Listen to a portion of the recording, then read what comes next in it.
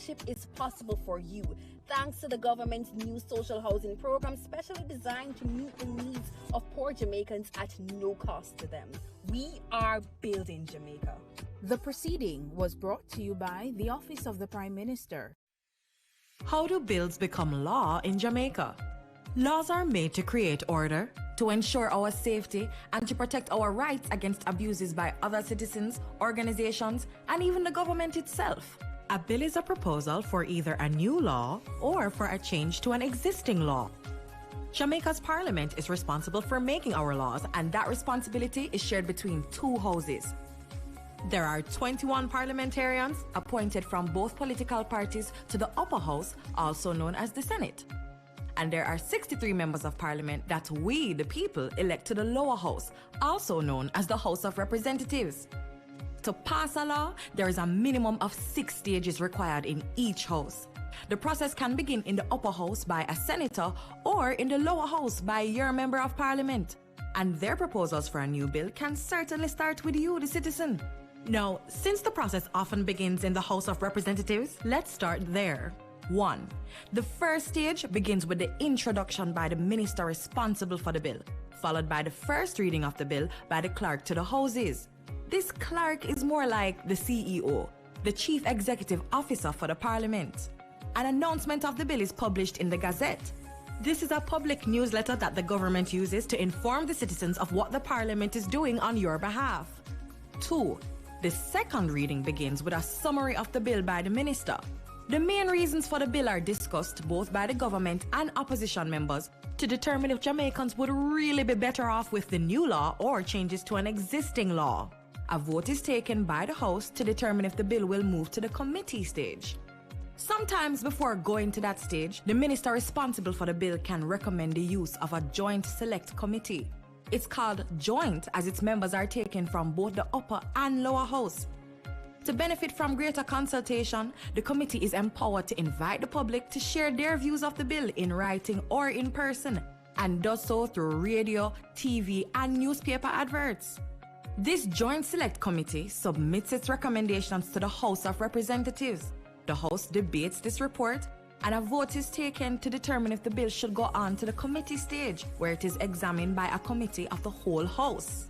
Yes, that's the name. And that's what it is, a committee of all the members of Parliament that carefully examines each clause and makes improvements to ensure the bill will achieve its objectives. As chairman, the Speaker of the House monitors the process to make sure the rules of the House are obeyed and the process moves along smoothly.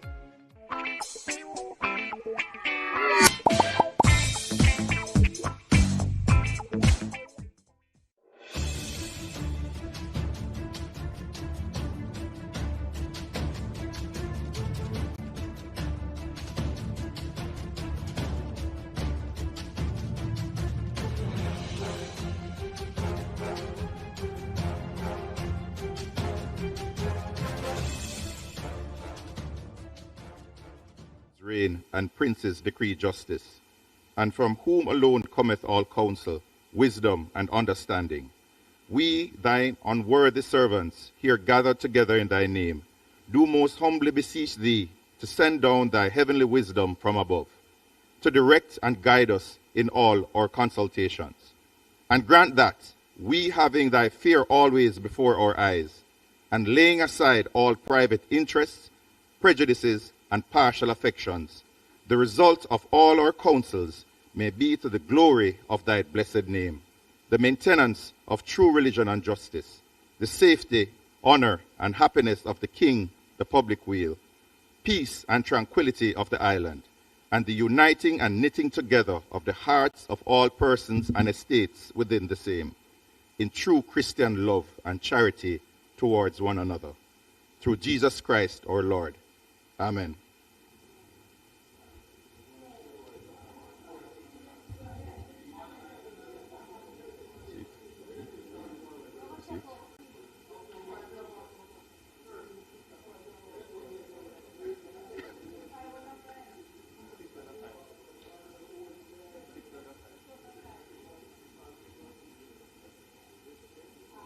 I just want to be the principal.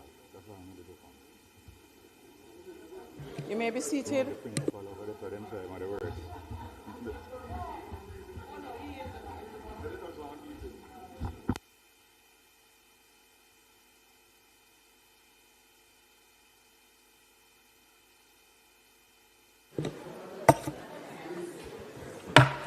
Honourable House now resumes its sitting. As always, it's a great honour and pleasure to welcome you to the sitting of the Honourable House of Representatives for today, Tuesday, April 21st, 2026. As usual, we expect members will maintain the standards of this Honourable House in accordance with the standing orders as well as established practices and procedures. Today, we commence the sectoral debate for the financial year 2026-2027. I would like to make special mention and welcome to members of the Diplomatic Corps, representatives from the Ministry of National Security, who are primarily seated to my right, Mrs. Beverly Manley Duncan, other invited guests, and those who are joining us on the various media platforms, particularly PBCJ live stream. Call of the roll.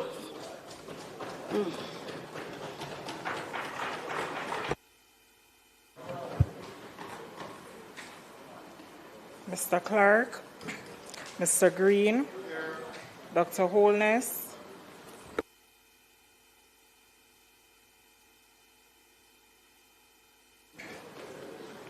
Dr. Chang, Mrs. Williams, Mr. Bartlett, Ms. Grange, Dr. Tufton, Mr. Mackenzie, Mr. Montague, Mr. Vaz, Mr. Chuck, Mr. Charles Jr., Mr. Morgan, Ambassador Marks, Mr. Samuda, Dr. Wheatley, Mrs. Cuthbert Flynn, Mr. Terrelong, Mr. Witter, Mrs. Dalrymple Filbert, Ms. Morrison,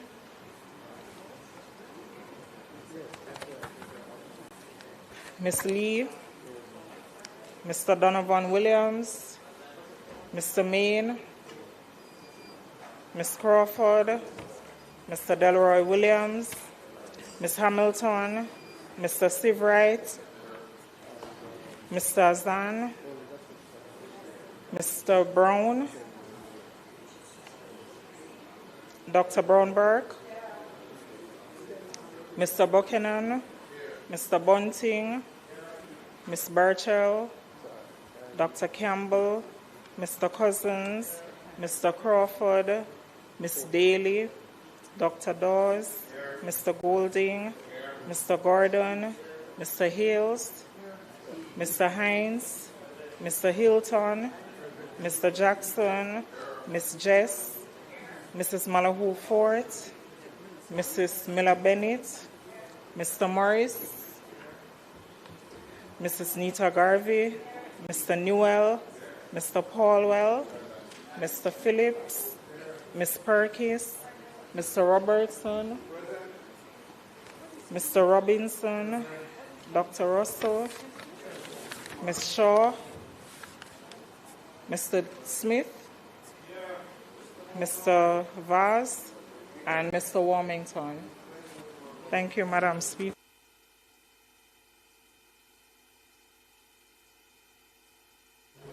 House Leader. Madam Speaker, we could go through the agenda.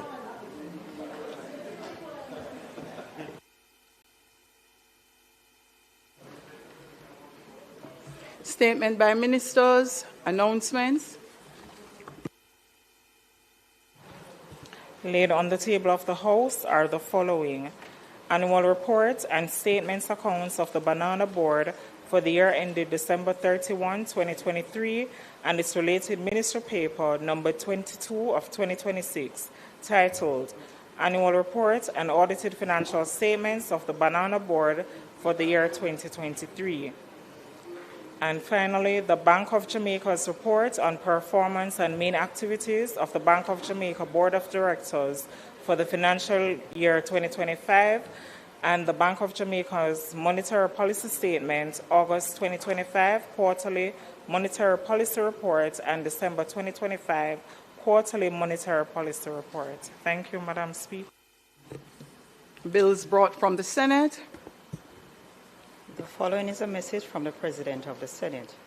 To the Honorable House of Representatives, I have the honor to advise the Honorable House of Representatives that on the 17th day of April 2026, a bill entitled An Act to Amend the Jury Act was passed in the Senate without amendment.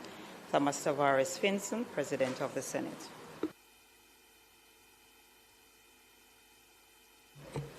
Petitions, papers, reports from committees, notices of motions given orally. House Leader.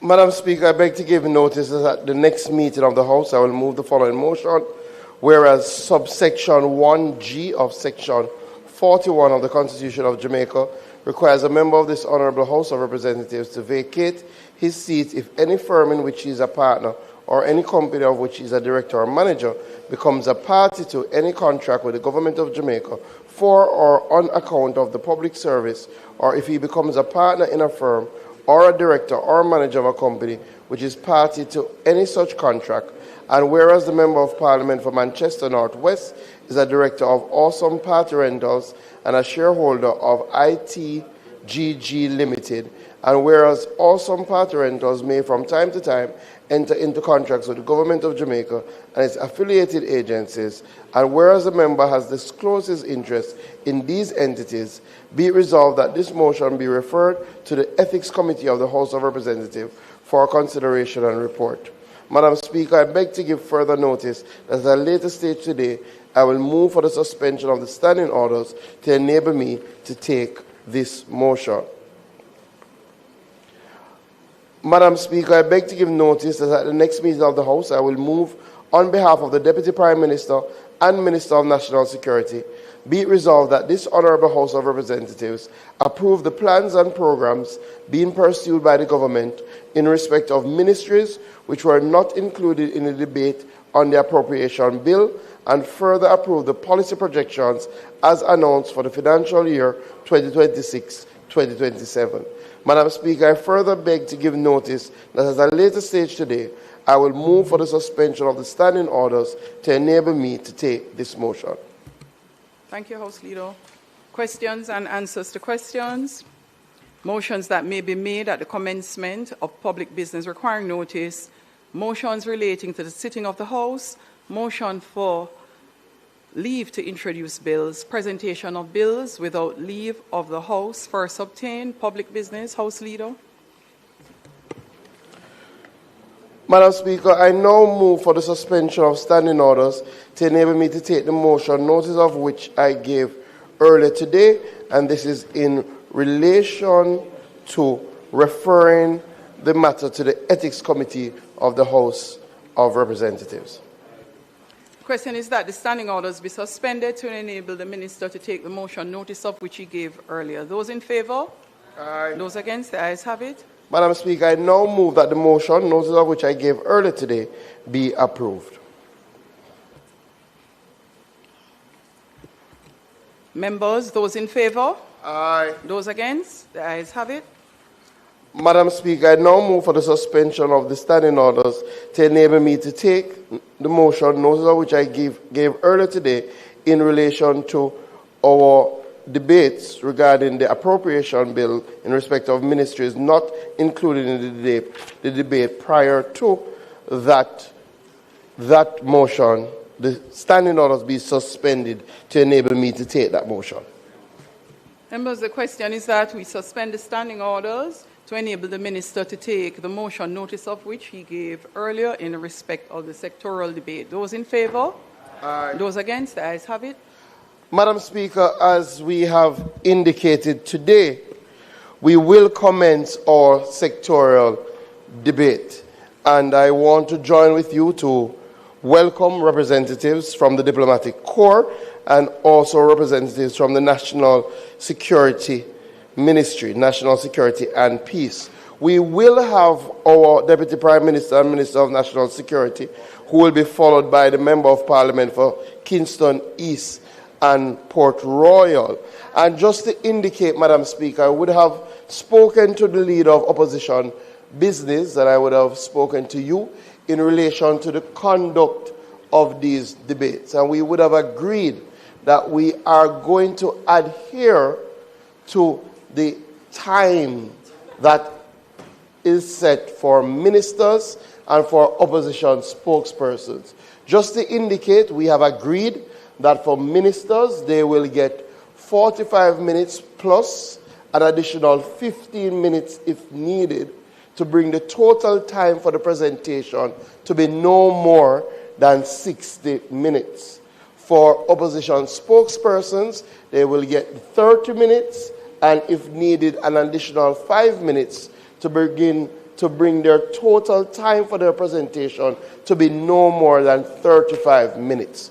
Outside of that, to start the debate, Madam Speaker, we will allow the opening presenters to have an additional 10 minutes just because they frame the context of the sectorial debate. So the opening and closing presentation. Outside of that, we ask the members to adhere to the time. So with that said, Madam Speaker, we are ready, and we ask you to invite the Minister of National Security and Peace, the MP for St. James Northwestern, to start our sectorial debates.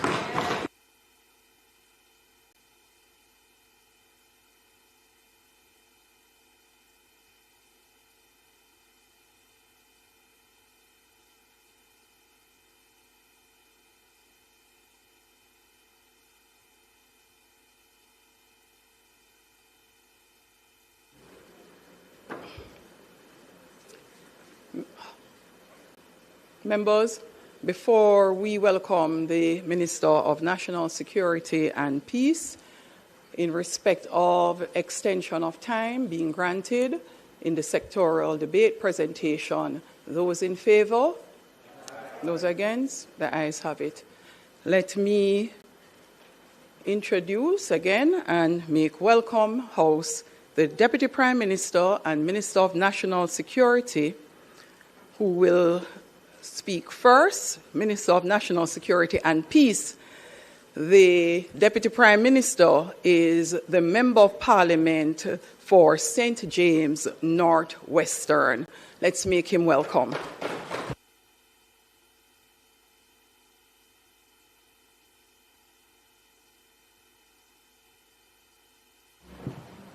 My colleagues, today I rise with gratitude and a deep sense of service for the 9th time in the sectoral debate and speaking on the mission today of the Ministry of National Security.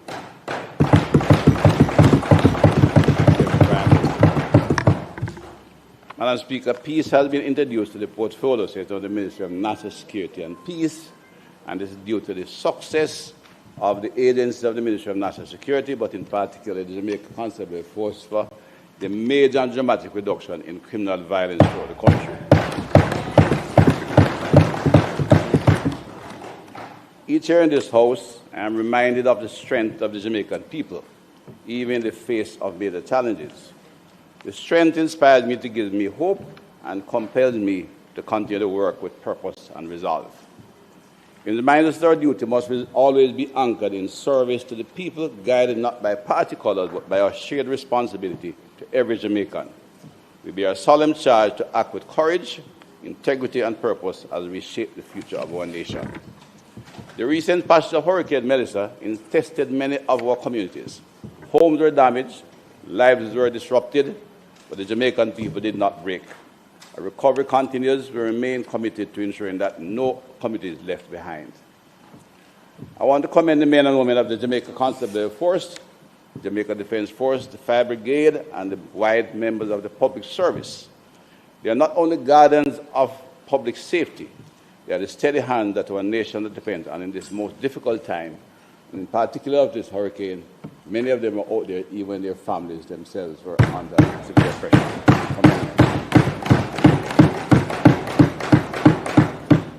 Their sacrifice speaks not just to duty, but to the deep and enduring commitment to the country. I want to acknowledge, of course, Madam Speaker, the leadership of the Most Honourable Andrew Michael Horace, who steady guidance continue to provide direction and confidence during times of great challenge and uncertainty. Madam Speaker, it is a fact that this Prime Minister has faced some of the most challenging times in the history of our country. We started with the economic issues, which was started in the previous government, but the fiscal challenges were faced, and is one of the successes of the country at this point in time. COVID-19 pandemic, a 100-year pandemic that hit the world, but hit the country for the first time in 100 years. Well, it's a 100-year pandemic, major challenge to the entire country, damaging the very fabric of our society. Of course, we have had severe weather conditions, very last year, Melissa, and of course, in maintaining our democratic standards, we have had 2 general elections and a parish council election. And of course, we inherited a wave, an chronic epidemic of severe criminal activity, and we have had to deal with all of them. It is only, I have to commend our Prime Minister for his leadership.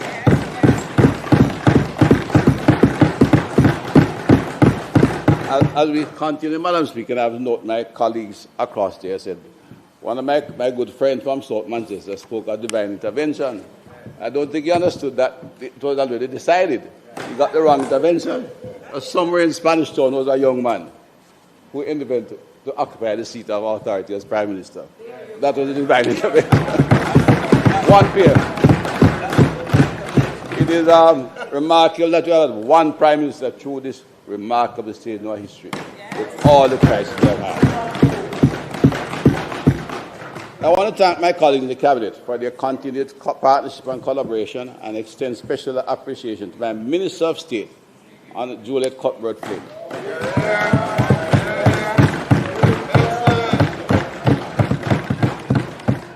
An Olympian who will run the race for Jamaica on the world stage and continue that journey in service to our country. Thank you. I want to thank her. She brings that spirit of determination to the ministry, carrying out her responsibilities with quiet strength, unwavering commitment, and a deep sense of national duty.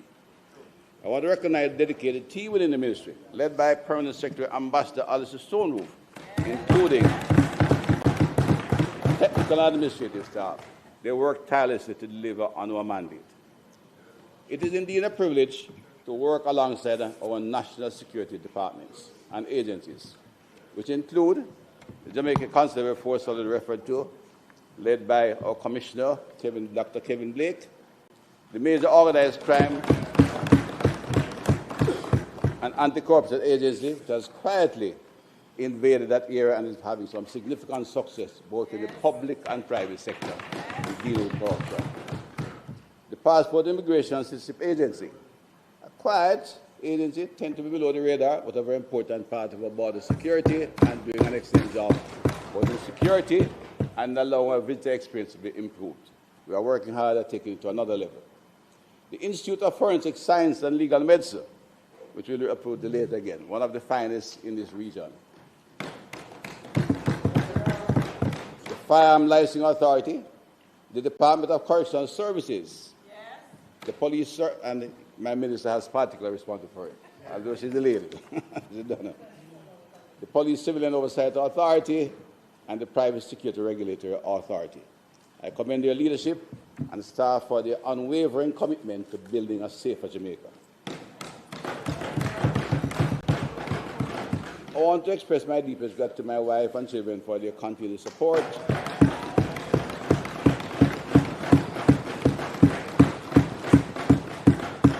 I want to thank my medical team for the exceptional care and attention, and the members of the public for their prayers, well wishes during my recent medical events.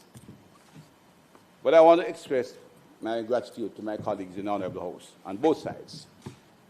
Your encouragement, your understanding never wavered. And even in my absence, I got the messages where I couldn't answer the telephone directly. My daughter did all of that for me. She was a champion in that time. I didn't have the opportunity to speak with each of you individually, but your goodwill and your prayers and expression of getting well better was deeply felt and sincerely appreciated on both sides of the House. I thank you both. I want to thank the people of my constituency for their trust and confidence. Their support continue to guide my service. I have to recognize, should have recognized the audience, but I have at a later stage the diplomats who are here and other members of the Ministry of Staff who joined me. And of course, I should also add a recognition on this very manly, and it's honest manly Duncan, who is here more for the House leader on that side, the opposition leader. But we recognize her as one of our outstanding public servants of our time. Could not have her here and don't recognize you, Bev. Madam Speaker, the Prime Minister has outlined a clear vision for Jamaica's future, grounded in resilience through unity and progress. That's part of what I have to do all the time. Today I rise to build on that vision. I will outline how we are strengthening peace, enhancing safety, and driving transformation across our communities. Prior to the year of Andrew Horace-led administration took office in 2016, Jamaica was on an upward trajectory of escalating gang activity and violent crime.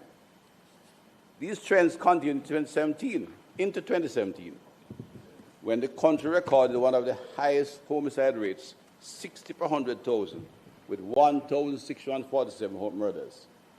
This level of violence far exceeds the capacity of the normal policing activity in the country.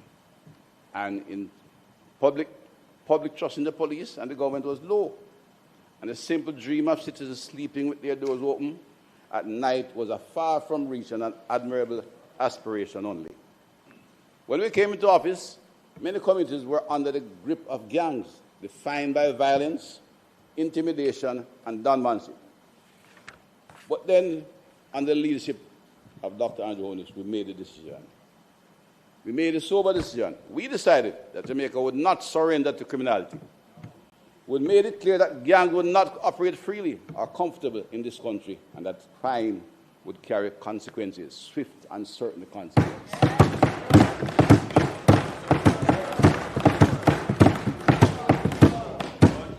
Despite certain skepticism and constant pressure, we remained focused, locked in, and stayed the course.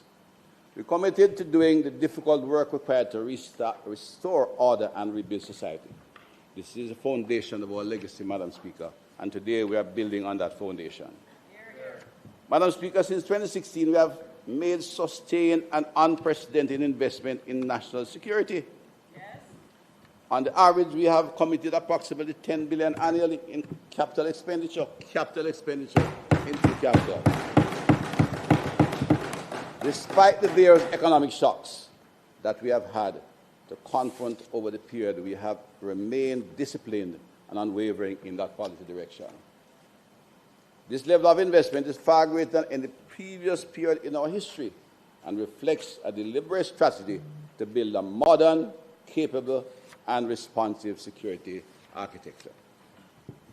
The security capital expenditure can be seen on display, and it is obvious what happened after 2016 and the remarkable investment to make Jamaica safe and to protect and serve our people.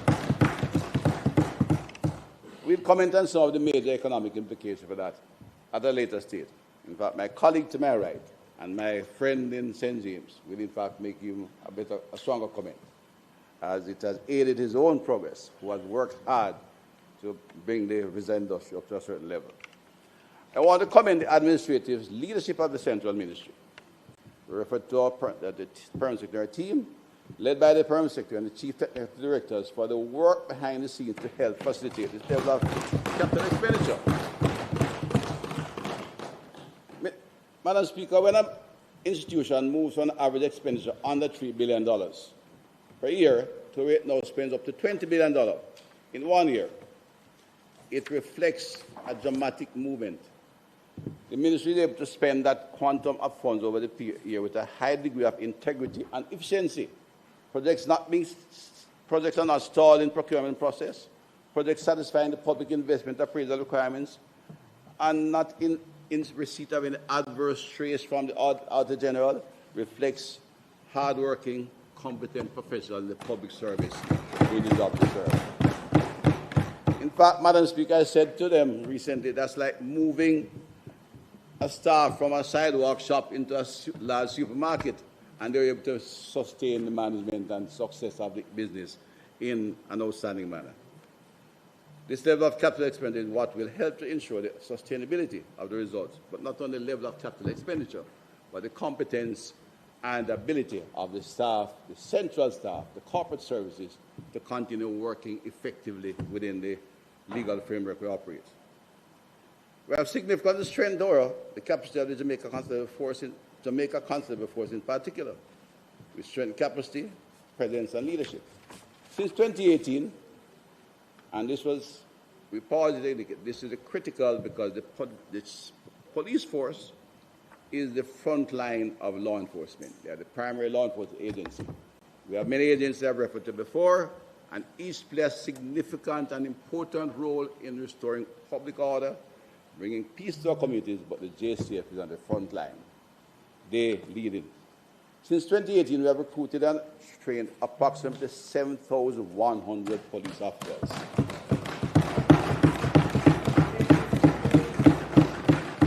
There was many talk of all kinds of policing deployment, proximity policing, more police here, more there, but there was no attempt to expand the force to a level where they could manage the tasks they were given. Yes. We recruited, we trained, and we introduced new training programs.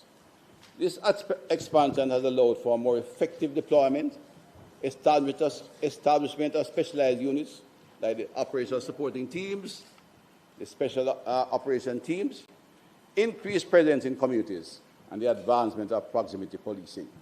Many will tell you sometimes you're driving to and from Montego Bay, you pass police every parish you go. Every major intersection, a reflection of presence. We have strengthened leadership and supervision in the force, and this is crucial, Madam Speaker, to ensure sustainability and quality. Since 2024, some 2,250 police officers, including 250 gazetted ranks, have been promoted to fill critical vacancies, support our policy to expand, professionalize the officer corps of the police force. In addition, we have invested heavily in mobility and operational readiness. We have procured just over 2,000 motor vehicles to ensure and maintain a steady fleet, cost of $7.5 billion. This increased capacity, Madam Speaker, has enabled the JCF to significantly strengthen its various policing activities, but in particular, the use of what they call national coordinating roadblocks. In all divisions, the police have provided operational tools that disrupted criminality heavily. It has also contributed significantly to reduce road fatalities. It is hard work. The national roadblocks, I was told, and we'll come back to it, in this quarter, they were doing over 4,000 national coordinated roadblocks across the island. What the process is that every division, all 19 across the parish, are required to do 2 major roadblocks at the critical points of intersection. This is what reduces criminal movement, the movement of firearms across the island. When they start out, we used to pick up the firearms like they were falling off the tree. We interrupt the critical cars moving, and criminals don't move out when they know police on the road. It has, in fact, helped to impact all the work. There's some more work to be done. We are working collaboratively with the Ministerial Transport to identify that work. But the increased mobility of the police has been a major contribution to the effect of the police. The establishment of the operational support teams and the area fugitive operation teams. Of course, Madam Speaker, by virtue of accident sometime and other reasons, sometimes the small station may run out of a vehicle. And the Commission made it very clear, if you crash a vehicle, you're not going to get one until the next set comes. You're not going to pull it. But more critically, the deployment of the policemen in the Horace Division has changed dramatically, and it is not absolutely critical to necessarily have always a vehicle at a particular station.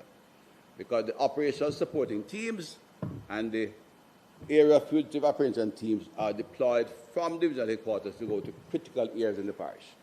They know where the intelligence tells them where the gangs are, where the troublemakers are, who is likely to cause conflict. The Community Security Safety Branch know when their quarrels starting, and the policemen are deployed in those areas to supplement normal. So, in fact, the priority has to be to get the operational supporting teams in the critical areas, and that's why we continue to have a decline in homicides.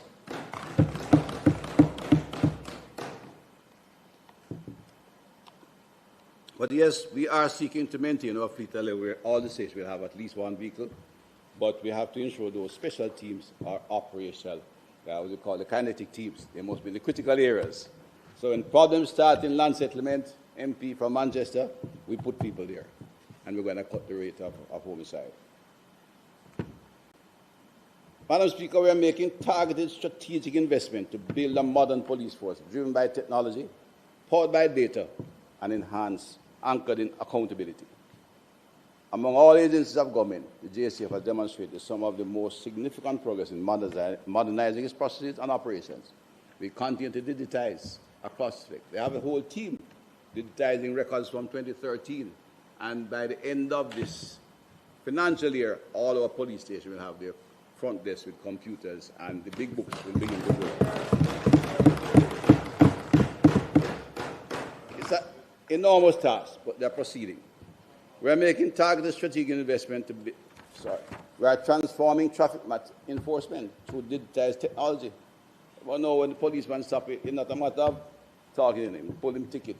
We'll provide an additional 1,500 e-ticketing devices this year, bring a total to 10,000 devices. That will mean total replacement of hard copy activities and place the JSF closer to full transition to digital ticketing. Indeed, the police force may be the most advanced agency in terms of digitization of its policies to make it more efficient, and we are beginning to see the results.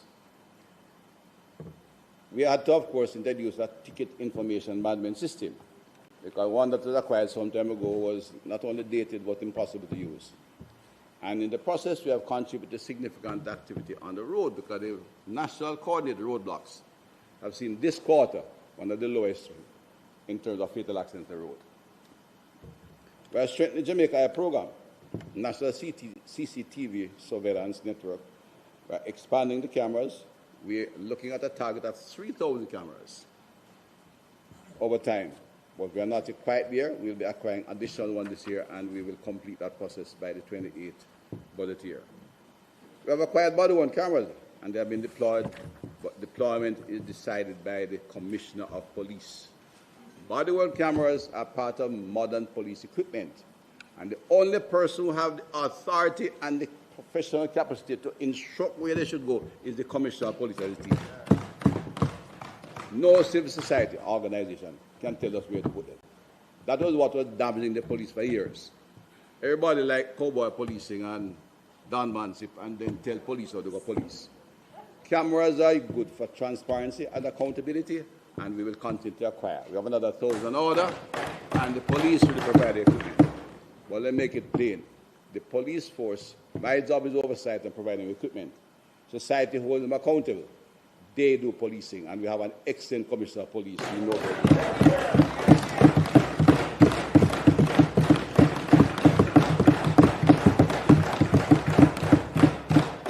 Modern policing, Madam Speaker, is grounded in science.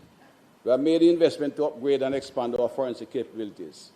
It includes the opening of one of the finest forensic pathology autopsy suite down in Kingston, near the KPH. You know, when we did it, Madam Speaker, somebody said it looks so good, they want to go there. So I remind them, you go there when you're dead. He said his friend told him, well, go to KPH and we'll send you over there fast. But he was concerned.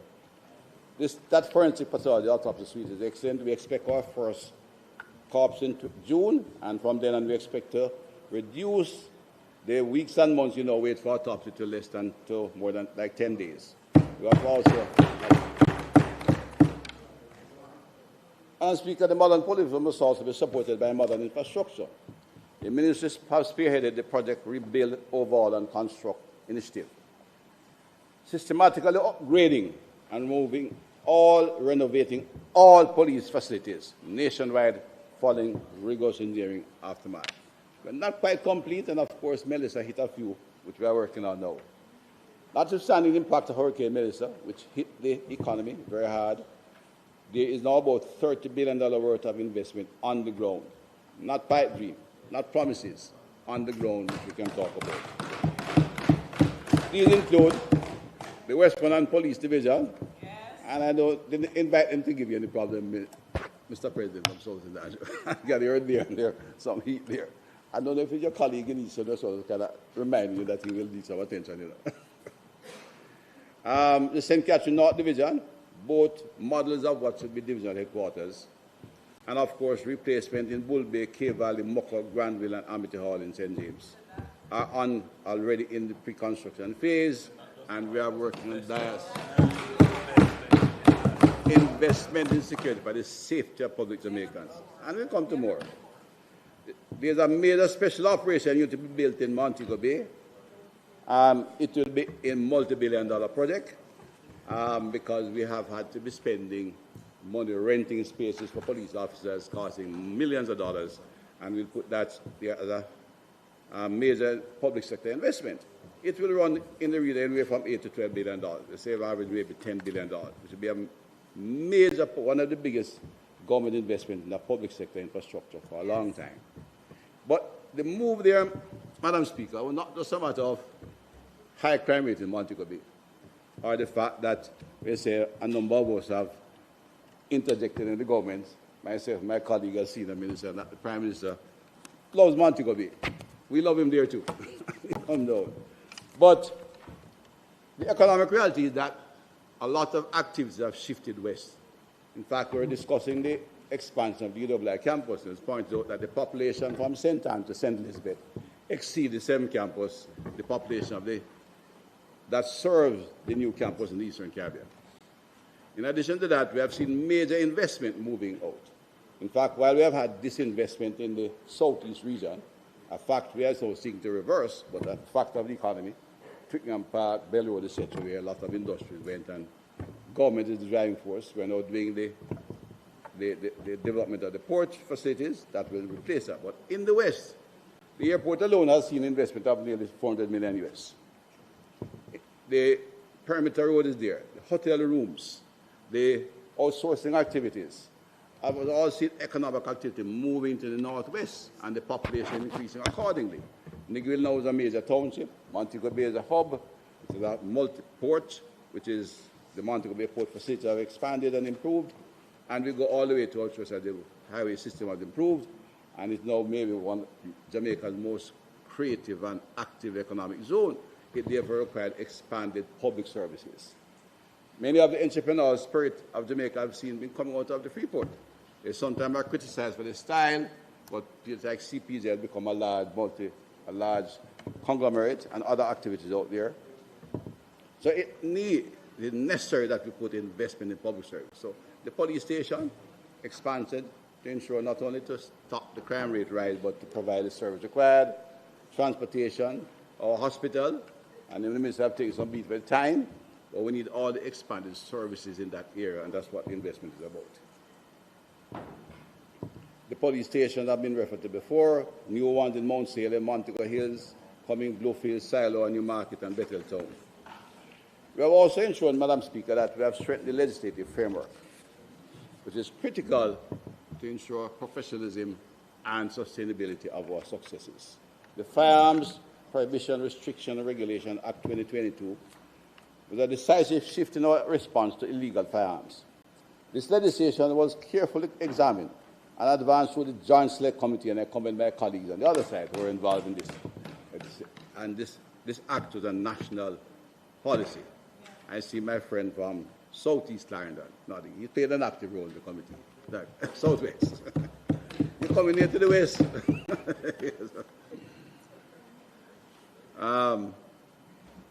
Good broad deliberation and national consensus. Tough penalties were introduced, including mandatory sentencing. We've had a few minor things to amend, and that process is proceeding, and we should have that in this financial year. We have complemented this with strong anti-gang measures, organized, professional, targeted policing, data-driven, and calculated to find the gangs where they are, disrupt them, and intelligence has been extended, ensuring enforcement is not only robust, but strategic and targeted, hence a reduction we have had in criminal violence. This has been further strengthened by the allowing MOCA an increased range of activities which they can investigate. And we have seen that coming, I said, not only the public sector, but their work in the recent corruption activity at the bank is signature of the kind of work that MOCA can do to ensure there is integrity. The legislative strengthening has been reinforced by decisive operational tools, those through short-term targeted interventions such as the state of public emergency. This disrupts organized criminal activity and restores order in command. There's a graph up there, I don't know if they can find it, which shows clearly each time we had a state of public emergency, there was a dramatic fall. But to ensure sustainability, we had to build out the police force. And it will show at another stage in the discussion. Some say it will not work, but it is clear, the evidence is clear. They worked and worked well. The zones of special operation were further introduced to deal with a medium-term attack on criminal activity, but also to restore hope and public order in some very vulnerable communities. This year we'll complete amendments to the Aliens Act, the Immigration Restriction Counter-Citizens Act, and the Firearms Prohibition Restriction and Regulation Act. The first act, Madam Speaker, I've been there a long time. It sounds a little bit, the Aliens Act, Immigration Restriction Counter-Citizens Act, has been around for a long time. In fact, we inherited it at a very advanced stage. We have made one major amendment. We'll be bringing it to the House during this first quarter. It is critical in maintaining the good border management and also in dealing with entire visitor operating airports and a number of other activities critical to security. And we are going to have ensured that it has been going through the system. I think it spent about 5 years in there. Then the member from Southend nods, and then we came on and it has been rolling into the system. But we'll get it done in this Q1. My staff is focused and we'll have it there. Critical piece of legislation. There will be a national policy against trafficking in person to be tabled as a green paper. We'll table a national visa policy as a white paper within the next 2 months. Table the crime prevention through social transformation policy as a green paper will also be tabled. We'll use the new corrections policy developed by the Ministry to guide amendments to the Corrections Act, which will be tabled again in this first quarter. These legislative priorities are designed to reinforce the strong institutional and operational framework we have built, ensuring that the gains we have made are secured in law and sustained over the long term.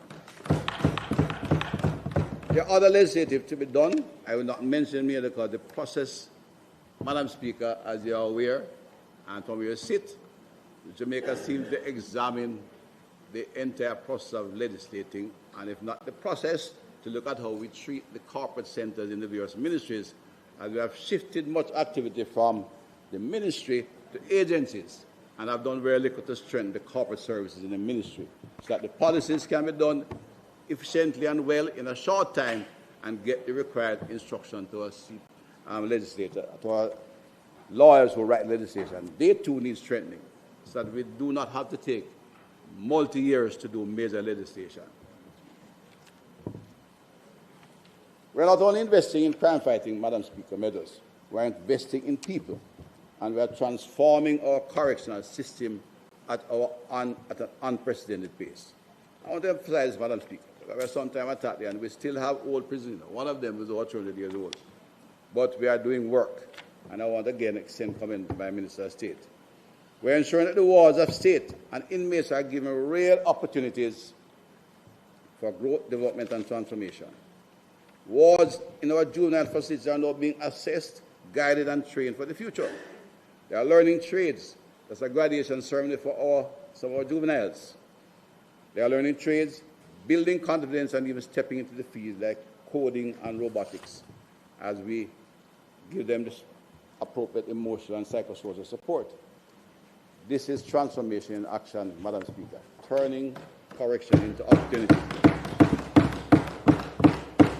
Turning correction into opportunity and rehabilitation is a real second chance.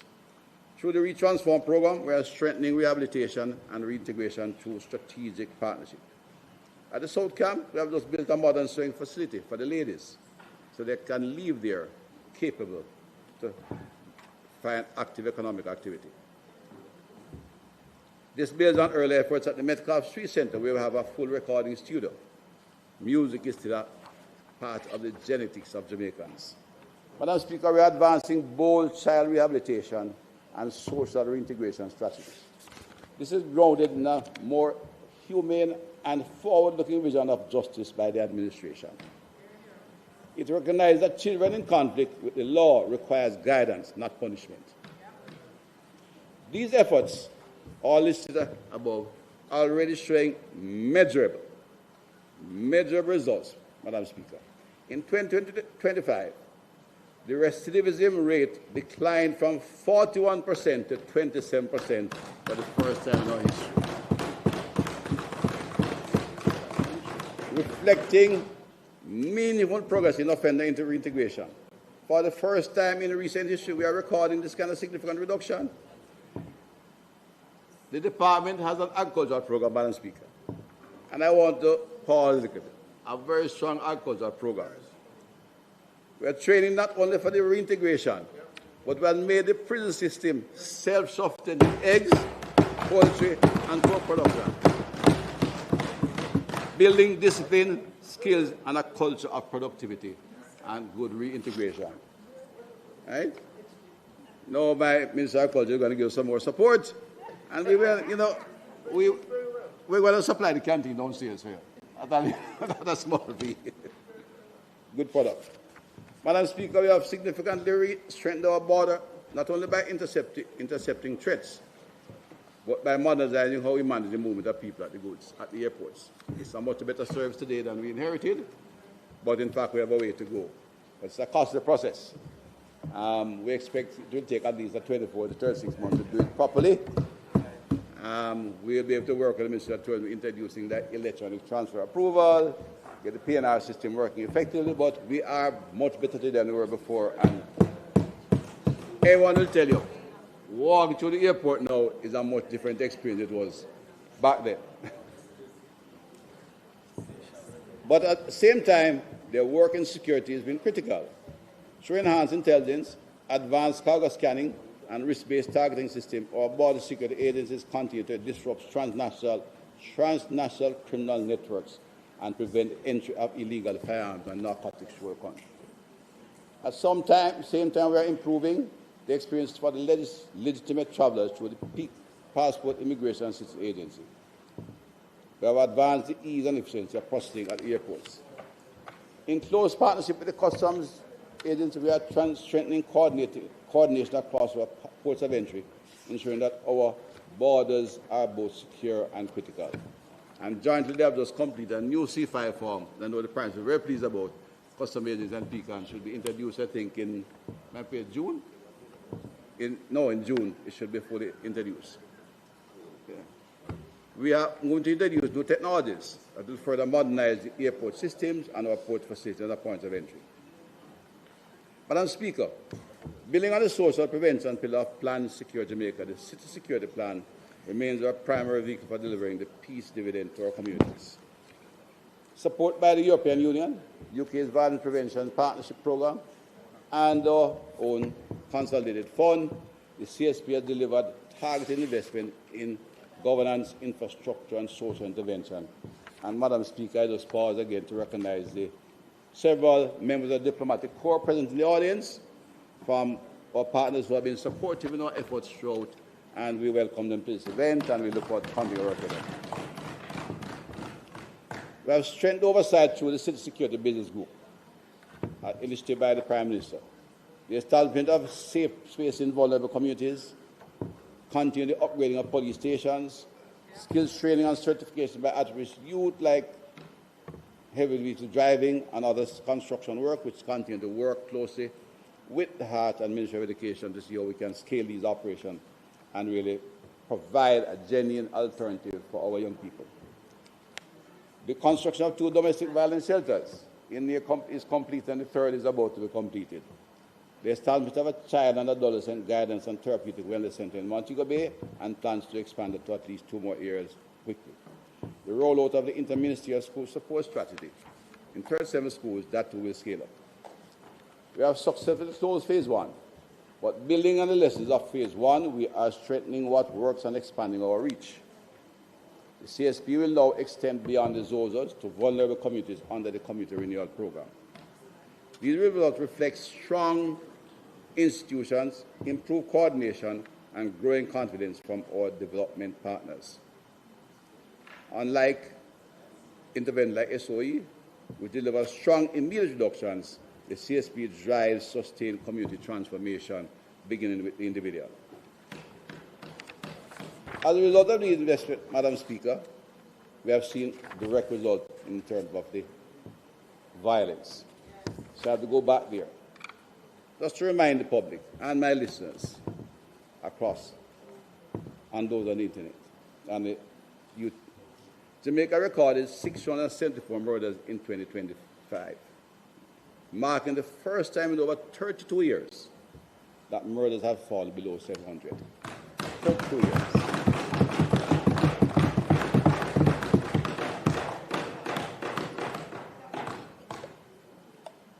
We are now on the threshold of achieving another in the historic low. Yes. The first quarter of the calendar year has already recorded a significant 29% reduction, decline in murders compared to the corresponding period last year. In fact, there's a bar chart in the chart that shows you how that decline is in fact reflecting successful systemic changes, not an incident. As one man was quick to write when we got the 674, that they need to see a trend. Well, you can look and see there's a trend coming from Q4 of 2024. Strong trend. Yes, and the quarters are showing it. The fact is that the last 2 quarters have been the lowest on record since police began collecting data. So we see we are now at the past tipping point and going down rapidly down. There will be no turning back. Q4 2025 was 153. Q1 2026 is 134. And we'll continue in the note. Madam Speaker, I think, well, the member from North St. Andrew is here. But for the entire quarter of Q1 2026, there was not one single murder in Northern St. Andrew. It has some tough, hardcore areas. Tough areas. I used to, every month, Madam Speaker. I used to every month, Madam Speaker. Look at my report. Brook Valley, Stony Hill, Park Lane, 100 Lane, Aki Walk, Gully Bank. Them things that come again. Nothing happening. Zero.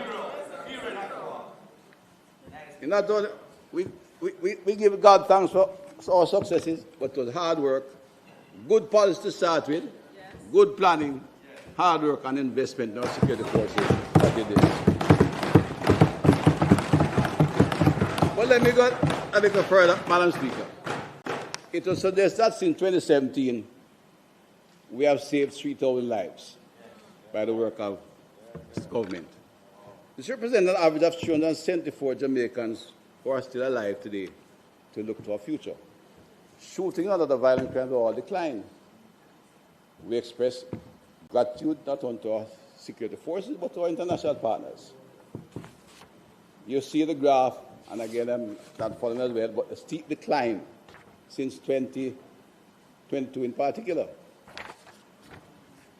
Without the investments and the action and planning of our government, Jamaica would have continued a trajectory that would have made us one of the most unsafe places in the world. Today, people are beginning to have confidence in the street again. There, I pause again. There has been an incident that gives concern.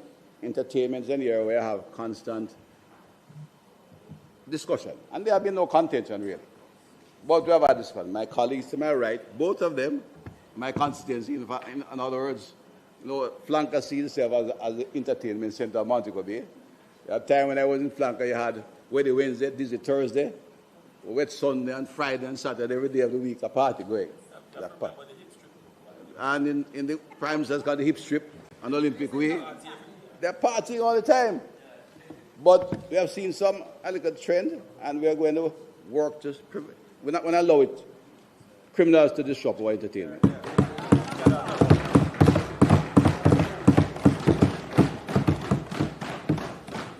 We have got the tipping point by sustained investment in the police, technology, human capital, and the JSF and the wider ministry. But we are going to, the police will be meeting and instructing, especially in large events, the proper operation must be put in place to protect the event. We're not stopping them, but it is established one stage. The FLA has the armored vehicle, will come. It's must be part of the cost for those big events. The police will be there to act because we are working jointly with the citizens and the police and the other agencies to ensure there's peace and protect our people. In the smaller ones, it is sometimes tricky. But it is the policy of the police not to stop the round robins and the wakes, etc. But they must also understand that part of this, large part of the success of the police force is sheer intelligence. And we know when they are about to damage somebody's party. So sometimes we have to stop them. We can't tell them, but it is a fact of life and you have to understand. There are many years having parties, but sometimes, you hear things happen. There will be, social media allows for quick transmission of data and pictures. And we have had one or two incidents which the police commissioner is concerned about. They said the police were abusing their authority. This commissioner and his team has introduced extensive training, not only for special operations team, but in how police manage interface with the public. But they're still concerned if there's one incident. We don't view any incident where the police seem to go off track a bit as acceptable, and the police commissioner has made his comments, written his instructions in his weekly message to his police officers under the police publication on a weekly basis, and we know that will correct them. The police force we have today is not only better trained, better equipped, but it's a highly professional team that I have every confidence in and will continue to conduct themselves in that way. Madam Speaker, key drivers to progress have been the strengthening of intelligence policing, which I've seen recovery of massive amount of weapons. 1,076 weapons in 2025 alone, illegal firearms. 1,000. If they kill one, each is 1,000. The police have effectively found them, and in recent times, firearm recoveries have increased, violence declined. And average recovered, some statistics have relevance. In 2011, on average, we recovered about 44 firearms for every 100 murders. 44 for every 100 murders. A ratio of 4 to 10. In 2024, we recovered 73 firearms for every 100 murders, 7 out of 10. We find the gun and went to take them out. By 2025, we are recovering an average of 3 firearms for every 2 murders. In other words, we are finding some of the stockpiles and the armors because of better intelligence. There is a 50 to 1. No, we'll take Mr. Based on the motion, you don't need to sit. You will hear the bell go off just to remind you of the extension of time, and so it helps you to manage the remainder of your presentation. Continue, Minister. Thank you. Thank you, Madam Speaker. The ratio of arrest to murder has been from approximately 44 arrests per 100 murders in 2012 to an extraordinary 99 arrests for every 100 murders. This level of performance signals a major breakthrough driven by stronger intelligence, better coordination, and effective national response. A transformed Jamaica Constable Force working in collaboration with other agencies, MOCA, JDF, and others in the security architecture. We're moving towards a one-to-one relationship, because the greatest deterrence to criminal activity is certitude of apprehension, prosecution. As my advisors say, we have to incapacitate the criminal. If they fight, we knock them out too. Civil society, I just want to make a quick comment, Madam Speaker, and my 24 is good. Let me begin by affirming that Jamaica is a strong democratic country governed by the rule of law, and we have no problem with criticism of the police force or any element of the security forces. More critically, even internationally, we tend not to pay respect to our own achievements in certain areas. Jamaica is one of the oldest democracies in the world. We are among the top 10, right? Even our good friends, and many of our good friends have achieved that. 82 years of electoral democracy. On time within the Constitution. We have had change of government, the majority have won. We have countries, well, I don't mind, they are friends, but France couldn't pass a budget last year. No? For about 2 years, they can't pass a budget. The U.S. had the conflict of February 20, when they had a change of government. We have been able to have election when we occupied Parliament completely on time and change government. The reflection of Jamaica's commitment to democracy, and we must respect it. We sometimes follow the legacy thought that, of course, because we are politicians, we are not capable of doing what should be done, and disrespect for democracy. It's one of the strongest and most resilient in the world. And I put it here because we have in place institutional framework to oversee, monitor, and evaluate the conduct of our public servants and police force. At one stage, about 4 bodies overseeing the police, and yet when you have an incident here, we must call for independent review. Foolishness. INDECOM, the Office of the Defender, Public Defender, the Financial Investigation Division, the Integrity Commission, and I probe into all bodies which oversee public servants and the police force.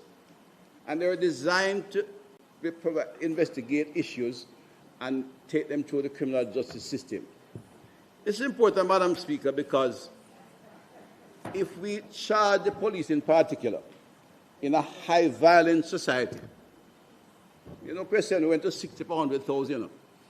The United Nations defined what? 36 as civil strife. Went as far as 60. If we support cause that make the police look like they are acting criminally in high-violence society and in difficult areas, it undermines the authority of the police.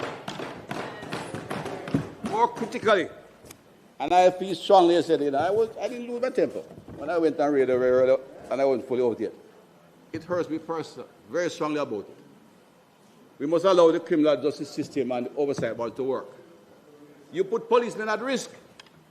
You put 2 police officers in my constituency, retiring members of the force, were killed because it was said that police were killing people without cause. And these were retiring, so they find the soft targets.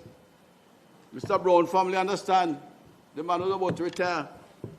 Mr. Lindsay was going to look for his friend in Glendevon, right, who's a lady who was the mother of many of the strong men.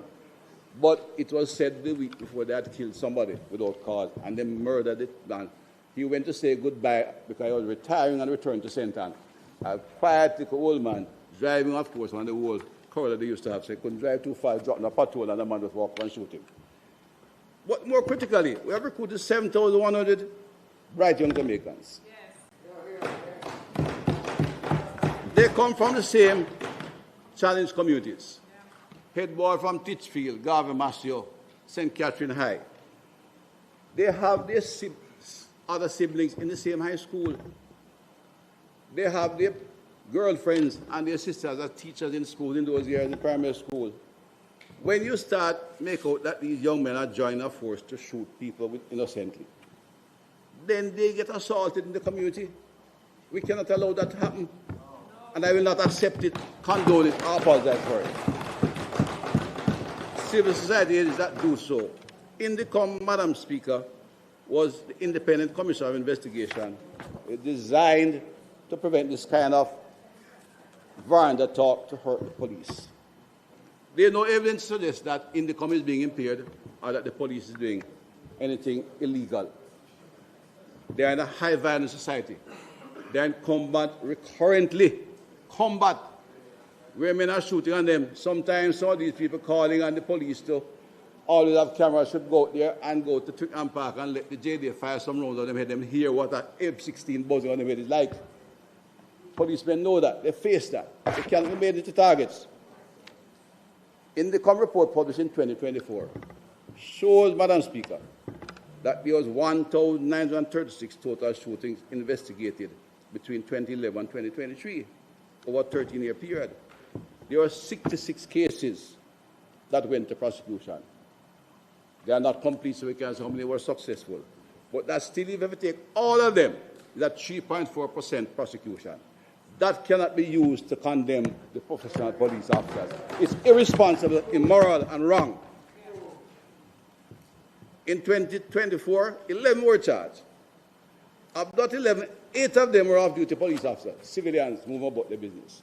You cannot use that kind of evidence and bring about assault on our young policemen families. It is, again, I say, it is dangerous, it is immoral, and it is wrong. And I make no apologies for that. Citizens have increased, however, and not taking them too seriously because they have seen significant improvement in citizens' participation in policing. For example, over the past decade, payouts to tipsters have increased significantly. But on the other hand, the number of people coming in for reward is much less percentage-wise. Every day the police give me a report, targeted raid, find firearm because they get information from the citizens. They are winning the trust and confidence of the people. Less than 6% of the tipsters, 10% collect reward. It's a reflection that Jamaicans are now gaining the confidence, they gain respect for police force. They are informed the police not as informers, but as responsible citizens, not for tips, but to ensure that we can continue to protect and serve our citizens. They are taking a stand for the well-being of their communities. This we must celebrate, Madam Speaker. Now I turn to the peace dividend briefly, and with my time. Ask, what is the peace dividend, Madam Speaker? Simply put, the peace dividend is a tangible social, economic, and developmental benefits delivered directly to communities that achieve and sustain measurable reduction in crime and violence. And I repeat that, Madam Speaker. The peace dividend that the Prime Minister have indicated we must seek to introduce across all ministries, because it's designed is the tangible social, economic, and developmental benefits to the formerly challenged communities. They're directly delivered to those communities. So it is to give them safer streets, stronger families, more opportunities for their young people, and a better quality of life for all the citizens in those communities.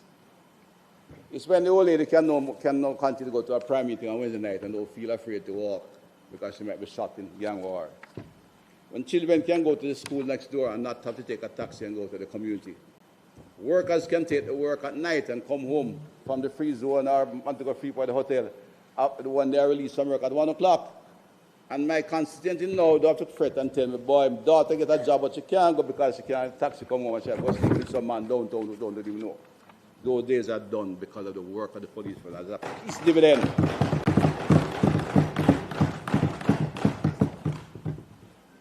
Some interesting facts. The final estimate that crime costs Jamaica between 4 and 6% of GDP. Public costs account for about 1.5 to 2.5%. Private costs about 1.5, 2.4 to 2.16. And in addition, human capital losses amount for about 1.33% of GDP, reflecting reduced economic productivity, a big problem for society, due to homicides, non-lethal victimization, and incarceration. The academics outline that not only a human, the estimate that each life lost is not only a tragedy, but an economic loss, and they put that about 147,000 years. So if you consider lives saved between 2017 and 2025, economic benefit to Jamaica is between $360 and $700 million US. According to this study, based on expenditure on the implementation of the state of public emergency alone, Jamaica realized a return of between $44 and $90 per head on the dollar invested. This is the power of peace, Madam Speaker.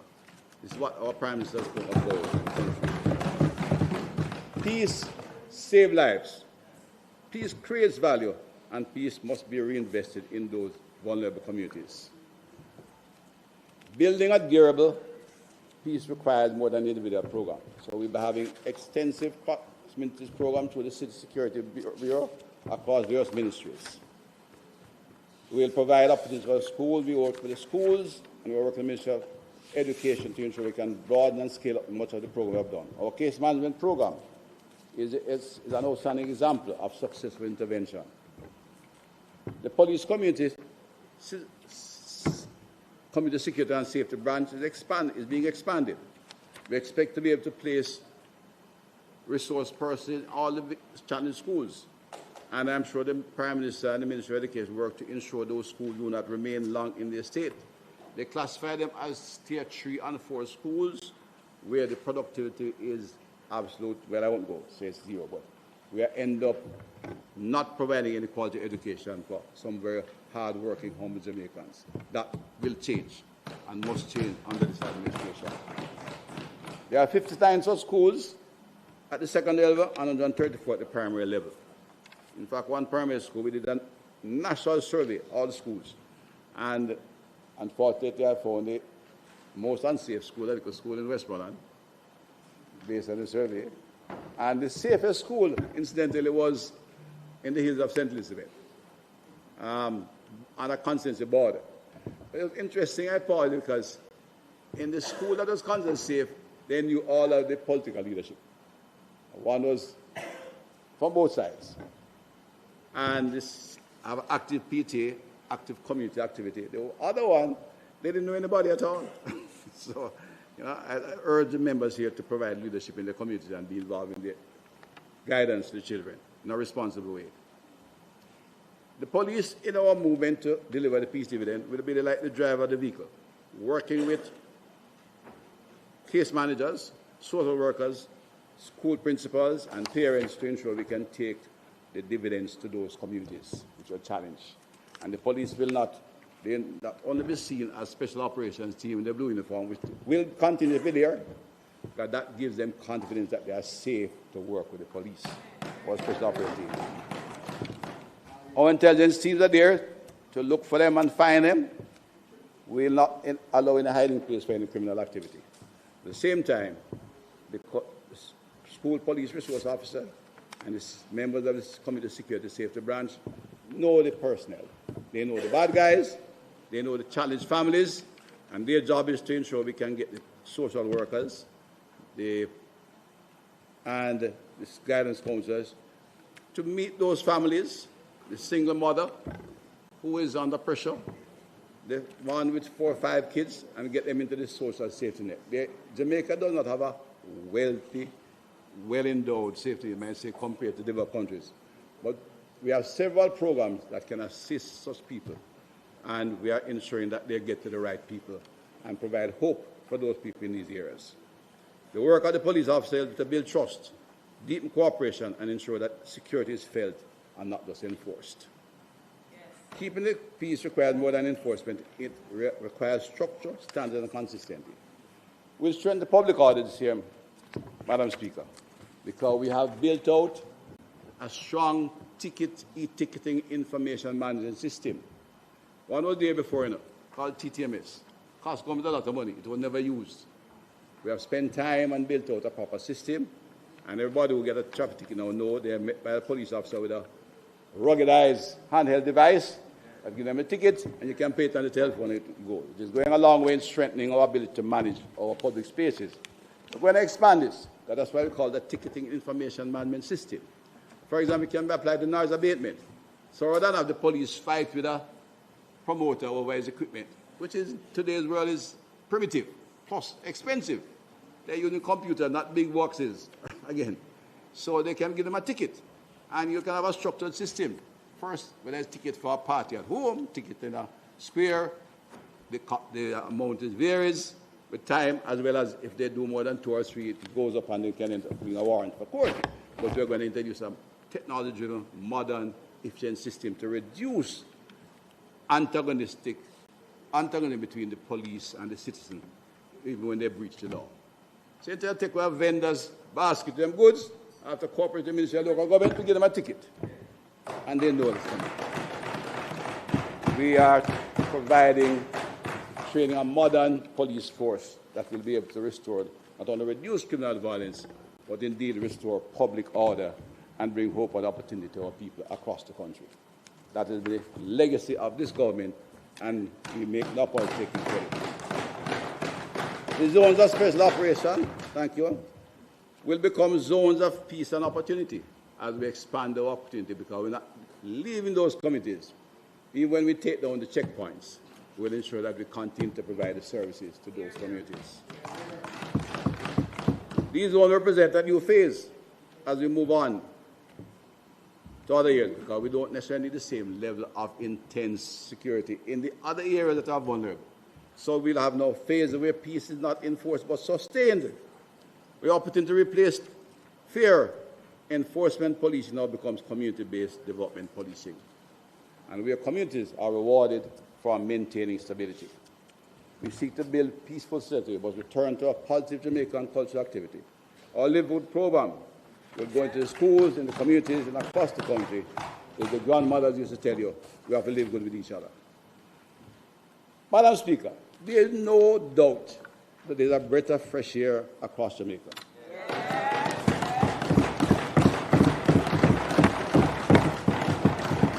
You know, it's ironic, Madam Speaker.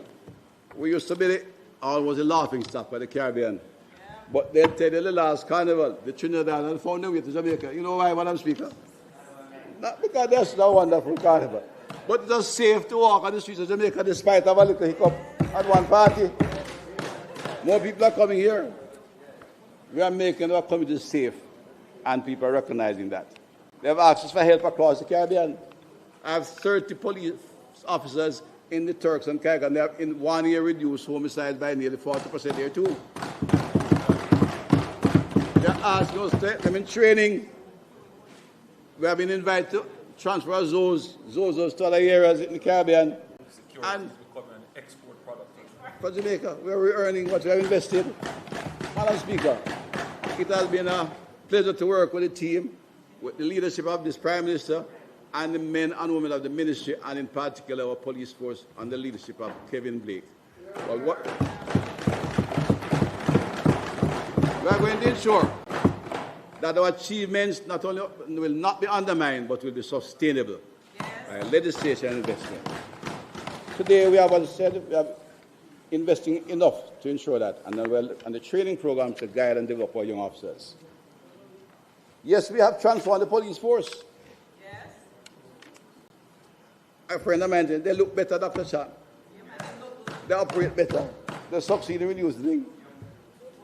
And one lady said to me, Dr. Chang, you know how long we see a police car parked at a bar? They're out working. Working. We are seeing historically low levels of serious crime. We are removing illegal firearms from our streets. Our arresting rates are rising, and more citizens are coming forward to support law enforcement.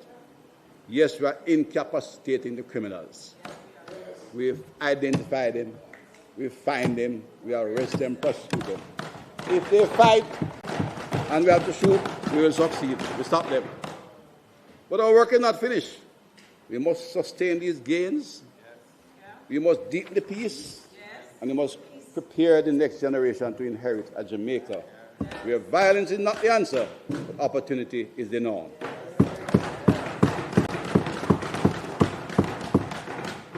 This is not only about enforcement, Madam Speaker, colleagues. It is about transformation. Yes. It is about building Jamaican families, yes, strengthening communities, and creating pathways for young people to succeed. We will continue this work with focus and determination. Jamaican people have entrusted us on this side with a mandate to lead, to protect, and to deliver and serve them. We will not be deterred or shifted in our objective.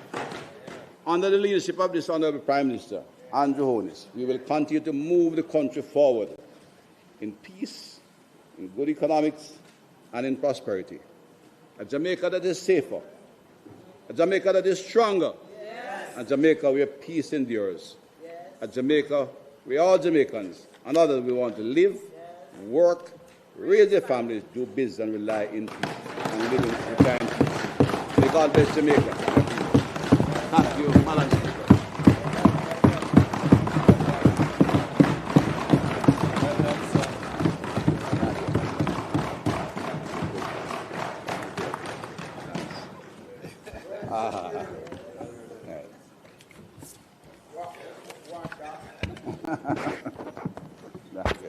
My brother, Chairman. Yes.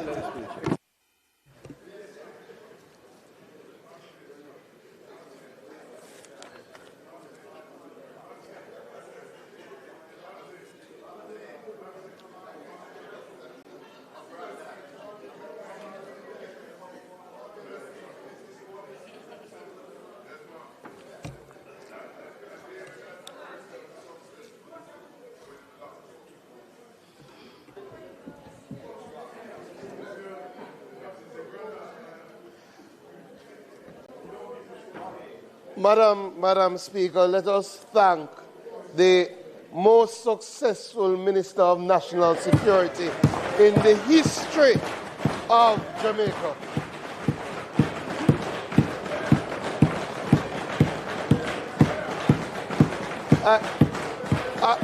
I don't think that is in question, Madam Speaker. I don't think that is in question. Excellent, excellent work. We will now hear from the opposition spokesperson on energy and telecommunications, the member from Kingston East and Port Royal.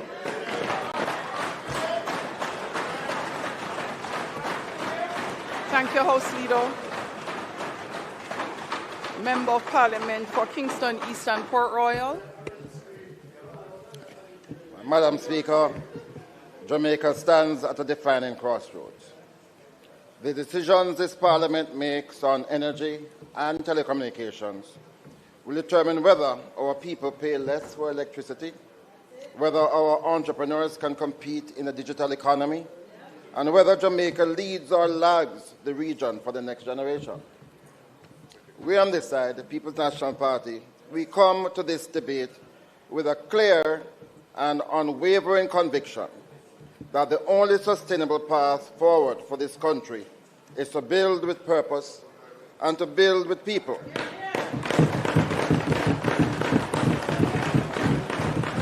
Every proposal I lay before this Parliament today is rooted in that conviction. That is what I have come to address today. I give thanks to the Almighty for the strength and the privilege to serve. Madam Speaker, I pay tribute to the people of the great constituency of East Kingston and Port Royal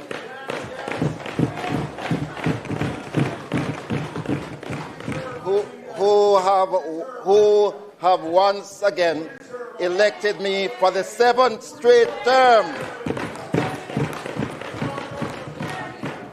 And Madam Speaker, counting the number of years I spent in the other place, this year marks 31 years of service to this country.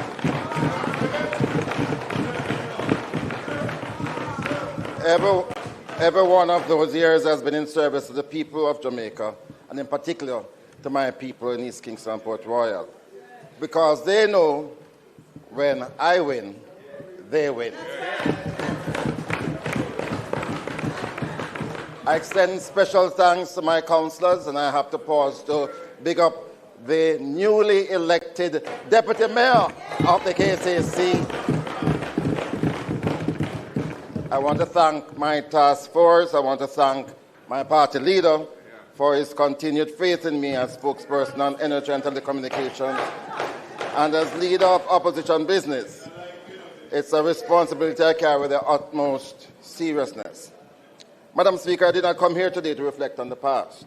I came to speak about Jamaica's future.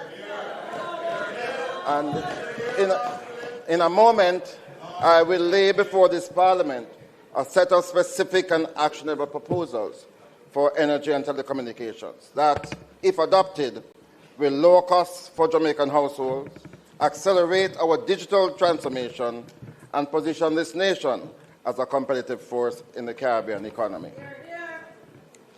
I don't think I'll have the time today, so I'm inviting all the listeners and viewers to check my online presentation tomorrow at 5 p.m.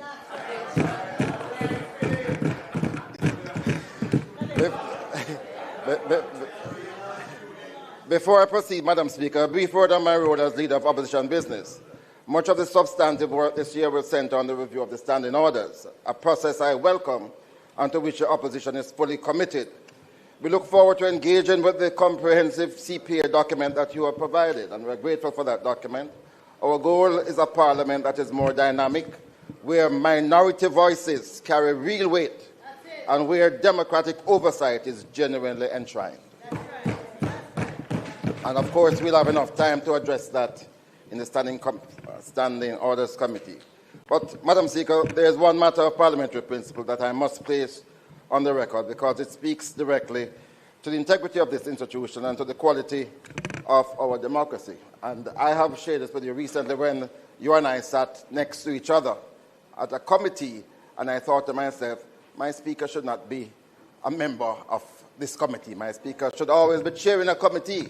But I don't like when the speaker has to get into some of the contentious issues. So the role of the speaker is by constitutional design and long-standing convention, one of strict impartiality.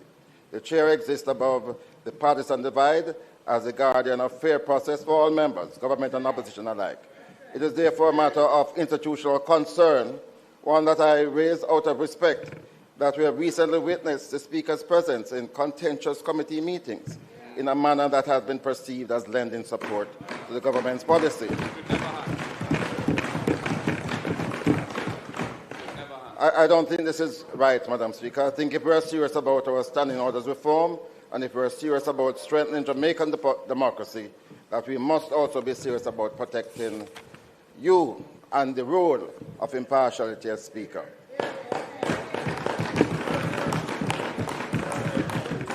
And so I say respectfully, Madam Speaker, you really ought to resist your party's inclination to demean the office. And I would advise in those matters where you're not chairing committees, you really ought not to remain on them. Madam Speaker, I am grateful to our party leader for returning the portfolio of telecommunications to my stewardship. I do not receive it as a ceremonial honor. I receive it as a mandate to complete work that remains unfinished. When I last held this portfolio, this Parliament oversaw one of the most consequential economic transformations in Jamaica's modern history, the full liberalization of telecommunications. That decision opened our airwaves to competition, drove down costs for Jamaican consumers, created thousands of jobs, and attracted foreign investment at a scale this sector had never seen. It was a model that every Caribbean nation subsequently followed, and one that international bodies have cited as a proven standard for developing economies. That legacy belongs not to a single individual, but to a vision of a political administration that was prepared to take bold decisions in the national interest. And I am very proud to be a part of that administration. And I say to this Parliament today, the boldness that built that foundation is precisely what this sector now requires again. Madam Speaker, we should pause to recognize two significant milestones that fall this year. Digicel, the only multinational company to have been founded in Jamaica and subsequently exported its reach and its character to markets across the world, celebrates its 25th anniversary, and we should salute them. We should salute them. We also have to recognize the Universal Service Fund, a cornerstone instrument for extending the connectivity to every corner of this island. Marks 21 years of distinguished operation, and we should salute them as well. These are not mere footnotes. They are proof that when Jamaica gets its telecoms policy right, the results are felt in communities, in businesses, and in the international reputation of this nation. Add to these the Spectrum Management Authority, the e-learning initiative, the e-government, which has now become information and communication, and the other institutions built during the period of reform, and the record speaks with clarity. This party built the architecture of Jamaica's digital infrastructure.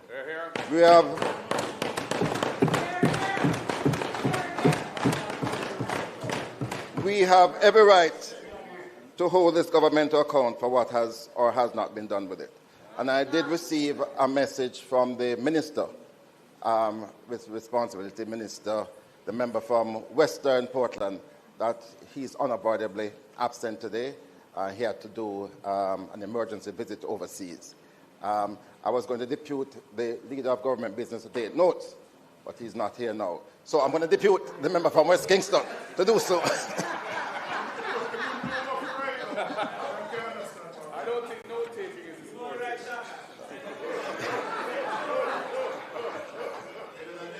Madam Speaker, I say all of that not to dwell in the past, but to provide an honest baseline against which the present must be measured. And when that measurement is made, the conclusion is uncomfortable. The telecom sector in Jamaica has, for the better part of a decade, been advancing at a pace that is simply not commensurate with the demands of the modern digital economy. Policy ambition in this sector has stalled. The last meaningful reform to be delivered was the implementation of number portability. That was in 2016. What was left on the table in 2016 remains on the table today. The issues identified then as urgent priorities have not been resolved. They have simply been deferred, whilst the world has moved on and the gap between Jamaica's regulatory framework and the realities of a rapidly evolving global sector has continued to widen.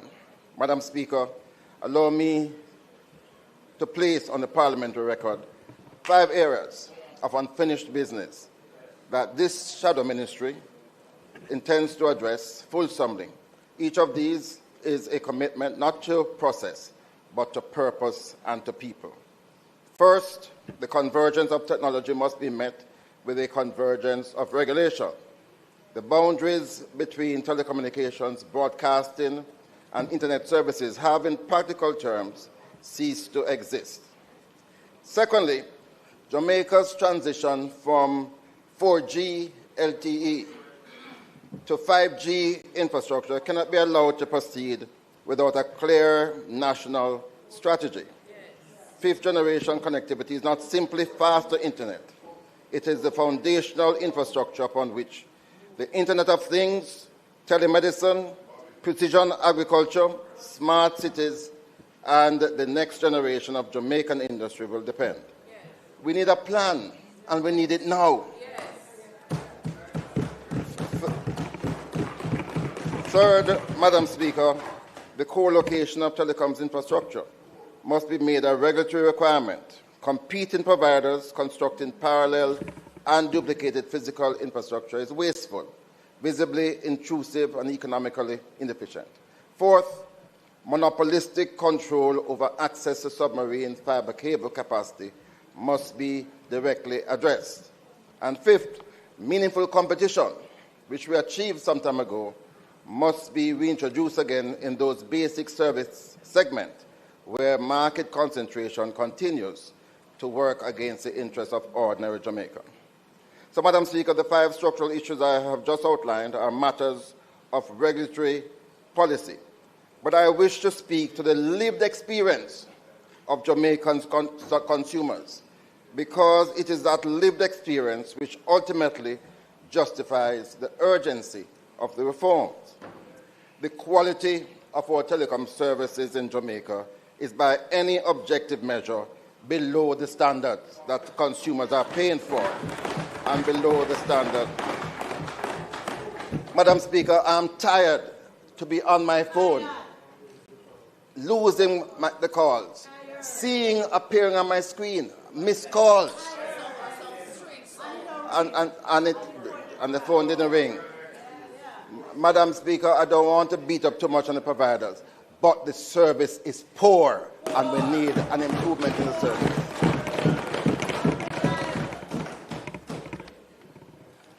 And I have to call upon the Office of Utilities Regulation, because they have the obligation to enforce service quality standards with rigor and transparency. This Parliament has an obligation to hold it accountable for doing so.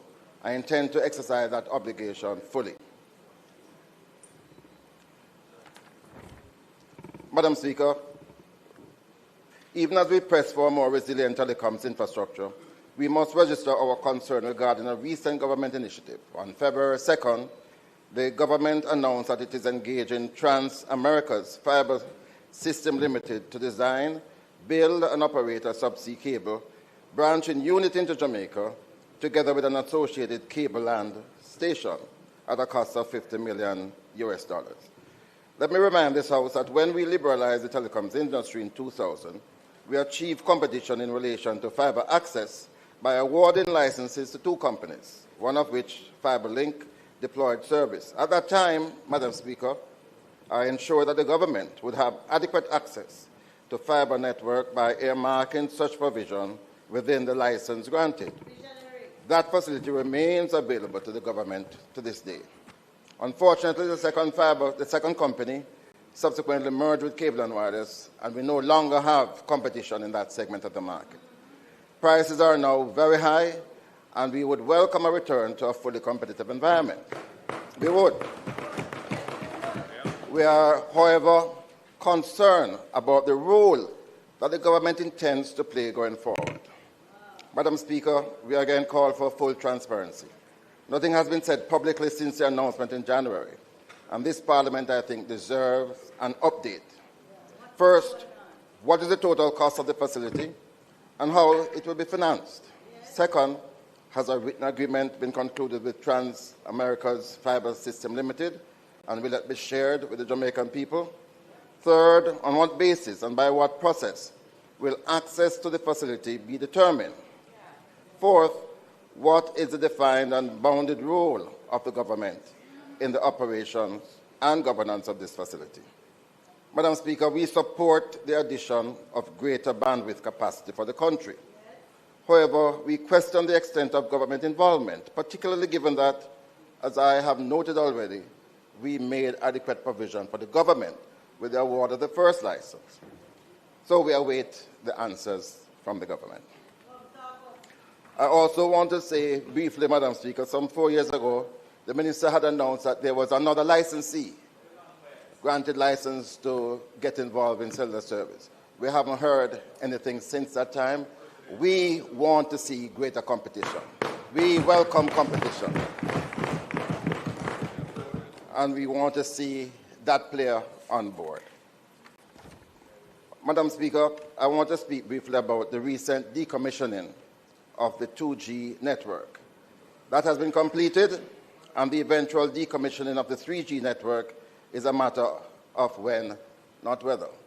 I don't think sufficient plan, sufficient education had taken place as we removed that 2G network. Many of those persons with bangers were shocked that overnight they did not have service. So, and they still can't recover. So, Madam Speaker, a thorough assessment of the industries were affected, applications and public services that remain dependent upon 3G, as we move to 3G, abandonment.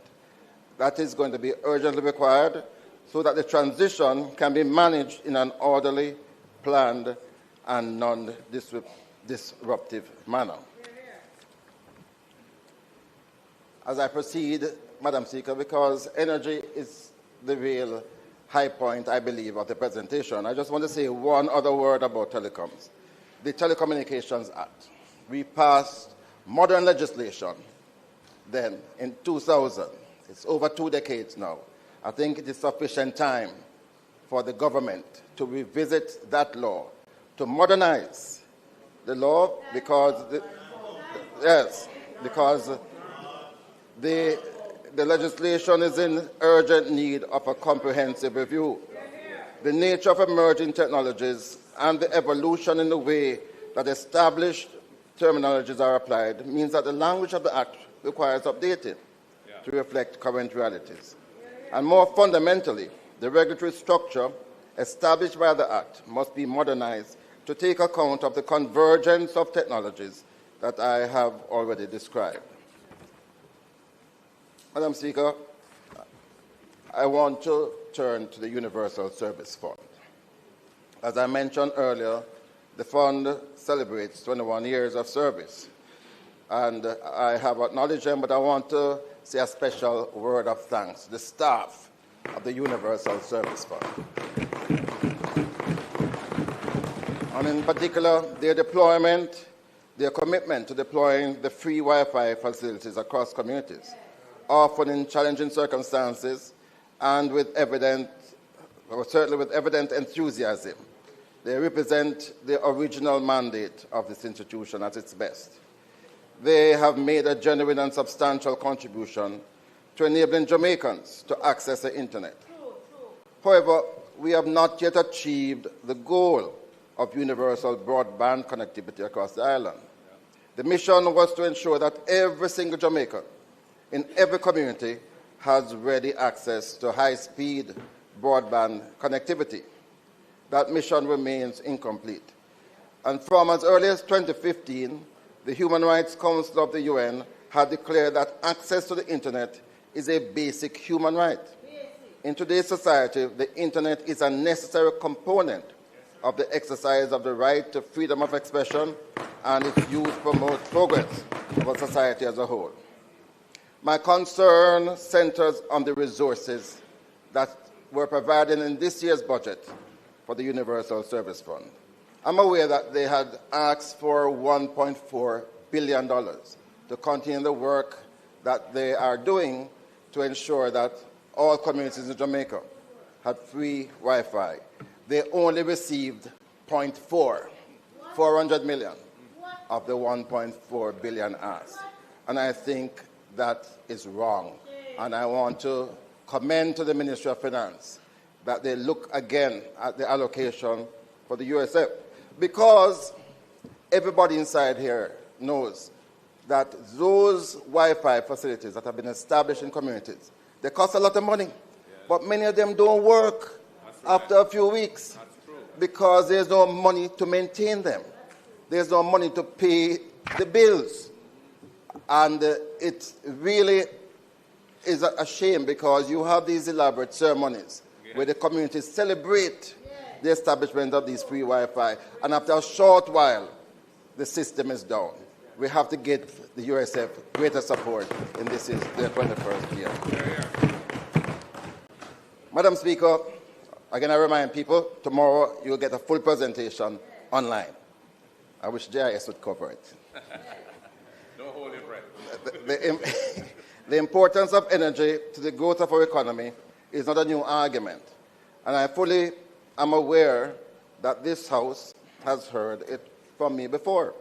I make no apology for returning to it, because the problem has not been resolved, and the consequences for the Jamaican people grow more severe with each passing year.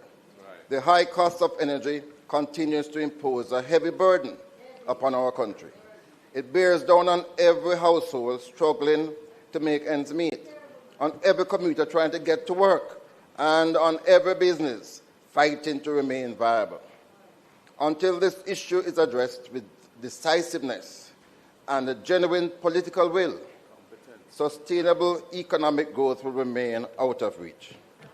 On the matter of electricity pricing, the Minister would have the country believe that the high price of electricity is attributable solely to the terms of the JPS license. It is necessary, Madam Speaker, to address that claim frontally today. The JPS license came into being in 2001. Over its life, it has been amended by the Jamaica Labour Party government, by the PNP government. Substantial amendments have occurred. Whenever it was necessary that changes were needed in the national interest. It is due to expire in July 2027. There is no legal impediment, Madam Speaker, that should prevent this government from initiating early negotiations and seeking a new license even before that expiry date. The truth, Madam Speaker, is that the failure to act has been a matter of political choice, not legal constraints. And it has sent the entire industry, JPS and all others, in a state of uncertainty that this country cannot afford. That's when I write it. Let me remind this House of the record. Madam Speaker, I remind the House, the price of electricity in 2016, under the very same license, was 26 US cents per kilowatt hour. Today, the price is in excess of 40 US cents per kilowatt hour. That increase has occurred under this government's watch. Derelict. Madam Speaker, I mentioned before that there were changes to the JPSCO license in 2016. The amendments of that license that took effect fundamentally restructured Jamaica's energy mix. So we did do fundamental change to the license in 2016. At that time, approximately 95% of electricity was being generated from heavy fuel oil and diesel, with only 5% due to renewables. As a direct result of the changes to that license, Jamaica's energy mix today stands at approximately 60% LNG, 25% heavy fuel oil, and 15% renewables. A complete revolution took place because we dared to change the license in 2016. That restructuring produced a significant reduction in electricity prices. It was deliberate policy, not accident. Let me remind this House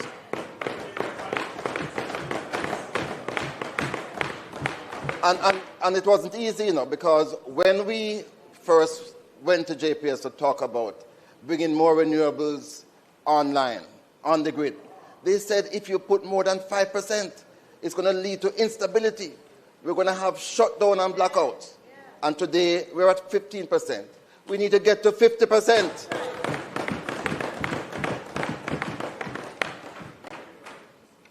Since that time, not a single new renewable source has been added. In 2013, we brought on 120 megawatts.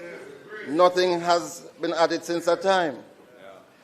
We also, in 2016, brought on net billing, where we allowed persons who were generating their own electricity through solar, doing more than they needed at home, to sell the excess to the grid. That was net billing. We gave 700 licenses during that period. What has happened since 2016?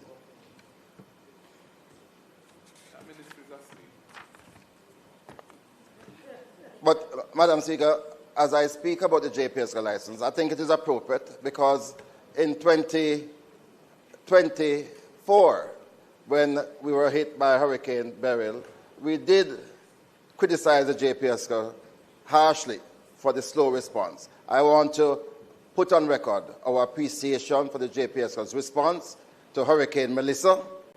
And even though they are not 100% as yet, I think the effort has been valiant. We want the people, though, of Westmoreland to get electricity back as soon as possible. As soon as possible. And St. Elizabeth. But, Madam Speaker, let me go back to the license issue. Because today I intend to show to this Parliament that the Minister need not start any negotiations for a new license. He need not import new advisors to advise him on the terms of a new license. From 2 years ago, we have been providing this Parliament the terms of that new license. Today, I'm going to give you the new license that the Minister should import. So firstly,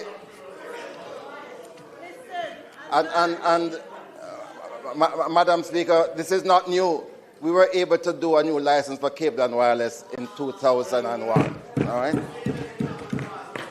So what are the features? What are the features of this new license? One, the right of first refusal currently enjoyed by JPS for the replacement of its existing generation capacity must be removed. Any new generation license must be procured through the government-owned GPE entity by way of an internationally competitive tender, with awards based on least cost of available renewable technology supported by the most efficient storage solution. You can't award licenses for renewables without thinking about storage. And the level of efficiency in storage has improved tremendously. I'm telling you what the new license must be. Two, Madam Speaker, secondly, wheeling must be implemented immediately under the new license. This is a facility that permits a large commercial. Because you've been there for 10 years. Yeah. The license was written in 2016. These are provisions in that 2016 license. Only if we were there to implement them. Only if we were there to implement them. So wheeling is a facility that permits a large commercial or industrial enterprise to generate electricity at one location and to transport it across the national grid to its other locations, subject to a reasonable transmission fee. Time comes for that to be implemented. Madam Speaker, we have said so repeatedly that owners and tenants of special economic zone facilities must be permitted to generate their own electricity and to distribute it within the zone. This will reduce operational costs, improve competitiveness, and attract investment. And the member from Western St. Andrew has been pleading that case. Both homeowners and businesses must be enabled to sell surplus electricity generated from rooftop solar installations to the national grid. The pricing structure for electricity sold through net metering licenses must be genuinely incentivized through an appropriate feed-in tariff mechanism. The distribution of electricity must be liberalized to accommodate microgrids. Microgrid licenses are to be awarded on a competitive basis with a specific mandate to provide service to unserved and underserved communities. Access. Keep going. It's already approved. Access. Every community must be served, even where a subsidy is required to make that provision economically viable. This is what it means to build with purpose and to build with people. And very importantly, Madam Speaker, because this constitutes 20% of the cost of electricity that all of us pay, there must be a clear and enforceable mandate for the reduction and elimination of illegal connections and unmetered electricity usage. The government must accept a substantially greater responsibility for addressing this practice that has before now been the case. Penalties for such occurrences in wealthy communities, because many people believe that theft only occurs in poor communities. I think we need to increase the penalties where people steal electricity in these wealthy communities and provide a mechanism for the poorer communities to get attached to the grid. Lawfully. The function of dispatch, which is that body that determines which generation you put on the grid, which is now done by the JPS, must be changed to a fully transparent system set up by the Office of Utilities Regulation. The separation of JPS accounts and operational functions, which again were mandated before, they must be implemented without further delay. Generation, transmission, and distribution must be clearly and accountably separated. And we have one of the most opaque billing systems in the world. We need to open that to greater transparency. All charges must be disaggregated, including generation, transmission, distribution, and all categories of system losses. We need to make the consumer more enabled to see exactly what the usages are. Then, Madam Speaker, we have a whole raft of consumer protection standards, which must be comprehensively updated. Among them is the need to ensure that there are penalties that are associated for breaches of these standards. There are so many times when, because of fluctuation in voltages, your equipment at home, your appliances get damages. And when you turn to the JPS for compensation, they say, did you read the fine print of your contract? We have to change that to give consumer better protection.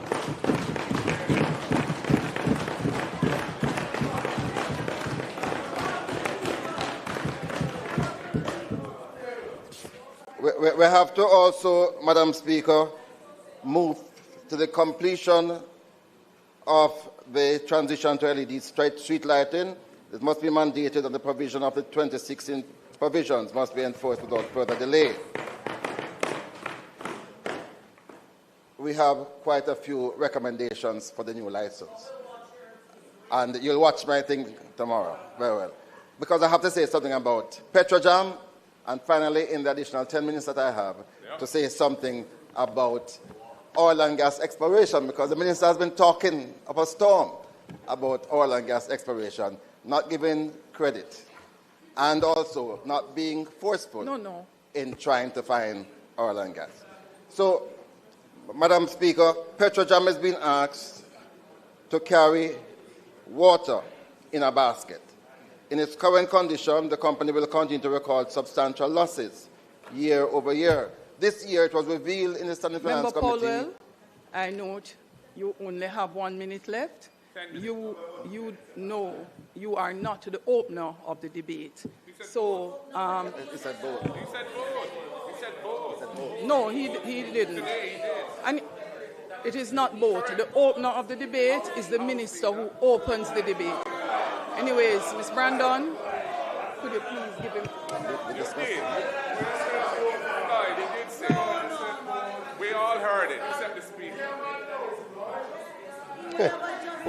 Welcome back. He's an honorable man. No, so,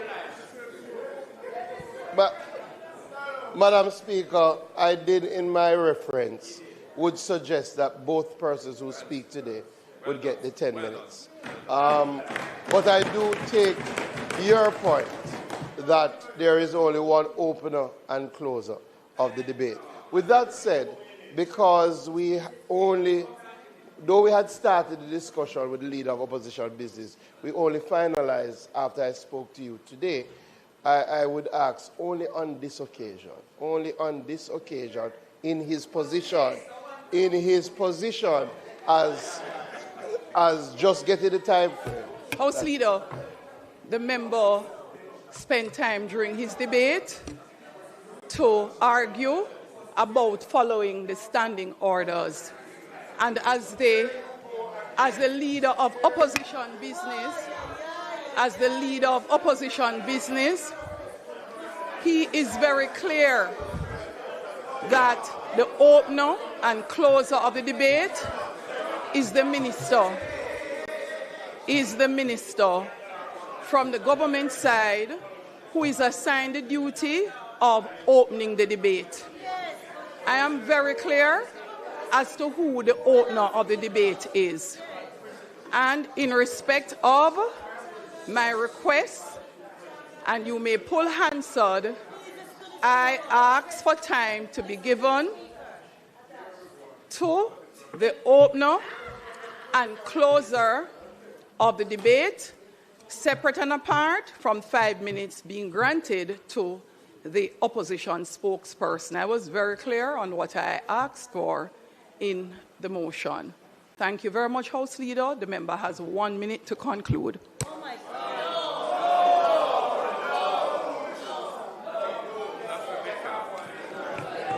No.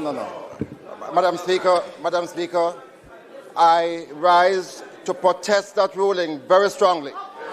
This Parliament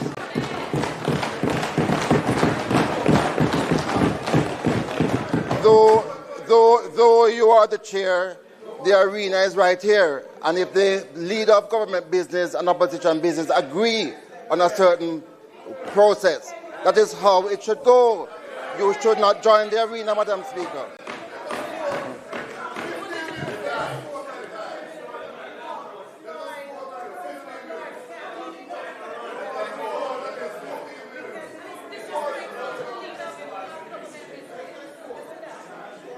I still am hoping that my colleague, who and I entered into this agreement. Don't give up. If I tap it, don't go no further. We'll give it 1 minute.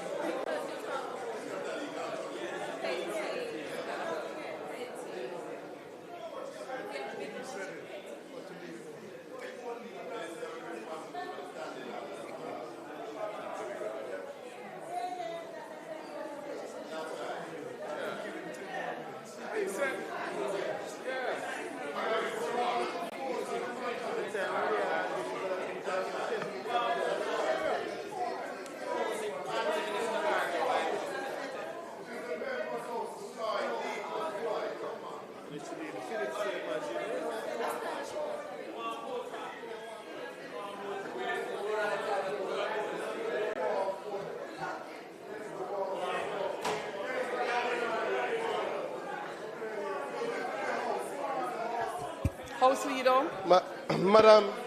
Madam Speaker, in the spirit of the start of the debates and based on... And House Leader, I would also want you to incorporate, based on the discussion, or exactly what was agreed by the Speaker. Yeah, so, Madam Speaker, as I indicated, when we had discussed the matter prior to which you rightfully indicated as according to Hansard, the discussion was in relation to the opener and closer of the debate. However, in my discussions with Member Paulwell, because we had not signed off on the time frame until we got to the House and seen that he would have prepared prior to, I thought it was only fitting to communicate that he would get some additional time. So I do understand the confusion. What I say is, in the circumstances, we allow the member an additional 5 minutes, along with the 5 minutes that he got to complete his presentation. Ms. Brandon, please add 5 minutes to the time on the clock. Leader of Opposition Business, you have 6 minutes to complete.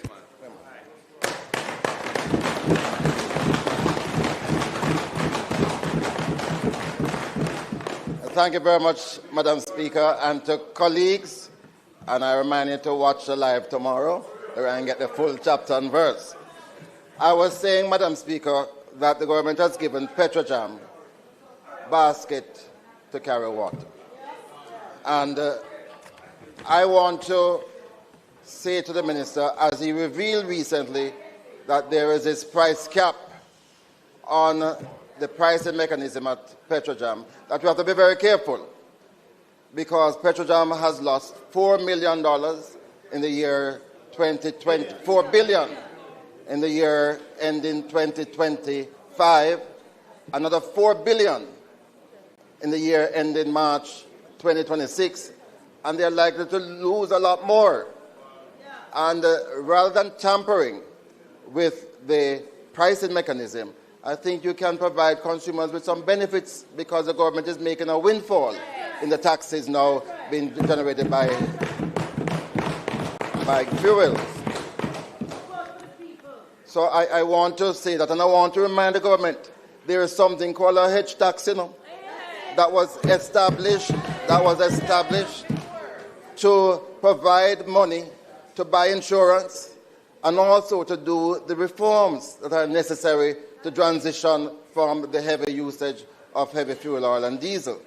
Nothing has happened since 2016. But, Madam Speaker, I'm going to go to the oil and gas section, because I think Jamaicans are very confused about the situation as it obtains to the search for oil. My conviction regarding the hydrocarbon potential of Jamaica's territorial waters was formed in a single defining meeting when I sat with the late Dr. Raymond Wright and spent several hours reviewing 3 decades of PCJ's data. I became firmly convinced that Jamaica sits atop a significant hydrocarbon system. It is true that wells had previously been drilled without yielding commercial quantities, but in 10 of those wells, we had oil shows. And what we mean by that is that we did find oil, but not in commercial quantities. So there's no question that the data points to oil being around in Jamaica, that there's evidence to suggest that there is oil. With the advances in deep-sea exploration technology that have occurred in recent decades, I believe then and believe now that the search must continue. However, the government of Jamaica at the time could not fund the work that was necessary, especially because we were constrained by the IMF agreement. I therefore did at the time what was responsible. I took Jamaica's geological data, our technical case, and our ambition on a roadshow from Dallas to Dublin, seeking credible international partners. After all that effort, a single serious player emerged, Tullow Oil, which has since become United Oil and Gas. So that effort, you have heard about United Oil and Gas, that license was signed by me. Yeah.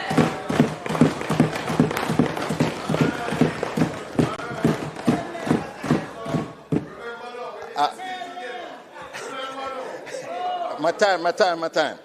A 5-year agreement was signed in 2015. The commitment was explicit. The completion of 3D seismic data collection, followed by drilling no later than 2020. That's in the agreement that they were supposed to have drilled for oil by 2020. And even as we signed the agreement, then we were busy negotiating with another significant player, Repsol. All of that fell through after 2016. So I'm very disappointed, Madam Speaker. In place of results, this country has been subject to periodic, titivating and tantalizing revelations by press releases and conferences, all geared to excite and to PR a project that should have reached much further now. We could remain in this holding position for many years. And all I want to say, Madam Speaker, we need to get on with it. We need to. There is enough credible data that has been generated. When you look at the structures on the sea, they point to a major hydrocarbon system. But it is known that in places you lose your oil. It drifts, it leaks out. And the longer we wait is the worse it will be. I have 30 seconds. So, Madam Speaker, everything I've placed before this Parliament today, from the modernization of our telecommunication framework, the restriction of from the revival of Petrojam. We do not build for meaningless statistics or for press releases. We build for the Jamaican people. We build with purpose, and we build with people. That is the commitment of this opposition, and it is a commitment we will bring to government. God bless Jamaica.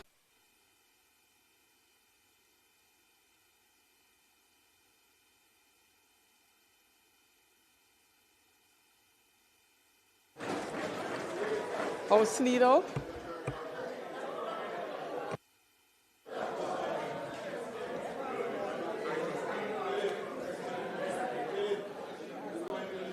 Madam Speaker, we thank the opposition. We thank the opposition spokesperson on energy and telecommunications for his spirited presentation. And I leave it at that.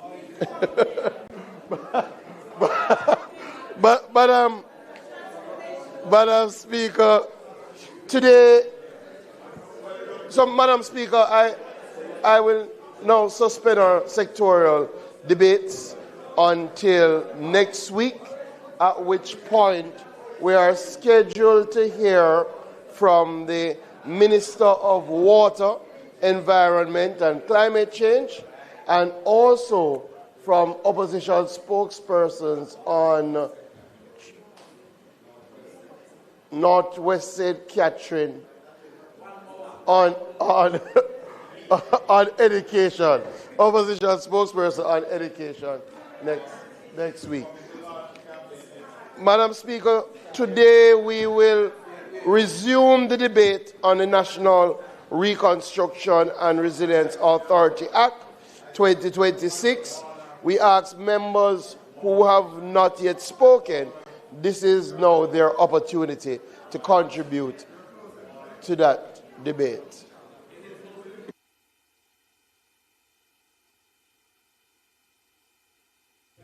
First is the Leader of the Opposition. The member will commence. Turn your mic on, and orderlies, can you take the podium?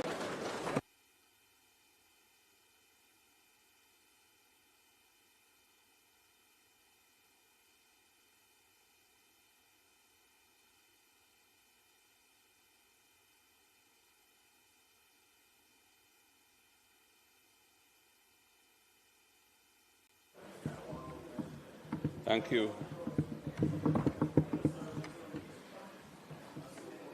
Thank you, Madam Speaker. Madam Speaker, I rise to make my contribution in the debate on the National Reconstruction and Resilience Authority Bill 2026 that was tabled by the Prime Minister. The original bill was tabled during his budget debate presentation that was withdrawn last week, Tuesday. A new bill was tabled, and he opened the debate last week, Tuesday, on the new bill. Madam Speaker, the opposition recognizes the need for special efforts to contribute to the reconstruction of Jamaica, especially after the terrible damage inflicted on our country by Hurricane Melissa. We are painfully aware that Jamaicans continue to suffer from inadequate shelter, damaged housing. Small businesses and other businesses have had similar losses to their businesses and their working capital, their stock, and we are distressed that more has not been done to bring some kind of help and support to those who need it. We are aware that the ROOFs program has been ruled out, funded out of the budget of 25-26, the $10 billion allocation. However, it is inadequate both in its scope, because it does not reach and will not reach many who need that help, and in its depth, because those who do get help will get inadequate support from the limits that apply to it, and also the deficiencies in the administrative arrangements, which have made it very challenging for persons who have sought to access the benefits. But NaRRA is not about providing solutions to the present needs of those people who are suffering. NaRRA is really a revamped attempt to inject higher levels of growth into the economy of Jamaica. That is primarily what it is about. If you actually look at the bill, other than the preamble, which does not become a permanent part of the legislation, there is no reference in the bill to Melissa or to any hurricane. And if you look at its provisions, it is really about the government trying to find a way of achieving meaningful rates of economic growth after a decade of failure to do so. Jamaica has been categorized by low levels, very low levels of real economic growth over the past decade. And despite promises like 5 in 4, which were spectacular failures, where 5% real GDP growth was to have been achieved after 4 years, nothing like that was achieved. We've had periods of negative economic growth because of shocks to the economy and so on, but there's been no structural shift in the design of our economy that would enable our economy to deliver high levels of growth. We're also mindful of the role that the bureaucracy plays in delaying projects and the frustrations that come with that. And NaRRA is an attempt to address that issue in a particular way. So I understand the underlying philosophy that has given rise to NaRRA and the desire to provide a legislative solution to the lethargic rates of economic growth that have been bedeviling Jamaica's economic development, and also the bureaucratic entanglements that the government has found it difficult to find ways to navigate through efficiently. However, given the role that NaRRA will play as the major construct for the allocation of substantial resources to public projects, and also as an adjunct to that, its role in facilitating private sector investments as well, especially given how broadly that is now being framed, because originally the projects that we had anticipated being included in these arrangements were projects of 150 million US and up. And when the bill came last week, the Prime Minister had changed his tune on that and reduced that by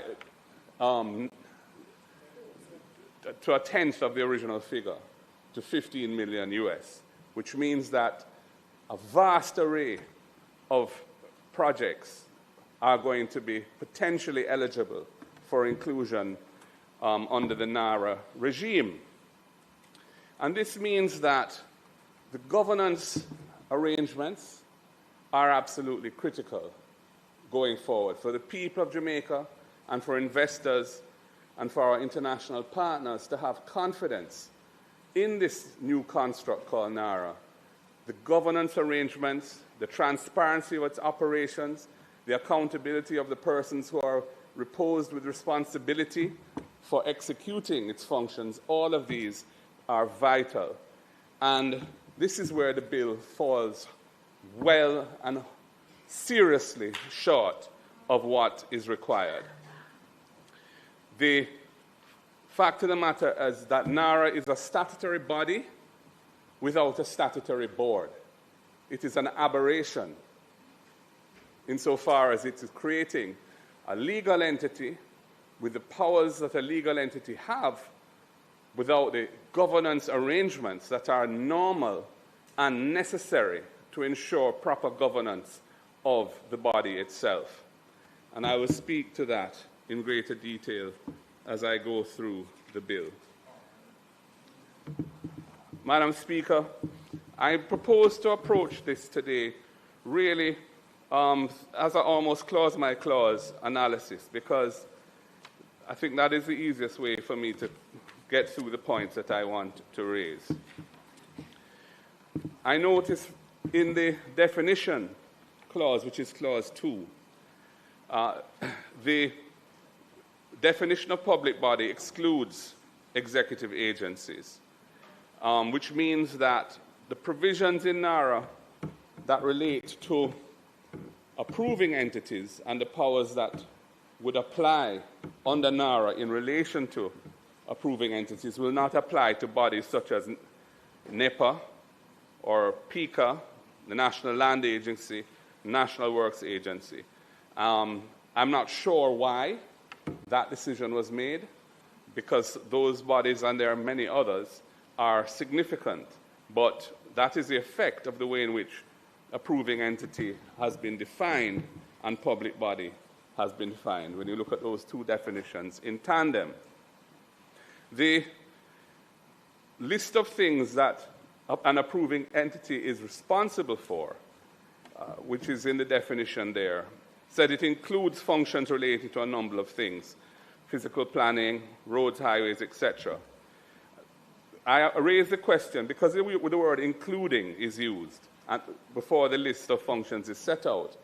I wanted to know whether this would include other things that are not in this list, such as permits and licenses that may be needed by the designated strategic investment projects, which are the private sector projects, such as licenses to operate a casino or gaming facility, hotel or resort licenses, wharfage licenses, sufferance wharf licenses to establish private ports, petroleum facilities or energy facilities, and so on.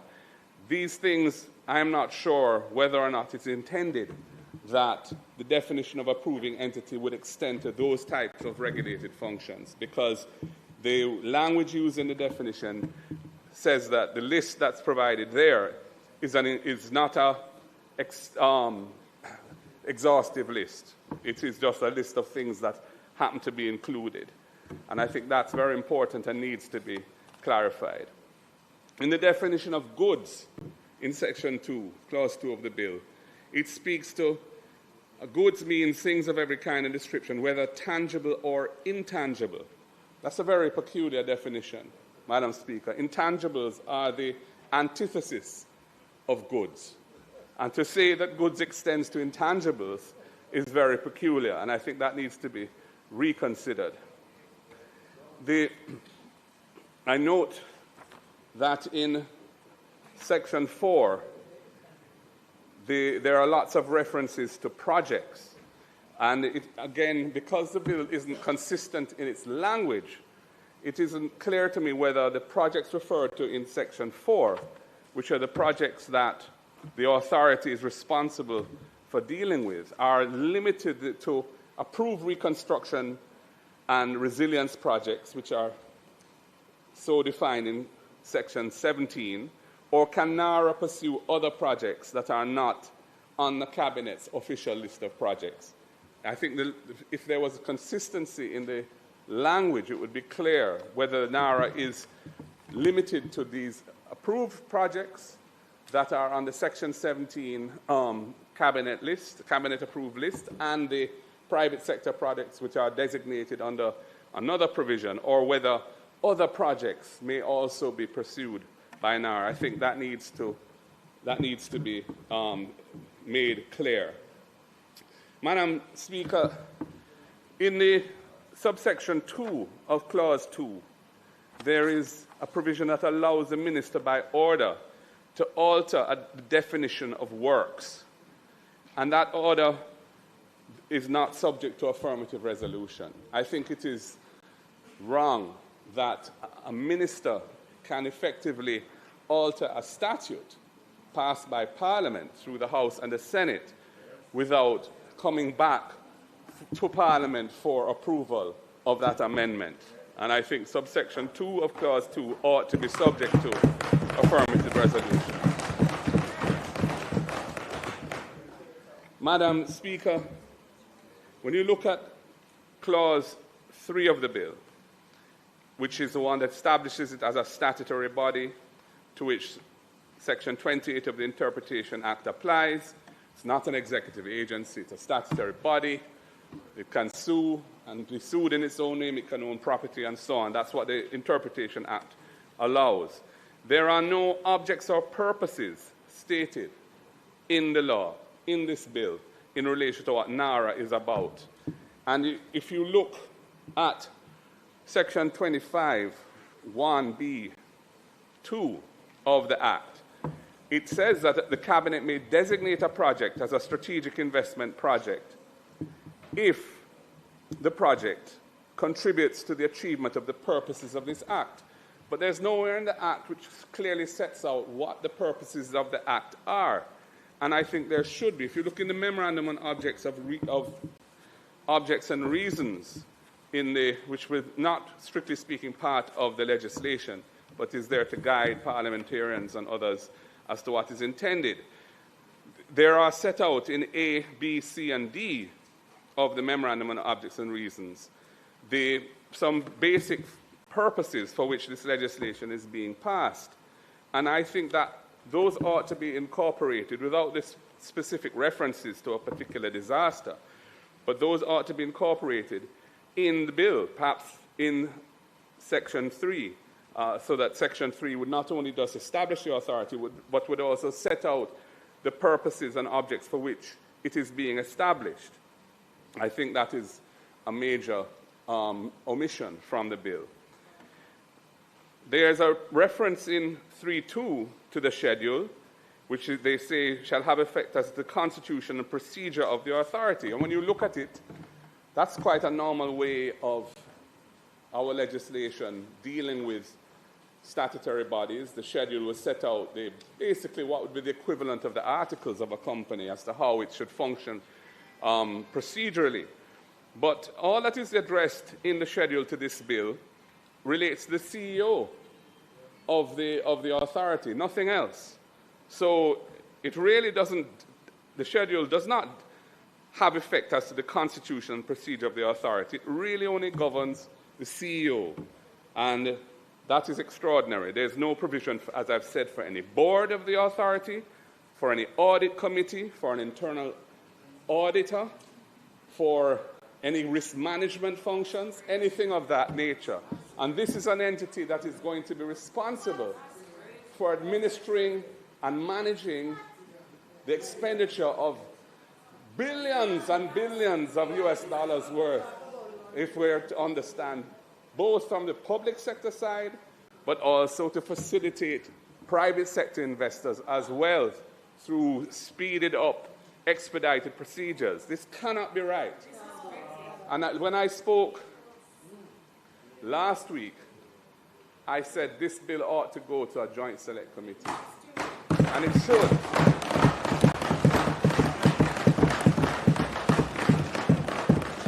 Even if you require that joint select committee to complete its deliberations within a finite period of time, perhaps a month because of the urgency of this, it needs to have the benefit of interventions and contributions from stakeholders, from the wider society that have a strong interest in this. Madam Speaker, I noticed in Clause 4, which sets out functions of the authority, it doesn't make any reference to designated strategic investment projects. Now, that's strange because the authority does have a role to play in relation to designated strategic investment projects, which are the private sector projects. But in the functions of the authority set out in Clause 4, there is no reference to them.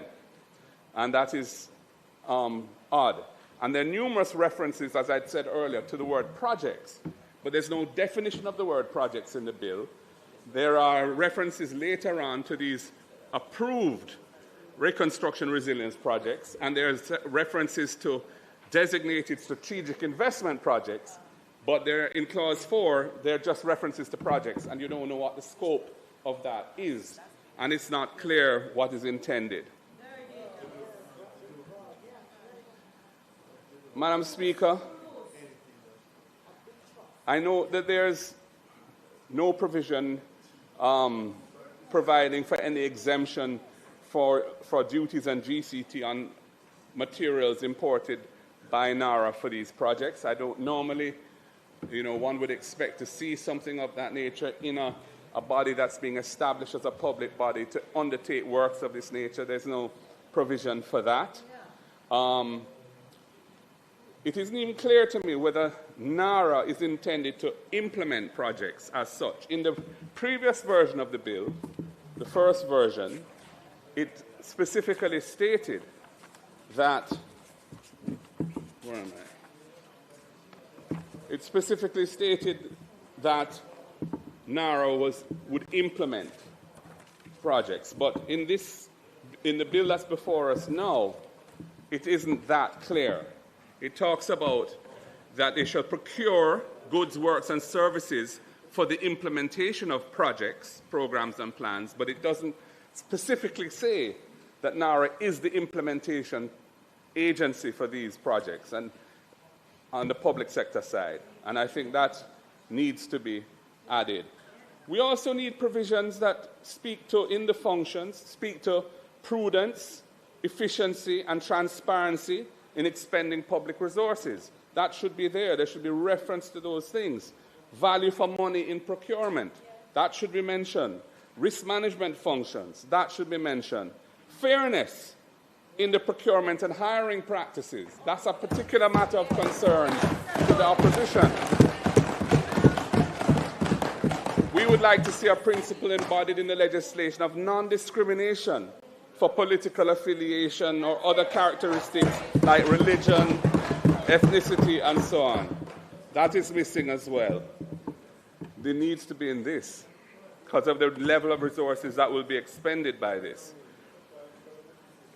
Subsection 3 of Section 4 says that for the purpose of performing its functions under the Act, the authority may, subject to any regulations that may be made, do anything and enter into any transaction which, in the opinion of the authority, is necessary to ensure the performance of its functions. Anything. And that effectively means that the CEO can unilaterally decide the scope and boundaries of its activities, because the CEO is the only required employee. There will be other employees, but the CEO is the only person who has real authority under this legislation within the construct of NaRRA itself. And it says that he, or she, can do anything and enter into any transaction which, in the opinion of the authority, which means his or her opinion, is necessary to ensure the performance.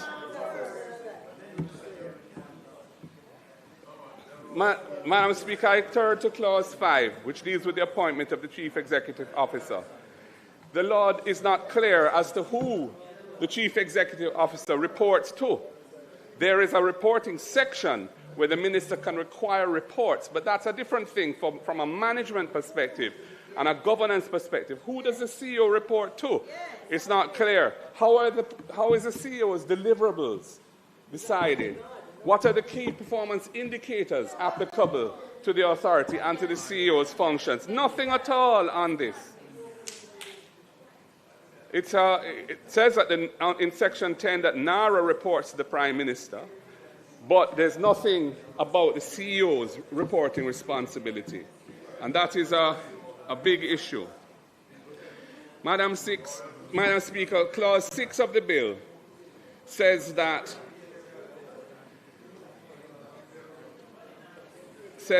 the authority and the Chief Executive Officer, the CEO, can, with the minister's approval, delegate to any person the performance of such of their functions other than the power of delegation, as they may from time to time consider necessary. Now, this power of delegation is significant because any functions can be delegated. The question is, what transparency will arise in relation to delegated functions? You know, important functions could end up being delegated to third parties on terms which are not disclosed, as costs that we are not aware of. There should be a report on all delegated functions by the CEO, and that report should be sent to Parliament on a timely basis. Transparency demands that. Clause 7 talks about the minister's ability to appoint committees to examine and report to the minister on any matter arising out of or connected with the authority's powers and duties. But there is no provision in the bill in relation to this committee that the Prime Minister spoke to, called JAMROC, which he says is the equivalent of EPOC. Now, EPOC had no responsibilities for oversight of any operating entity that is expending zillions of dollars. That is what NARRA is going to be doing. A large number. A large number. EPOC's responsibility was to get data from the Ministry of Finance and the Bank of Jamaica on Jamaica's economic performance and report to the public on how Jamaica was faring in complying with its commitments under the IMF agreement. So it was a reporting function based on data that was made available to it as to whether Jamaica was on track. This is a totally different function. There's no comparison. This is like a massive conglomerate being operated by a single officer, a CEO, with no board and no proper oversight. It's wrong. This bill ought to establish a board along the lines that JAMROC is intended to follow, and that board should be the board to which the CEO reports. And there should be proper governance provisions in the schedule as to how that board operates and clear lines of oversight and accountability. JAMROC has no legal powers and is not a legal construct. It cannot effectively provide oversight or ensure accountability within NARRA. It has no legal authority and it doesn't exist in law. And to suggest otherwise is very misleading to the public. I turn to Clause 8 of the bill, and it deals with the funding of the authority. And it says, the funds of the authority shall consist of such monies as may from time to time be placed at its disposition for the purpose of this Act by Parliament. I assume, and I'd like it to be clarified, that what that is saying then is that NARRA's resources from public resources would have to come through an appropriation act. It would have to be included in the budget of the country or in a supplementary budget. And I was wondering about the various disaster risk financing arrangements that the government has put in place. There are two statutory funds. There's a disaster fund and a national disaster fund. There are the insurance arrangements with CRIF. There are the catastrophe bonds which have been entered into and so on. And I was wondering what is the mechanism by which those resources would be made available to NaRRA? Is it intended to be automatic that they are the ones who expend those resources, or will it be on an ad hoc basis? I think it would be useful to have a clearer understanding of that. I turn to clause 10, and it says that the authority shall furnish the minister with such reports, returns, accounts, and other information as the minister may require. Now, supposing the minister doesn't require any reporting, or doesn't require any formal reporting, written reports, this cannot be the reporting obligation to put it on this discretionary basis. The CEO should be required to prepare semi-annual reports, which the minister should table in Parliament, and the CEO should be required by law to attend Parliament twice a year, like the Bank of Jamaica's governor is now, under the Bank of Jamaica Act, to answer questions in relation to those reports. That's what transparency demands. The clause 11, which deals with reporting, speaks to annual and other reports shall be prepared by the authority. And it says a copy of the annual reports and audited financial statements should be submitted within 4 months of the financial year to the minister, and then the minister shall, within a reasonable time. Why a reasonable time? Why not a specific time? Why not within 45 days or 30 days? Cause those to be tabled in Parliament. There should be, as I've said, semi-annual interim reports to update the nation on the progress through Parliament of the challenges being faced, how those challenges are being addressed. There's a complete absence of proper oversight for this body. Clause 12 speaks to the need to submit to the approval of the minister by the September 30th of each year a corporate plan, an operating plan, and its estimates of revenue and expenditure for the financial year. I assume it means the next financial year. I was wondering whether this is subject to the Ministry of Finance's role in finalizing budgets, in the normal way that there's a budget call and the statutory bodies, ministries, etc., central government bodies submit their proposals for funding, and then the Ministry of Finance essentially scours all of that and the resources that are available and decides what is actually affordable. Is that process going to apply to NaRRA or not? It's not clear to me from the wording of Clause 12 whether that will happen. I move to Clause 13 of the bill, and it says the minister may give directions to the authority. We are accustomed to seeing laws which say that the minister can give directions as to general policy to a public body within the minister's portfolio. This is not like that. These are operating directions. The directions under subsection 1 shall be such as the minister appears desirable in the interest of effective performance by the authority of its functions, and to ensure, I'm not sure if it's and or because that's not stated, to ensure that approved reconstruction and resilience projects and designated strategic investment projects are implemented in accordance with the terms of Cabinet's approval and the public interest. So the minister has a direct, intrusive role in the operation of NaRRA. And, there's nothing to require directions to be in writing, to be gazetted, so that the public is aware of them. Again, all of these directions that the minister is giving in this body, this critical body, there should be transparency around those directions. There should be a report on semi-annually to Parliament on what directions have been given by the minister to this body, so that the public knows what is going on. Yeah, I need some more. Time has expired. Next speaker.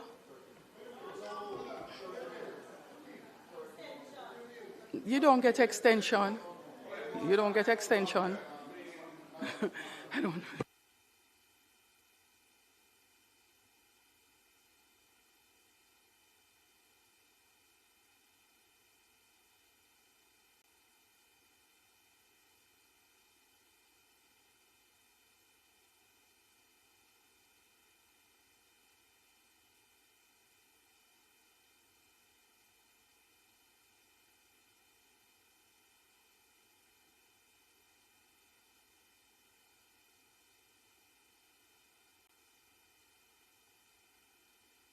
We'll allow the Leader of the Opposition 10 minutes, and members, for the other members, you will have to operate within the designated time period. Also, the process of turning on your mics before your knowledge means you will have to turn them off so that we can allow the Leader of Opposition the additional time. And I'm not sure who would have been in the lineup. Opposition Leader? Yes, Madam Speaker. Leader, hold on. Let me ask House Leader to just move the motion to allow the extra time. Turn off. Madam Speaker, we ask that the Leader of the Opposition be given an additional 10 minutes to complete his presentation. Members, the question is that the Leader of the Opposition in the debate be allowed an additional 10 minutes. Opposition Leader, 10 to 15 minutes at most. Those in favor? Those against? The ayes have it. Madam Speaker, I don't think we should be parsimonious in allocating time to the Leader of the Opposition in his presentation on this bill in particular. Leader of Opposition, anyway, with all due respect, all of us are required to follow the rules, including you. No, there's a discretion in these matters. And you got a discretion. Yeah. So,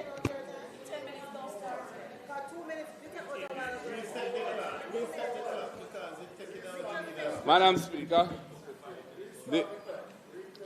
it also says that directions under subsection 1 may require the authority to take or refrain from taking certain actions, or to refrain from adopting or pursuing a particular course of action. The minister is in a position to directly interfere in how this statutory body is performing its functions. It's the CEO is there, but the minister is the one who can really direct how it works. And that is not how we normally...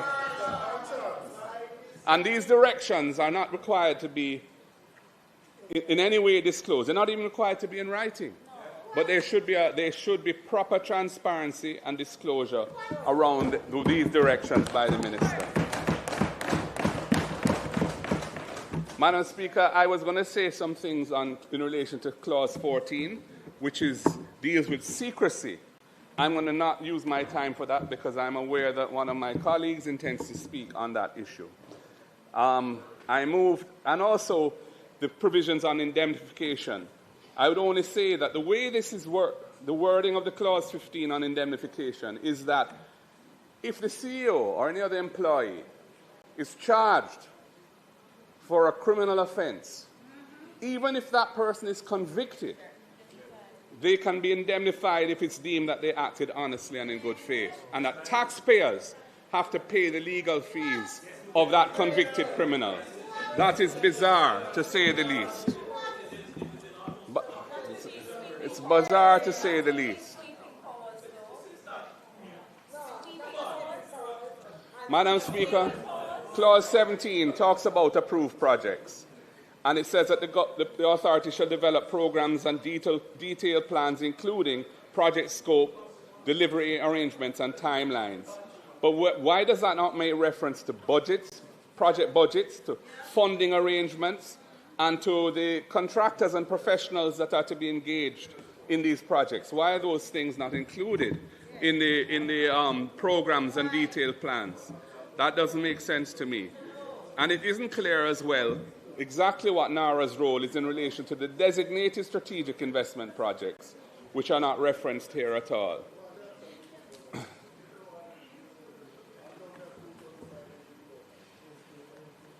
one thing that I noticed is that Clause 18 says that programs for reconstruction and resilience shall be developed by the authority, shall state the goods, works, and services necessary, and then it goes on to say, identify all relevant persons involved in and their respective roles in the delivery of the program.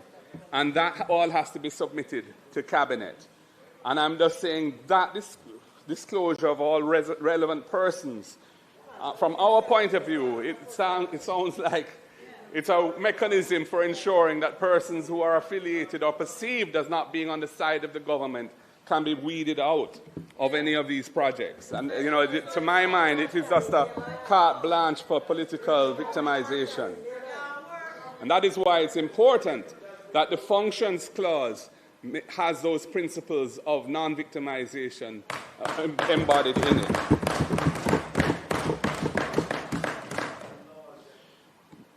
Clause 19 deals with plans, but it speaks to that the authority must update plans periodically, and after any material change in a plan, the authority shall review and update plans periodically, and after any material change of which the authority has noticed and that is likely to adversely affect or delay the implementation of the plan, that is dealt with there. But my question in relation to that is, material changes in these approved plans should be promptly reported to the Minister and should be brought to the attention of the Cabinet. Because if there's an adverse effect in a major project that is cost-related, it is vital that that information be shared promptly and should not be within the bosom of the authority when at the end of the day it's going to become something that the public purse will have to address. So I think that there should be something that deals with these material changes and the need to report them on a prompt basis through the Minister to the Cabinet. Madam Speaker, since I have limited time and I have a lot more I'd like to say, but I'm not going to be permitted to do so, I just want to make a point here. There's a provision for directives, that the NaRRA can give directives to these approving entities, which are local authorities and other bodies that deal with project approvals. And these directives are under a regime here. There's no transparency in relation to directives that are given.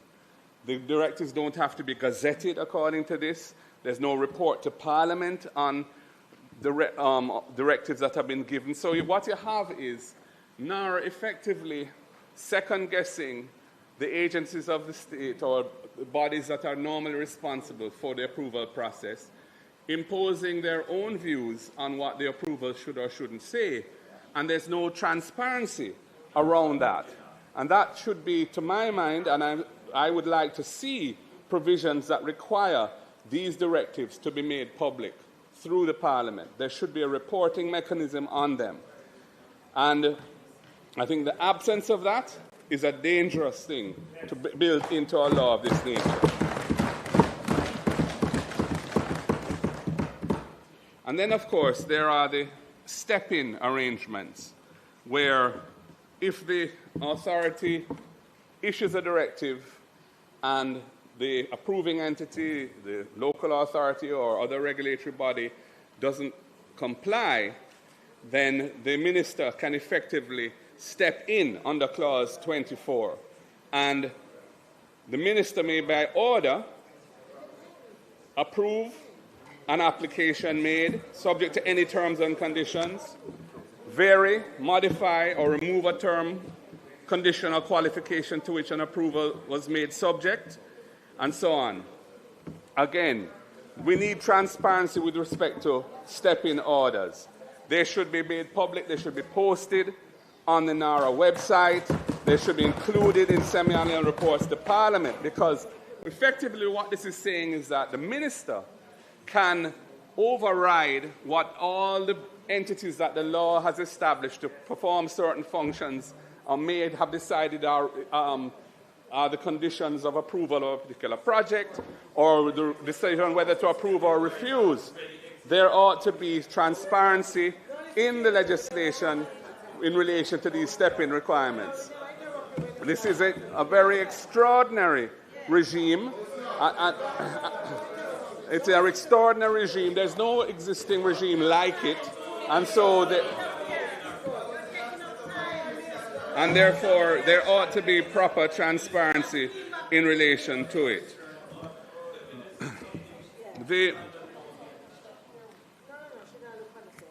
I move to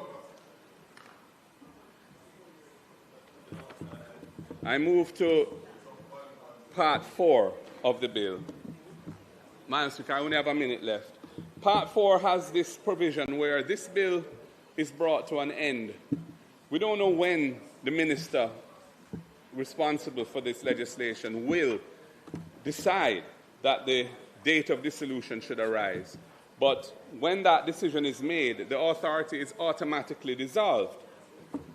And when the conception of this as something that relates only to Hurricane Melissa reconstruction, when that was clearly the purpose of this, I could understand why they would have that in there. But given that this has morphed now into a regime for facilitating the expedition of private sector projects, I'm not quite sure why we still have this automatic dissolution arrangement in it. It doesn't really seem to make sense to me. I'd like to hear why they consider that to be appropriate. And there also, I noticed where it says, on the day of dissolution, all monies which became payable to the authority shall be paid into the consolidated fund. But if you have pending or incomplete projects and all those resources now go into the consolidated fund, it could significantly delay the execution of those incomplete projects. I think there needs to be some thought put into that. And my last comments are in relation to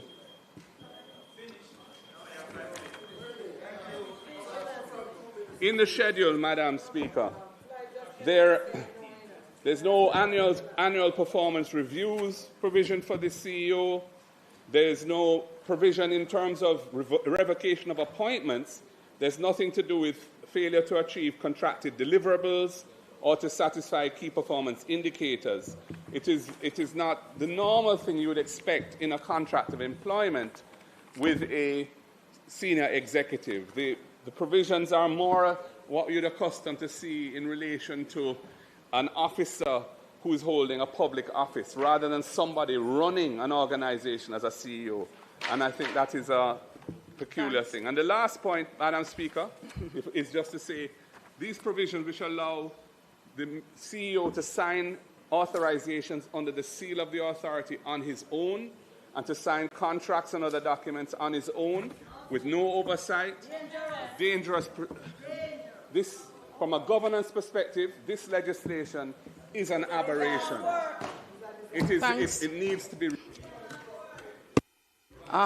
Leader of Opposition, your mic is off. Leader of Opposition, your mic is off. Give me the time. Now, members.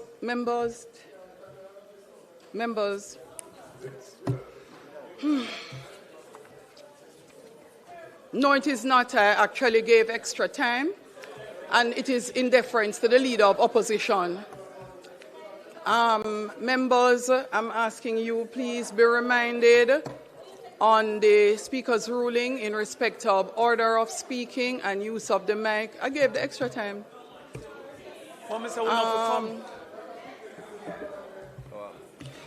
The member from St. Catherine Northwest.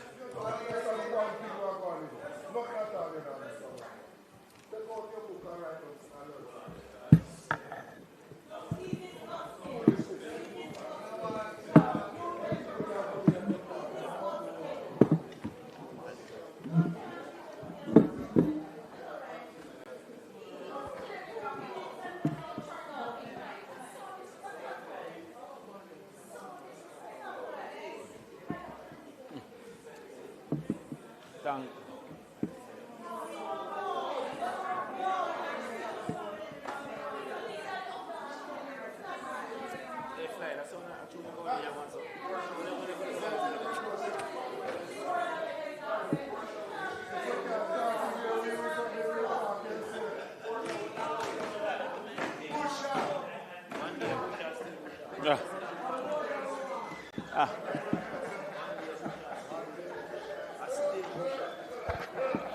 Mr. Speaker, I find it unfortunate that such overreach is causing for this debate to deteriorate into almost a cross quarrel. I also want to remind the House of a statement made by the member from East Portland consistently, that context matters. And a bill of this importance, I can't see why we're so hard and fast on time and the time of the leader of the opposition in particular. Now, the multiplicity of clauses had caused for the Prime Minister himself to need for adequate coverage 2 hours. None of us here are expecting 2 hours ourselves. But the side, you're the open, you open. And yeah, okay, so 1.5 hours minus interruption.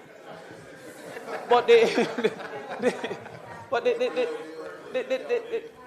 importance of this bill, as has been highlighted by the Prime Minister, I don't think that it is reasonable for us to have been all intervention.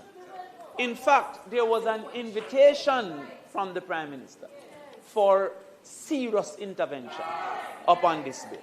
And so I find that, and I will begin in short order, but there's a problem with Parliament if the Speaker dominates the Parliament. And that is what we are having. The Speaker gets more time than the speakers. But let us start. Madam Speaker, the conversation of this bill, the conversation on the bill should rightfully start with the objectives of the bill. The objectives I've stated within the bill are as follows: for the efficient, coordinated and transparent management of extraordinary time-bound reconstruction and resilience efforts, to focus on building back better, to withstand future climatic and geophysical events. Additionally, it speaks to B, to create a more robust climate-resilient infrastructure, encouraging better land use and planning. C, to expedite private and public-private investment in priority sectors that address the structural economic vulnerabilities exposed by Hurricane Melissa, and to enable growth and diversification in Jamaica's economic base. Before we go outside, make us first recognize that, Mr. Prime Minister,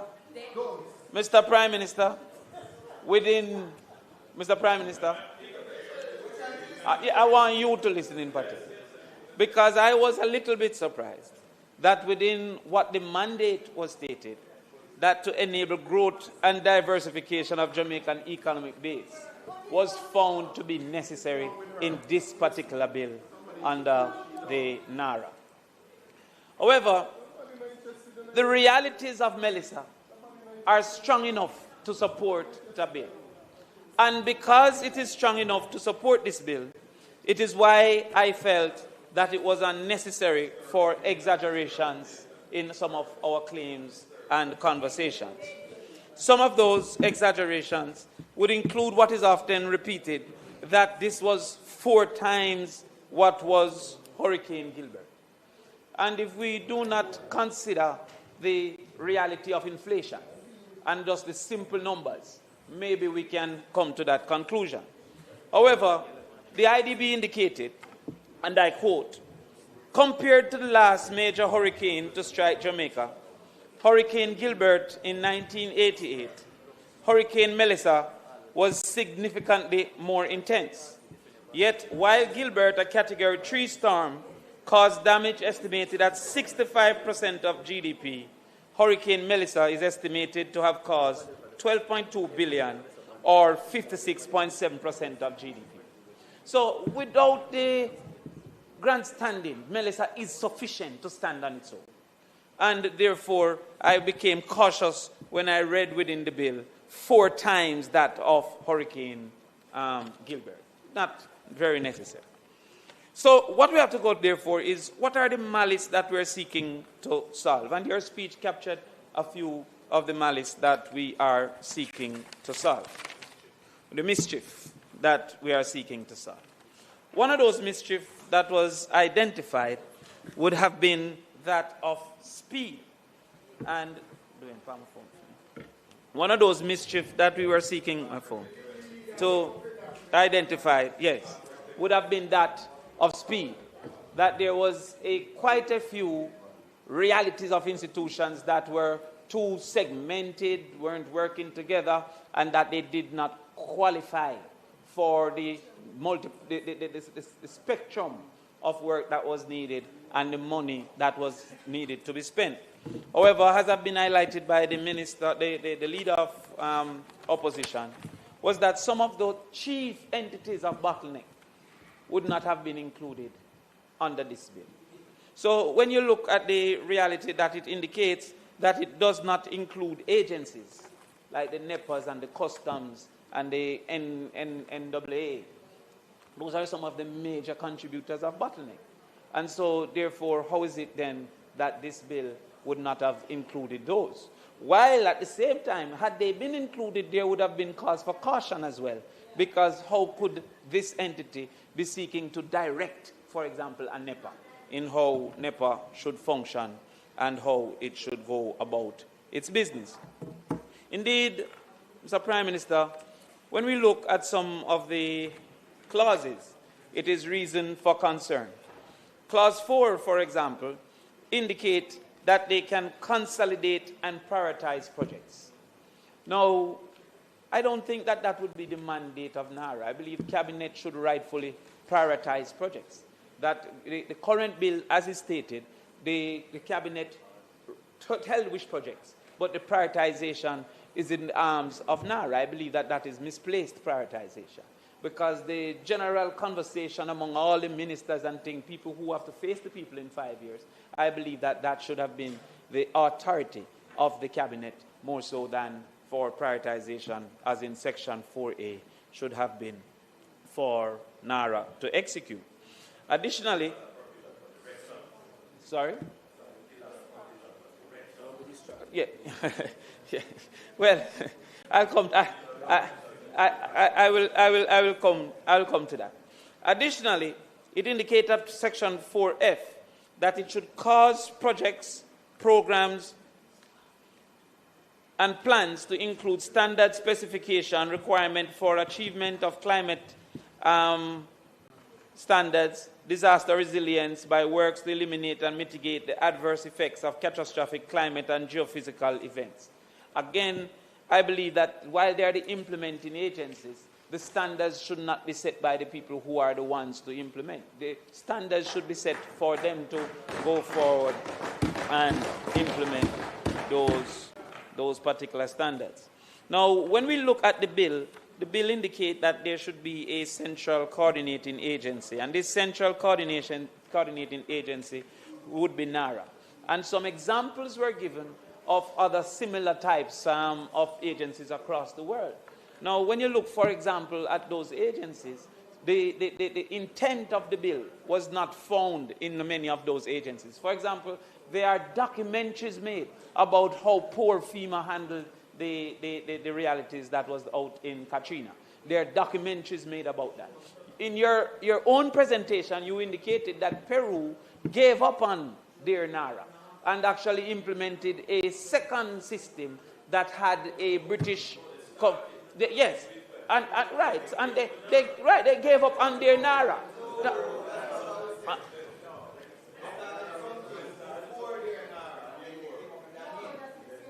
Boy, when me and the Prime Minister talk, I don't want you to get in.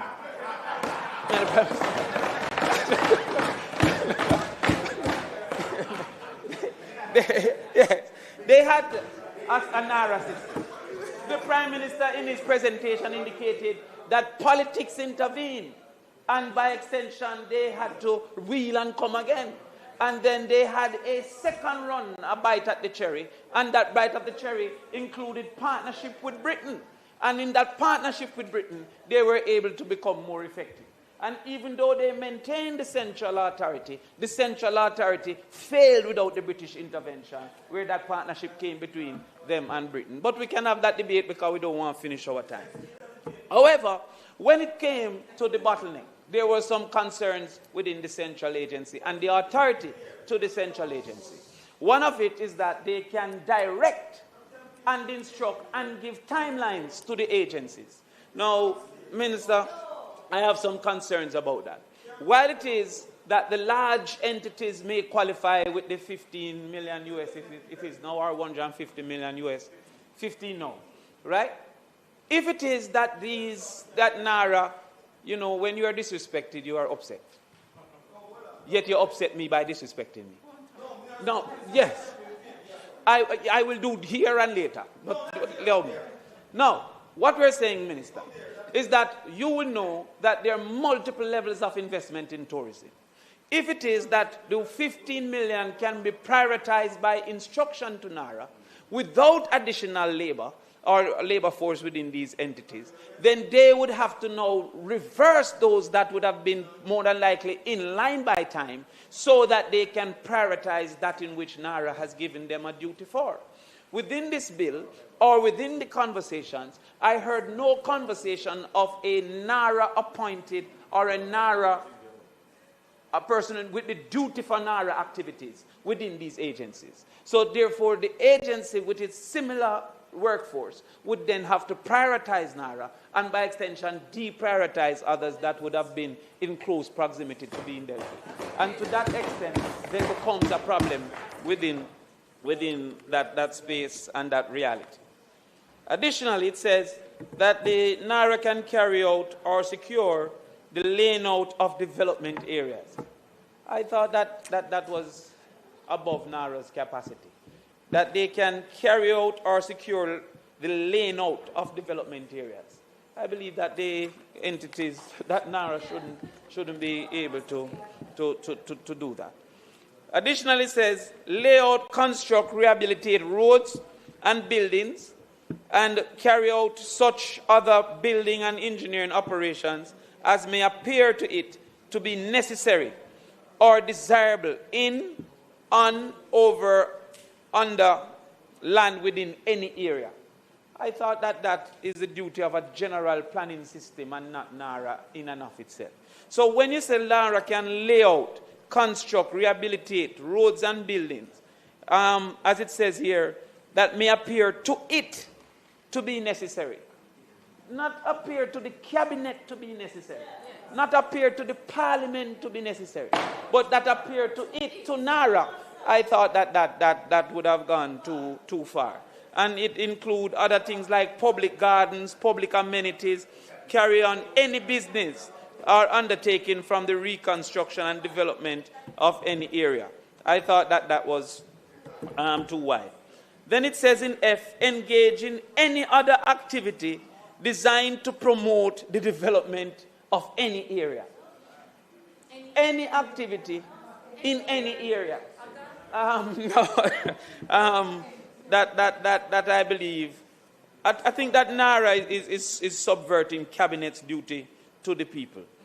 And to that extent, I was confused by that. I also found that the authority shall, if lawful and practicable, utilize existing capacity, resources, facilities, and systems in government, which may be appropriate, co-opted, etc., were in some cases excessive. Now, again, I wouldn't repeat the leader, but he indicated that subject to subsection 5, the chief executive officer shall be employed as such remuneration, etc., and had duties that I feel should have been rightfully designated to a board. Now, I wanted to understand what is the negative of the concept of JAMRAC be in the board, because Jamrock's concept was these people would have been included.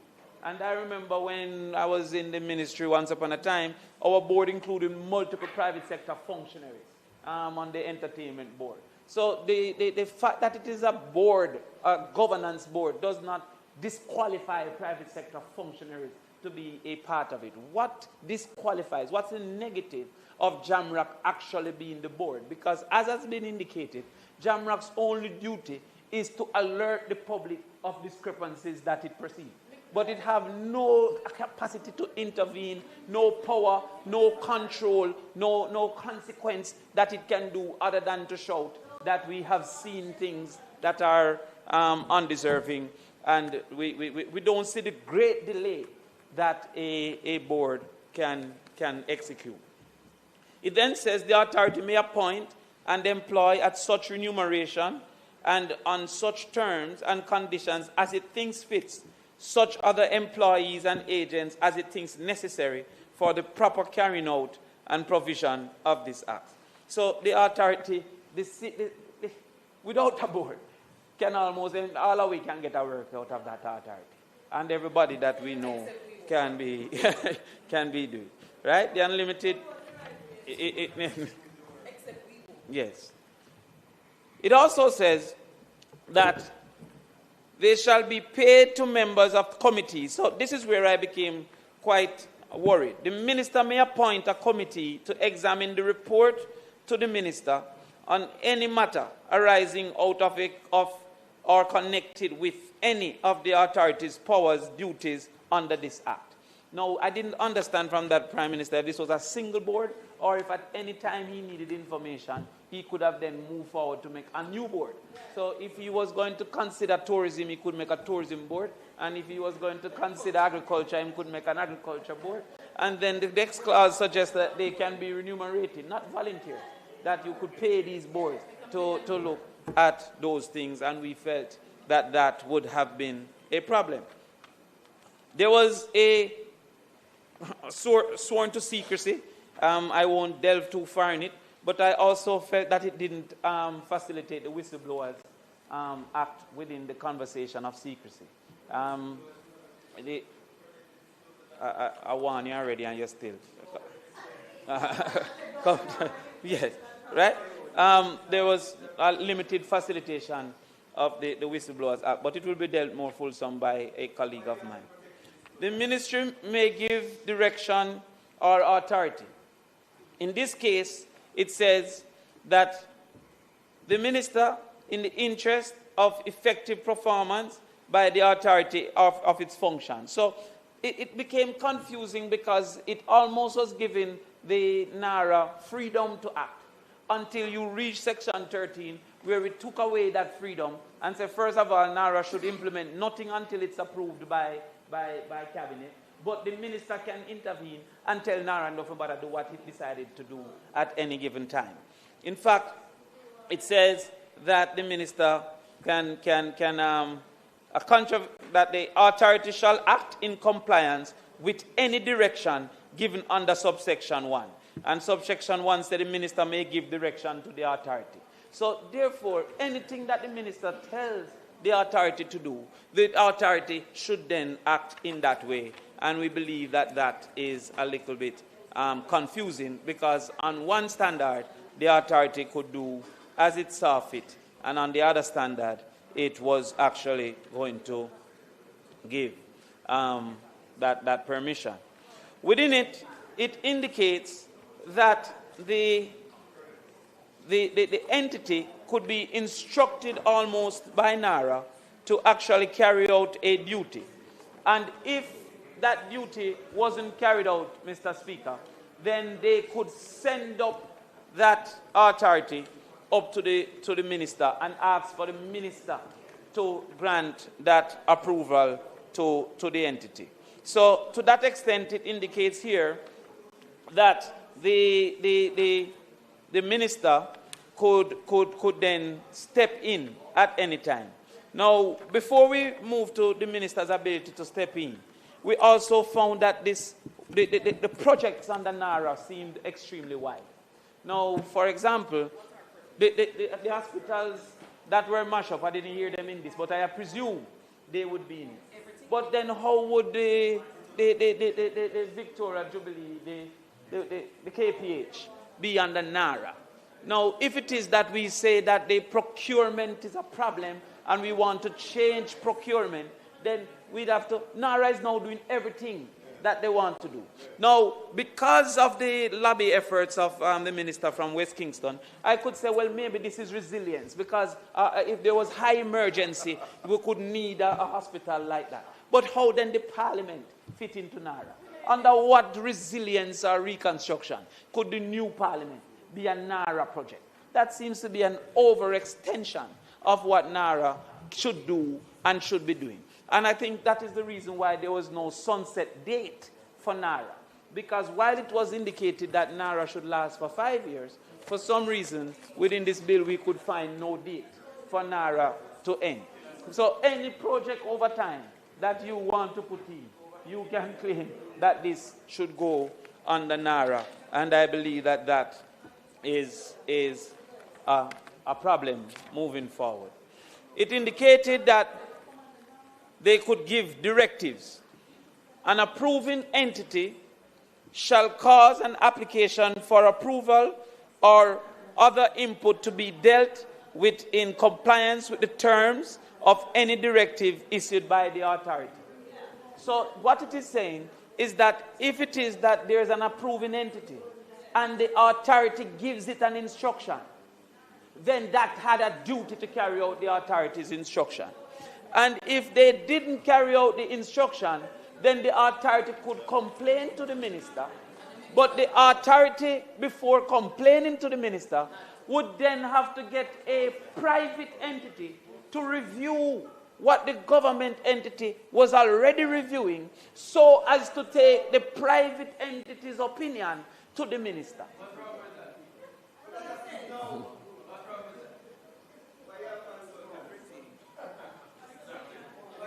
No, don't be fooled by the person behind your prime minister. He has indicated that if an entity is in disagreement with the authority should seek to validate its disagreement by employing.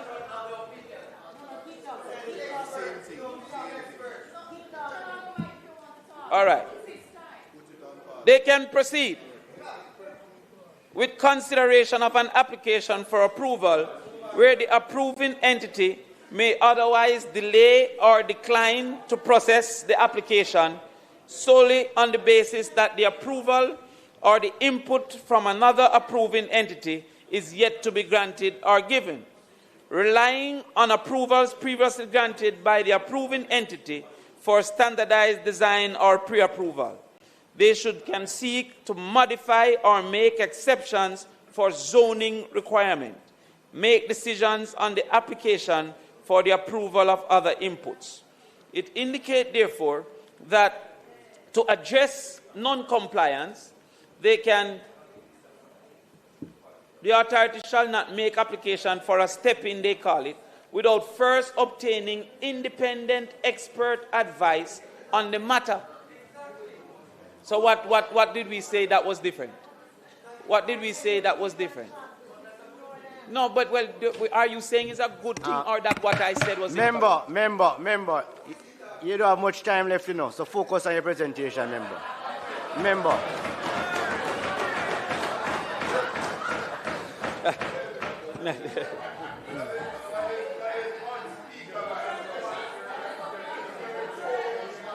Yeah. So, Mr. Speaker, as was indicated, and I'm proud of you, you're arguing it well. As was indicated, the authority shall not make an application for a stepping without A, first obtaining independent expert advice on the matter. Now, one can easily see the cost that will incur moving forward, right? Now, I guess money is of no moment. Then, without obtaining, and then B, unless the authority is satisfied that on the consideration of the approval requirements, the advice referred to in the paragraph A exists. So we see that as a major concern. Additionally, Mr. Speaker, is that if I was the lawyer for the procurement process, I would say I have multiple evidence that procurement is not as guilty as we're seeking to make procurement. This entire bill seems to suggest that procurement is the chief hindrance on the capacity to implement. But if we look at our current situation with Spark program, for example, which have already passed procurement, which have already been granted in contract, the level of inefficiencies continue. Indeed, we have seen just in the last conversation over the budget that Spark, which was to end in 2027, have indicated that it now end until 2030, and that funds that were supposed to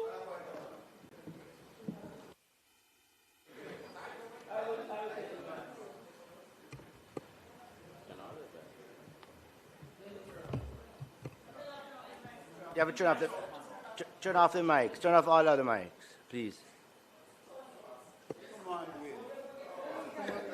Thank you very much, Mr. Speaker. Thank you very much, Mr. Speaker. The member speaking is misleading the House. Spark, based on all documents submitted to the House, is a contract-bound program that ends in the next financial year, not 2030, and he needs to provide evidence to say that Spark is ending in 2030.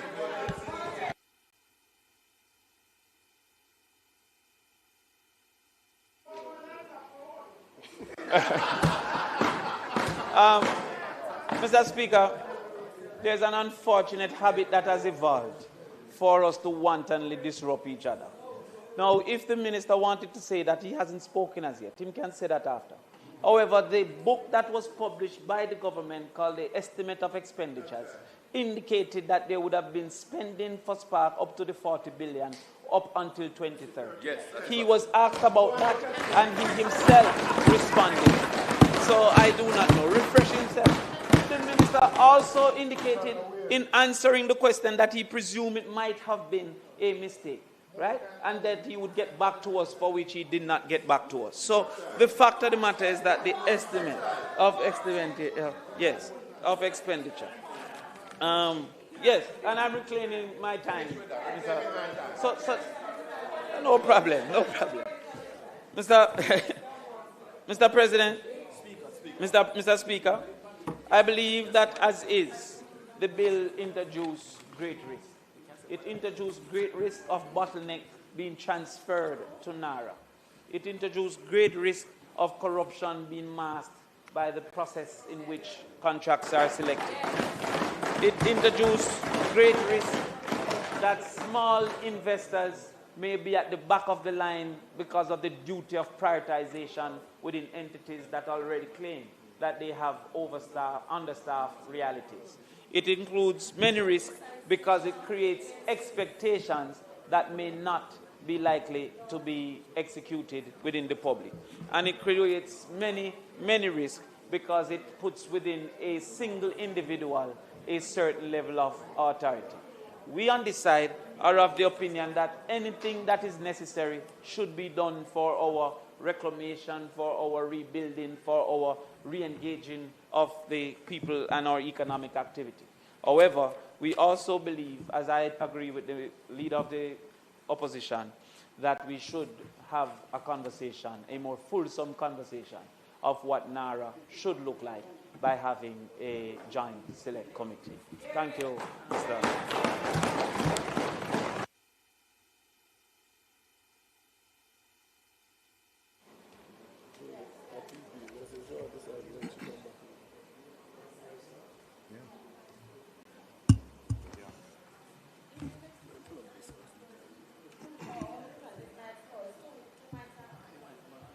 Okay. So turn off everybody.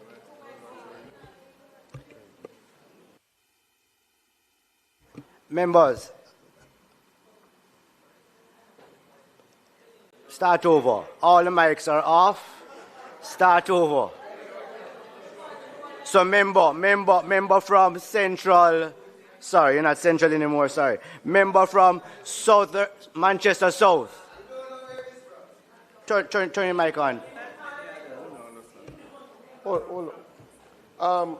Members, Members, the Speaker had referenced her original ruling in relation to mics and to participate.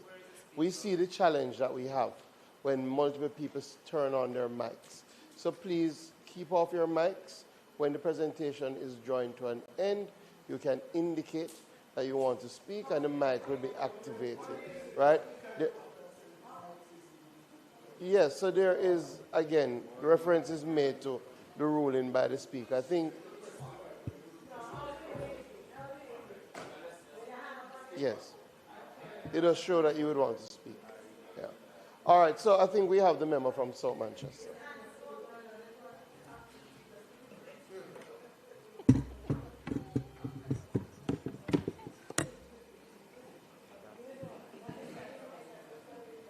Thank you, Mr. Speaker.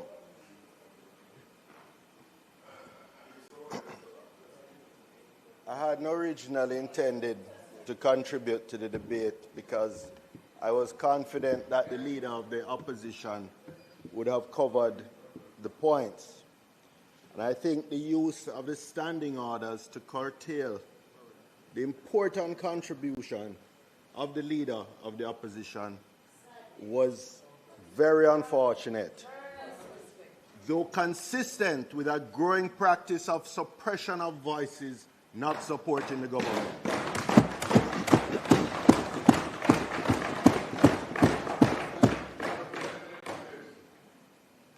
Members of Parliament were not elected to come here to serve the standing orders. The standing orders are here to serve the Parliament.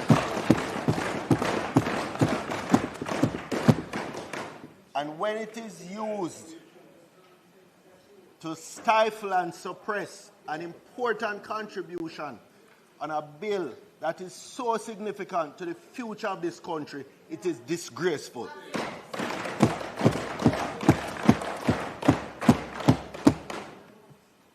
Mr. Speaker, we can begin by acknowledging the scale of the crisis. Hurricane Melissa inflicted devastation of historic proportions. That demands urgency, it demands coordination, it demands leadership. But above all, it demands accountability. And that, Mr. Speaker, is precisely what this bill fails to provide. It is a blank check without guardrails. This legislation creates an authority with sweeping powers over billions of dollars in reconstruction expenditure, yet strips away the very safeguards that protect public funds. The authority is empowered to procure goods, works, and services directly. It can enter into any transaction it deems necessary, and it is funded by unlimited parliamentary appropriations and other inflows. Mr. Speaker, this is not reconstruction governance. This is a fiscal free-for-all. Where are the explicit procurement rules? Where are the independent oversight mechanisms? Where is the requirement for competitive tendering, public disclosure, or value for money audits in real time?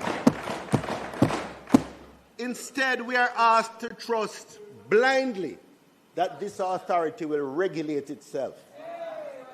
That is not how Westminster democracy works.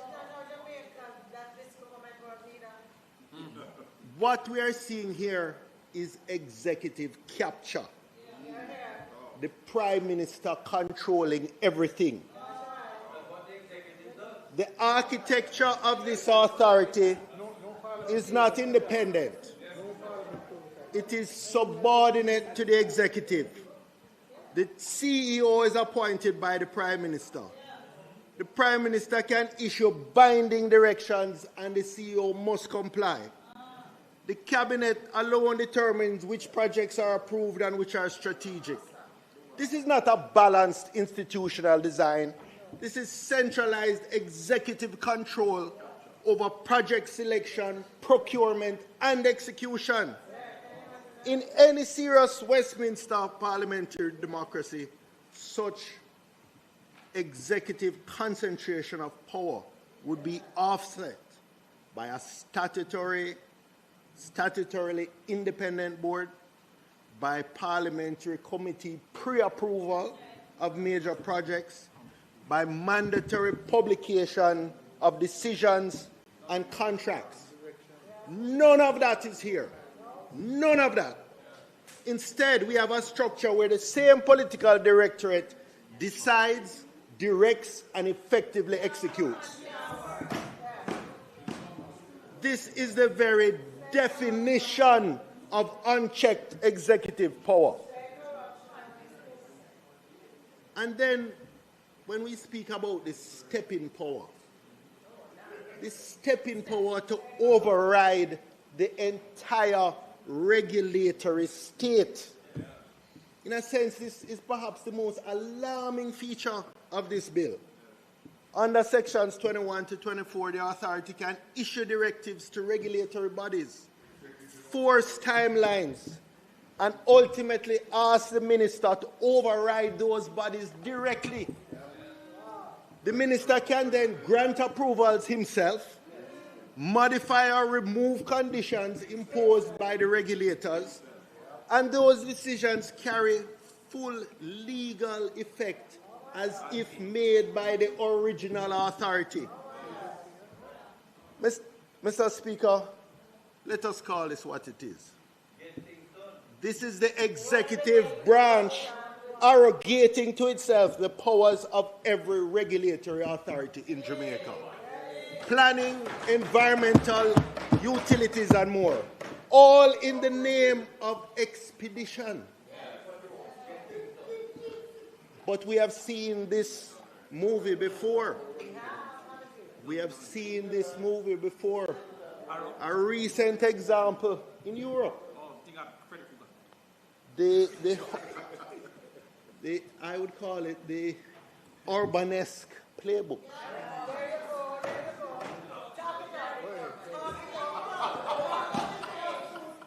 This model bears an uncomfortable resemblance to what we have seen in Hungary.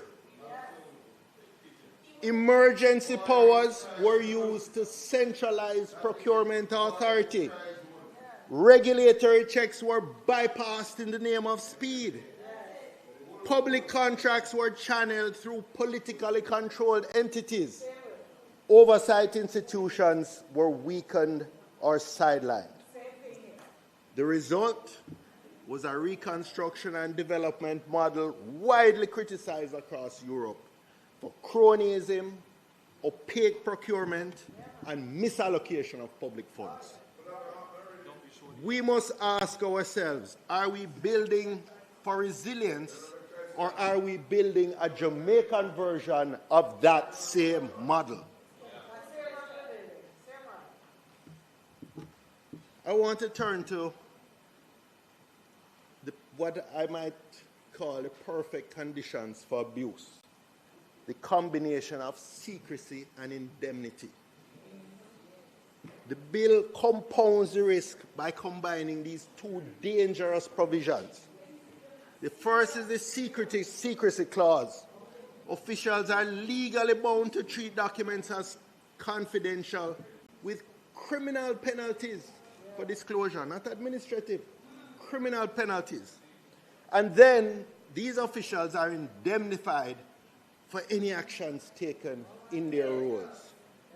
So you're combining secrecy, executive control, weak oversight, massive discretionary spending.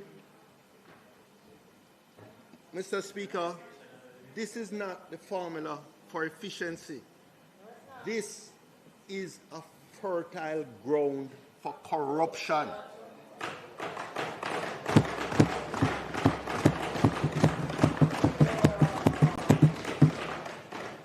And they can talk about accountability to Parliament. Yes, the bill provides for annual reports, audited accounts, tabling in Parliament. But let us be honest. This is after the fact accountability. We see it in the Auditor General reports every year, but it's long after the horse has gone through the gate. By the time parliaments see these reports, contracts will have been signed, funds will have been spent, decisions will be irreversible. Accountability is not just retrospective. It is contemporaneous and preventive. The irony is that in the memorandum it speaks of transparent management. Yet procurement is not transparently structured. Decisions are not subject to real-time disclosure. Oversight is not independent. Confidentiality is criminally enforced. Mr. Speaker, this is not transparency. This is opacity dressed up in legislative language. Mr. Speaker, in conclusion,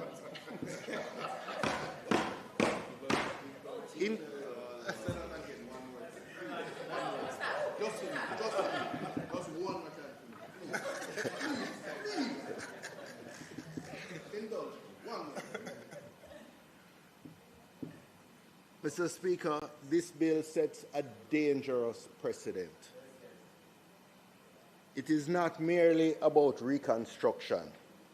It is about how Jamaica governs large-scale public expenditure in times of crisis.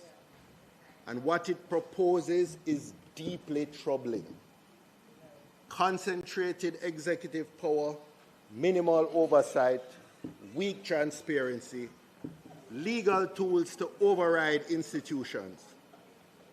We all want Jamaica rebuilt, quickly, efficiently, and resiliently. But we must not rebuild Jamaica on a foundation of weakened democracy and compromised accountability.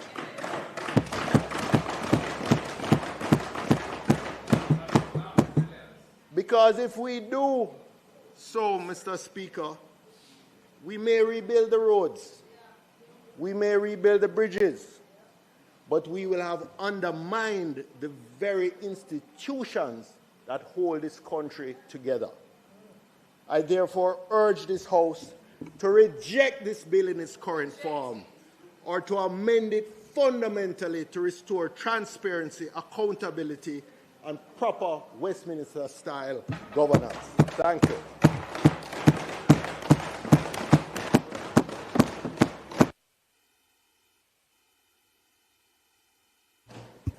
Members, could you please turn off all the mics? Turn off all the mics. The next speaker is going to be the member from Portland Eastern. And after the Portland Eastern, we're going to have the member from St. Andrew North Central.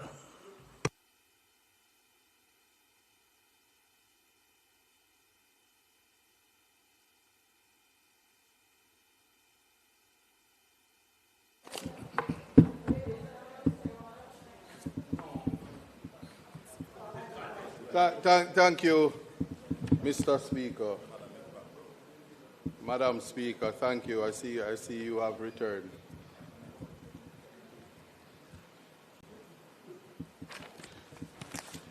Madam Speaker, I rise to give my contribution, and it is one in a legal context. I will just address the first aspect, which is, it speaks of a bill entitled, and there's just one particular aspect that I'm highlighting. It says for resilience generally. And it is in that regard that I'm formulating my contribution. Now, Section 2 speaks about definition. And I will just simply say that there are, in relation to resilience, Madam Speaker, the definition of resilience in this regard, I would only suggest humbly that it be included. The absence of it leaves it wide open, and it could contemplate resilience as we make it up as we go. and it needs to give some form of direction in that regard.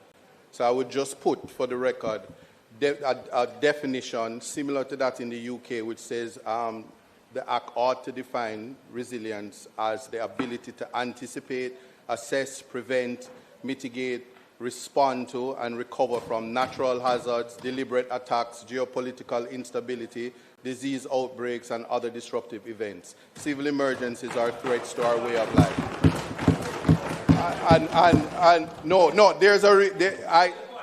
I'm taking a point, but to say, Mr. Prime Minister, no, I'm using, but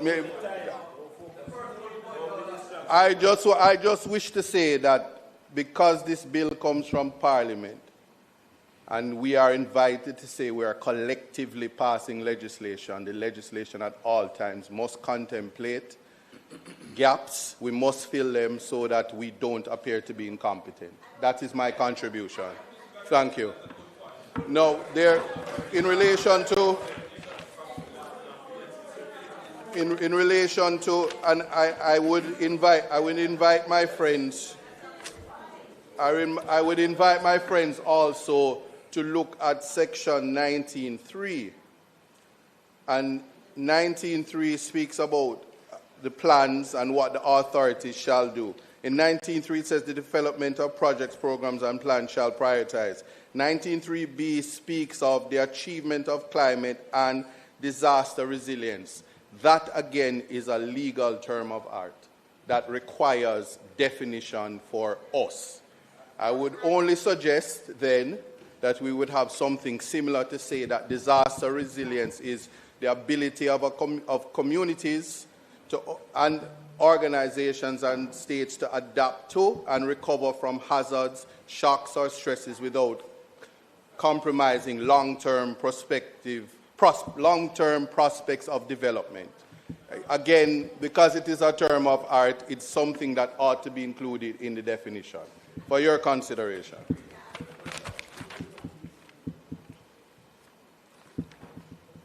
Now, I speak about vagueness, and vagueness, it requires definitions or revisiting the language so that it is not open to absurd interpretations when it leaves Parliament. So, Parliament may not have intended a particular interpretation, but the way the legislation is drafted, you might find that judges may interpret it differently and it goes outside, but it also brings us to litigation that I don't think that it would be necessary if we spend the time and mature consideration to ensure that the legislation meets the object and purpose. So, if the bill were to pass without the necessary amendments, we will find ourselves in that situation. So I'm just humbly suggesting that we revisit in that regard. For example, Madam Speaker, the legislation speaks of the minister. And my question to the House, who is the minister in this regard? If it is the Prime Minister, the legislation speaks in the schedule, separate from the minister, what the Prime Minister can do in relation to revocation of the CEO. So if the Prime Minister and the Minister is one in the same, it becomes problematic. And I'm simply saying, who is the Minister? That's open-ended, and it's something to consider in relation to interpretation. Very well.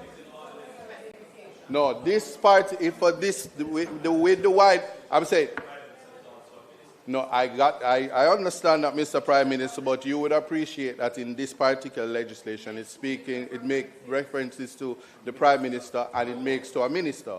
So because of that, I'm saying it needs to have clarity, because there are 3 ministers operating all at once in this legislation. I'm assuming the Minister of Finance. I see the minister, which could be the Prime Minister, then there is delegation. There's so many things happening at once that when it comes to the filling the accountability gap, this will be necessary. So it's just revisiting, and it's not difficult to do in a simple amendment. Who is the minister?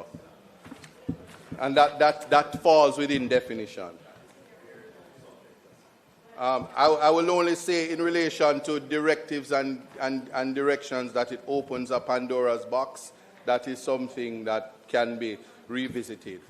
Now, I do not see where in the Act that putting vulnerable people at the center of our risk assessment for the rebuilding and resilience effort.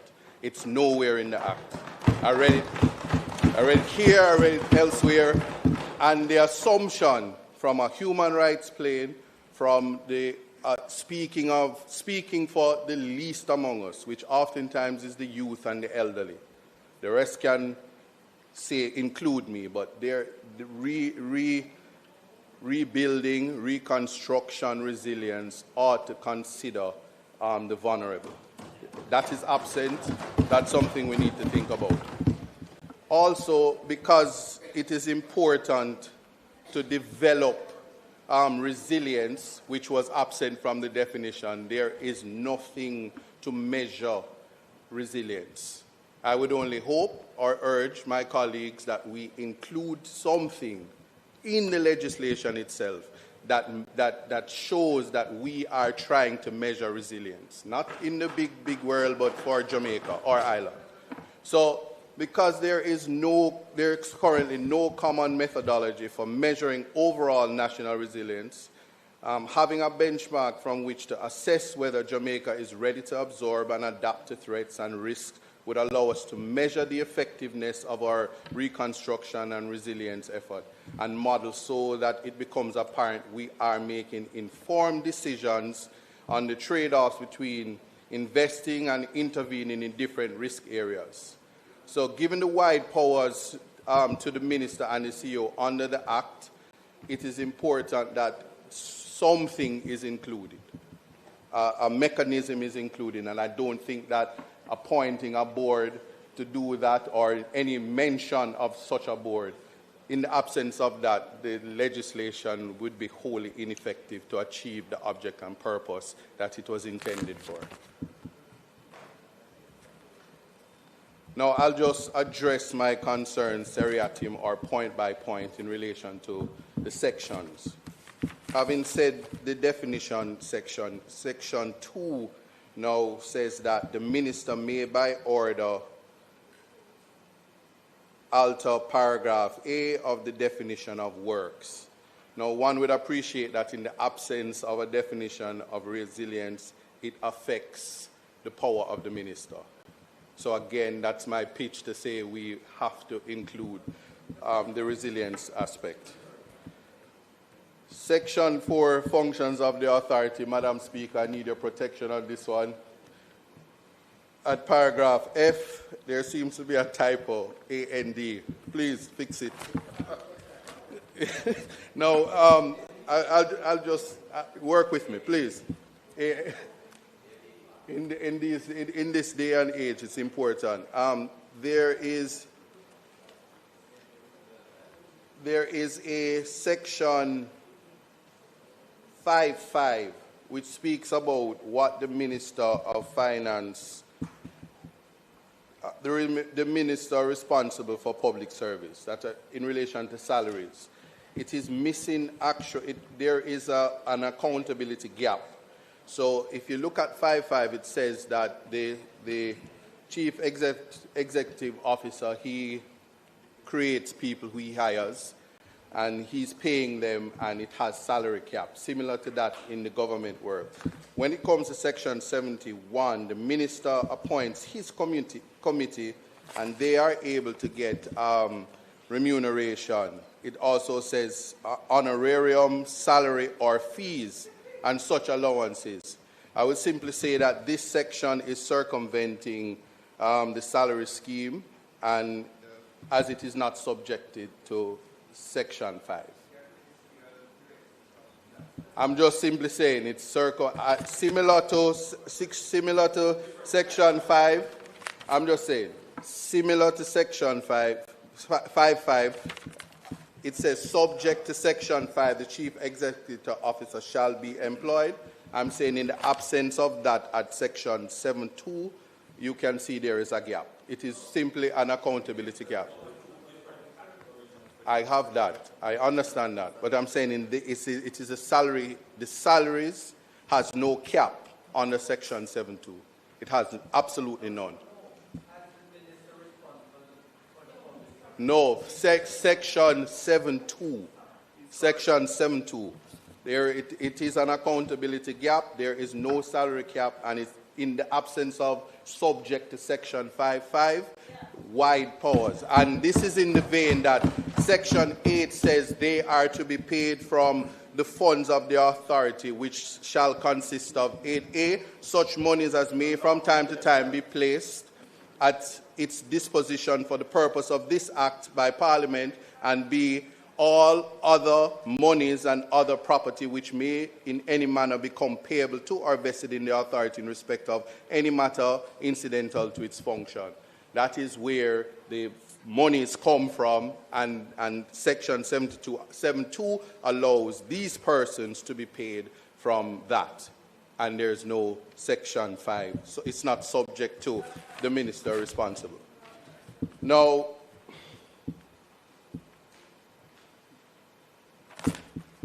I turn to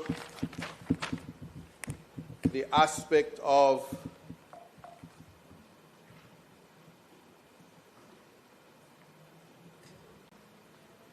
I will call it cost to taxpayers. So we must pass laws that will minimize taxpayers being called upon to foot the bill for waste, corruption, and lack of accountability resulting from the accountability gap that is present in this legislation. For example, there is in the schedule resignation of the CEO as well as revocation of appointment by the Prime Minister. It is a feature that promotes political pageantry.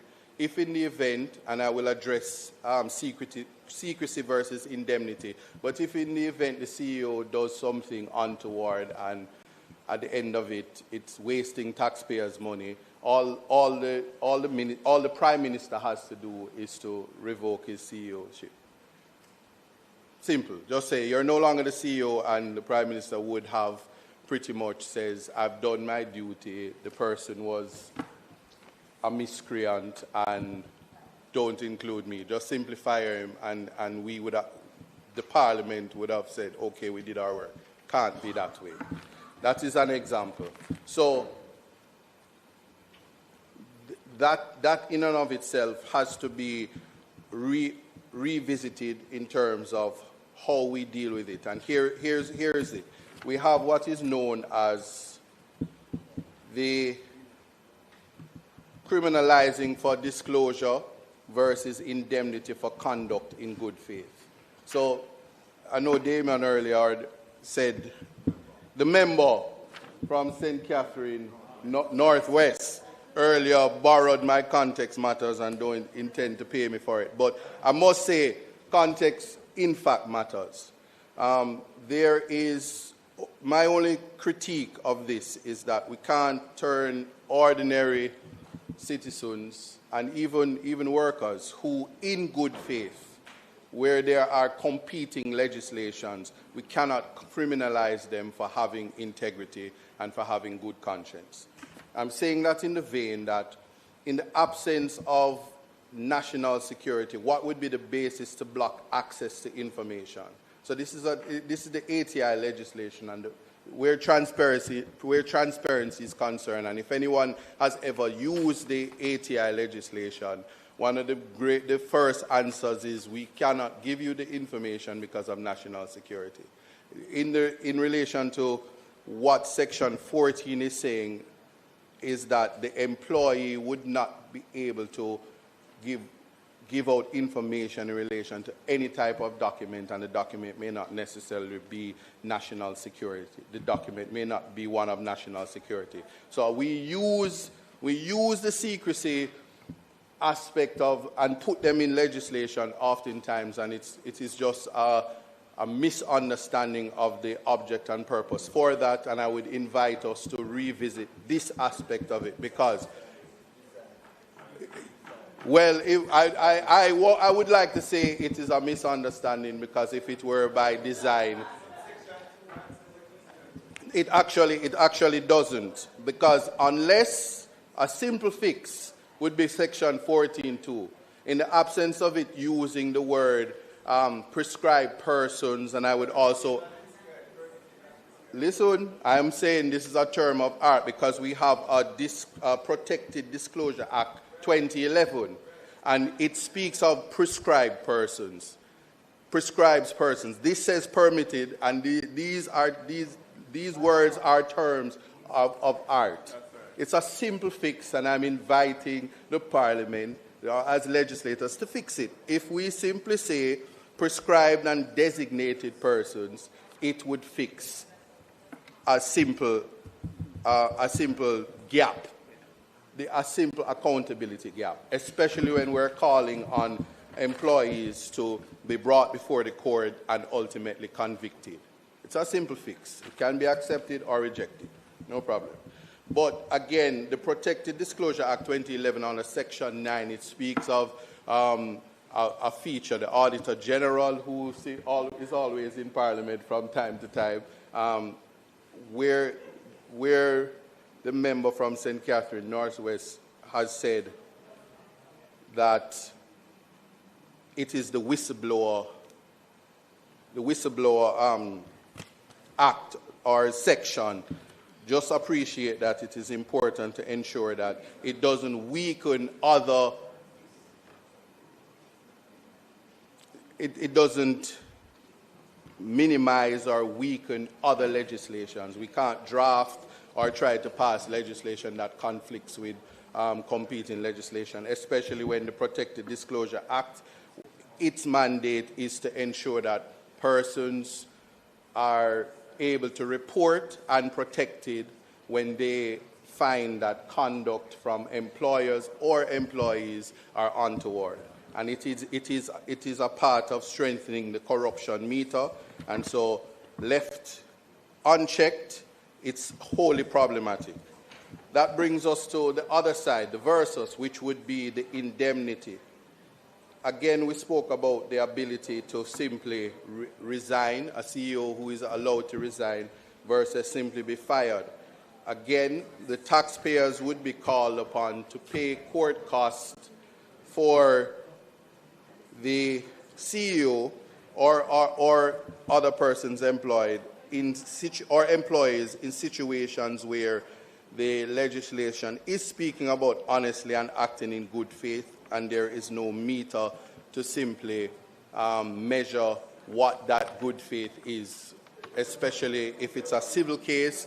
And when you think about matters where if it remains in the parish court, the general rule is that it's a fine or time system. So you may find a CEO in the parish court being called upon to pay a fine and is indemnified by the legislation. I find that problematic, especially when you juxtapose that with what is called the stepping order and the ability to circumvent the entities which are protecting things such as the environment, whether it be human rights, whether it be just property rights. That is National Land Agency, National Works Agency, NEPA, all of these agencies which operate under what is known as mature consideration.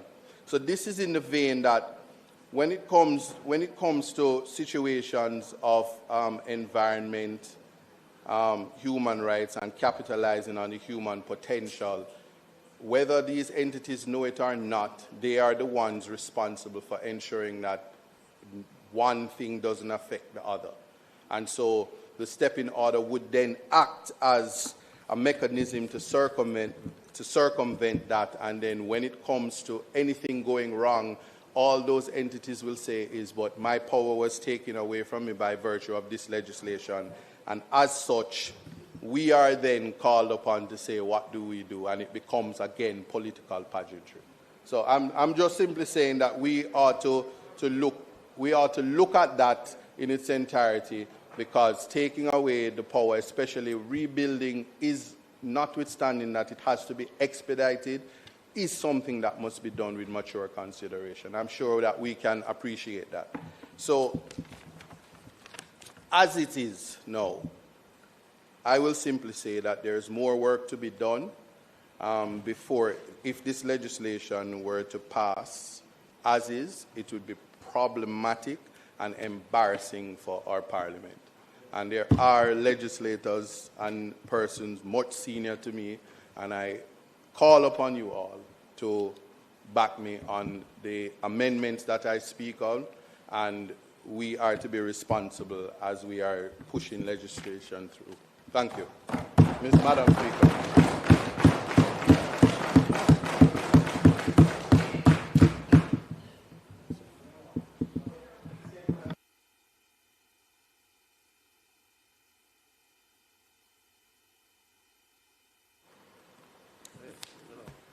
Member from St. Andrew West?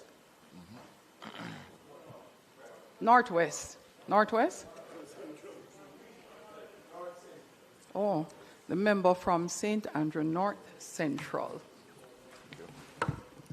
You too? But who has that?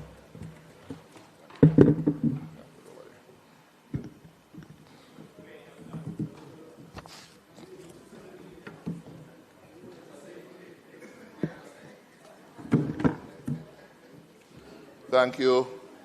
Thank you so much, Madam Speaker.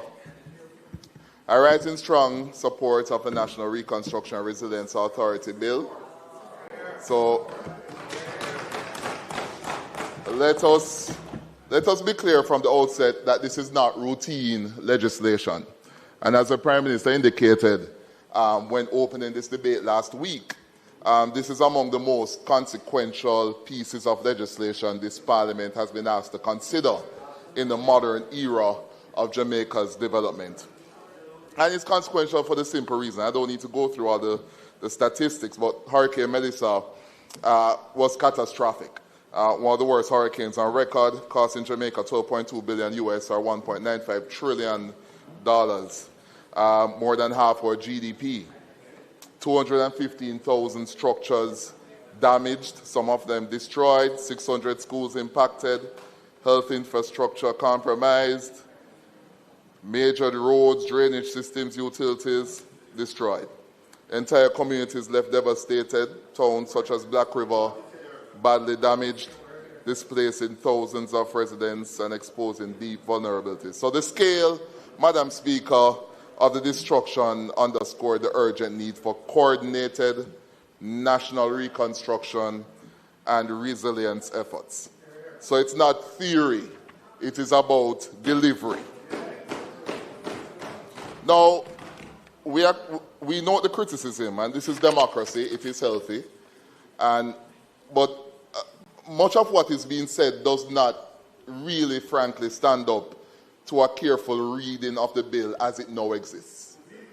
Because when you move past the speculative points and actually examine the text, what you find is not recklessness. What you find is structure. What you find is discipline. And what you find is accountability built into law. Madam Speaker, this bill is grounded in a moment of extreme national urgency. Hurricane Melissa did not just damage infrastructure, it exposed structural weaknesses. And as the Prime Minister said, what has been missing is not the dream, but the institutional machinery to turn that dream into delivered reality. And that is what the bill provides. So, Madam Speaker, this foundation is structure, it's not chaos. Under clauses 1 and 2, the purpose is clear. It's post-disaster reconstruction and long-term resilience. Under clause 3, NaRRA is a body corporate, not informal, not ad hoc, but a legal institution with defined responsibilities and obligations. It's not, Madam Speaker, a temporary committee or a task force. This is institutional machinery for national execution. Madam Speaker, at the heart of this bill, clause 4, this is where the criticism begins and where it should end. Because clause 4 does something very simple. It creates a single central coordinating authority to plan, prioritize, implement, and track national reconstruction. That is not dangerous. That is necessary. And And as the proverb reminds us, too many cooks spoil the broth. Fragmentation is the enemy of recovery. And this bill is designed to eliminate fragmentation. So, Madam Speaker, let me give a direct response to this is a too broad a legislative effort. And I heard the opposition leader and the member from St. Catherine, Northwestern, and the member from Manchester South. We hear that the mandate is too broad. But let us be serious. Reconstruction is broad. You cannot fix roads without drainage. You can't fix houses without utilities. And you can't build communities without infrastructure. The bill, frankly, reflects reality, but critically, it is not unbounded. It is anchored by cabinet-approved projects. And you know, I think the people of Jamaica should be reminded that the Cabinet of Jamaica is not a standalone authority. It's a temporary custodian of power granted by the people themselves. The government is elected by the citizens. Every minister holds their seat as a servant of public trust, legally bound to a mandate derived directly from the ballot box. And to prevent the abuse of this borrowed power, we have checks and balances. We have an Auditor General, we have Parliamentary oversight, we have Julian Robinson chairing the Public Accounts Committee, we have legislative and judicial scrutiny, and we have many other transparent mechanisms in this functional democracy that we call Jamaica. So you have cabinet-approved projects, Clause 17. We have structured programs and plans, Clause 18 and 19. Full auditing as is standard and reporting, Clauses 9 to 11. And of course, we have the dissolution under Part 4. So this is not a free-for-all. This is a structured flexibility under law. Madam Speaker, another claim is that the bill prioritizes speed over quality, and that is simply incorrect. Clauses 18 and 19 require structured programs, costed projects, monitoring systems, and critically, climate resilience and prioritization of vulnerable communities. So this is not rebuilding what failed. This is building what will last. Madam Speaker, I hear the points about power and, concentration of power. And, let us deal directly with this concern about leadership, because this is really a problem. I don't know what it is. I don't know what we're drinking. I don't know what we're drinking in the country. Yes, the CEO, yes, the Chief Executive Officer has responsibility under Clause 5. But let me ask you a simple question. In a national reconstruction effort, who should be responsible? Because history shows us what happens when no one is. And as the Prime Minister rightly stated, when accountability is diffused, institutions start to protect the processes rather than deliver outcomes, and the people suffer.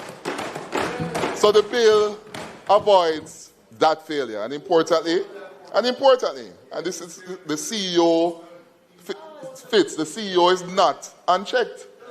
You have cabinet approval, Clause 17, ministerial direction, Clause 13, fulsome audit and financial controls, Clause 9, parliamentary reporting in Clause 10 and 11, public transparency in Clause 20, and I really want to draw attention to that Clause 20 because this is really phenomenal. It says, it requires the authority to maintain a register of approved reconstruction and resilience projects, including descriptions and applicable programs and plans, and importantly, the register must be made available electronically for public inspection, providing direct transparency.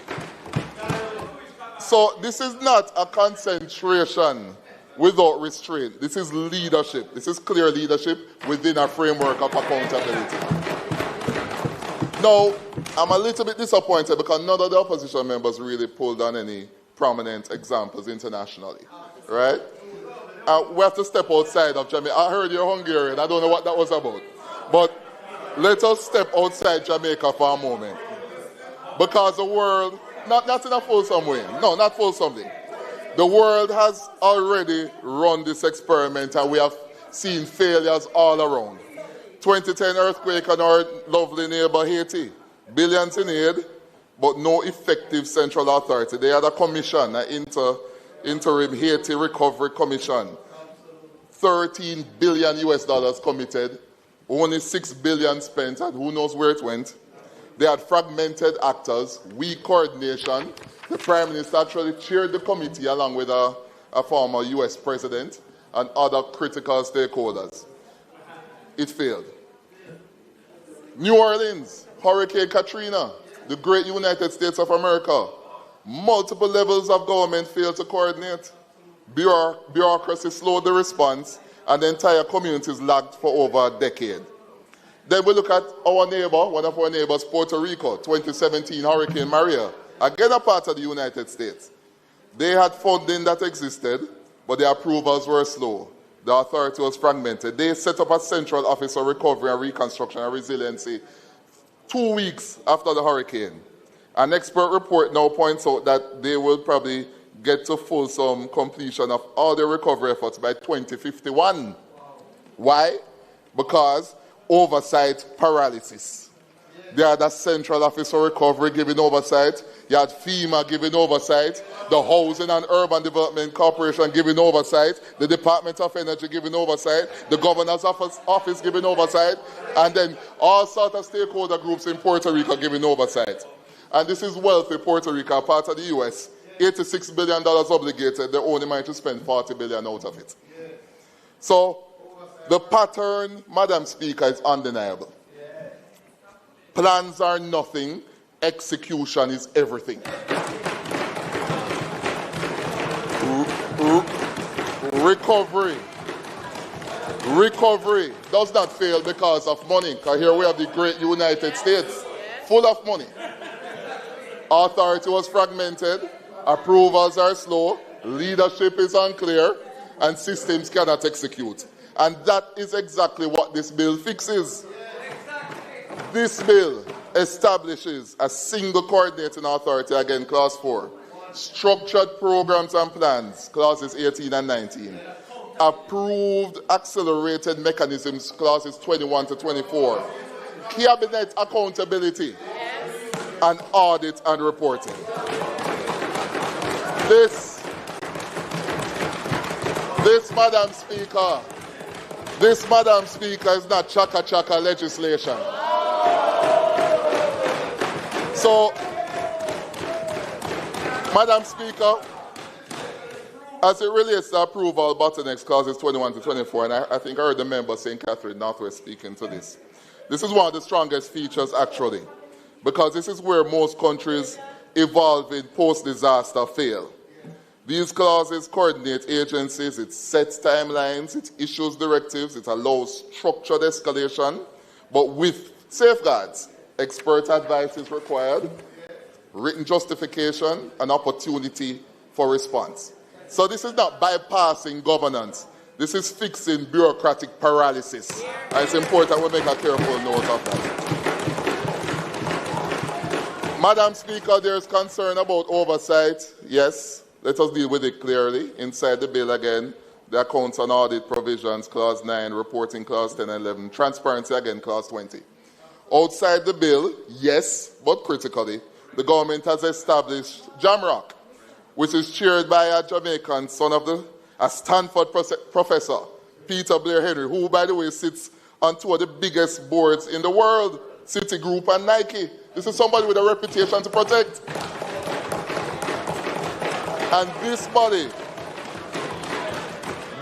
will provide independent public oversight, reports on performance, and introduce a national accountability lens, similar to EPOC. And importantly, performance will be based on measurable outcomes, not processes. And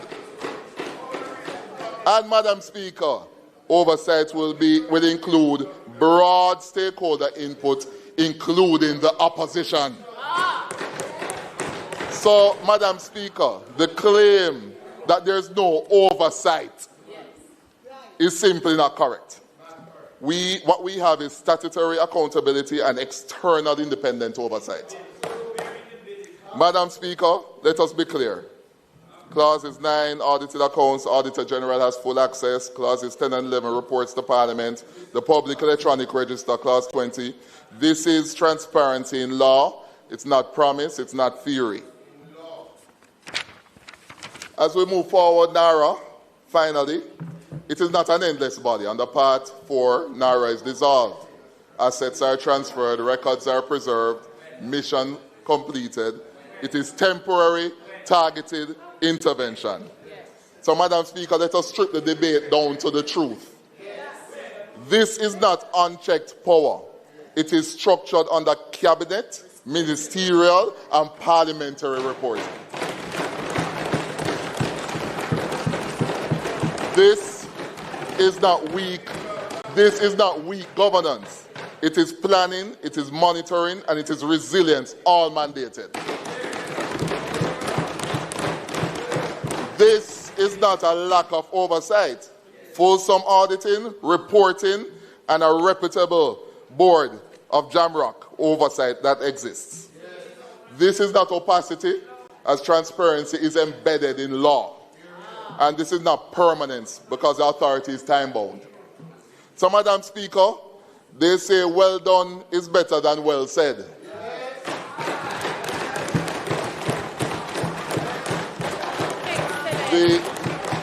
The difference between collapse and recovery is not the scale of the disaster, it is the quality of the response. And as we have seen, Madam Speaker, 2005 Hurricane Katrina, the 2010 Haiti earthquake, and the 2017 Hurricane Maria impact on Puerto Rico. Weak coordination, slow execution, and unclear leadership allowed confidence to unravel, sometimes for years. For the US, they are rich and powerful, so they will figure it out. Haiti, not so lucky. Jamaica has avoided that trap by restoring utilities quickly, mobilizing credible financing early, $6.7 billion from all the multilateral institutions, and establishing a clear institutional driver through NaRRA. The country has anchored confidence at a critical moment, giving businesses and the people of Jamaica a visible path to stability and growth. Madam Speaker, I support this bill.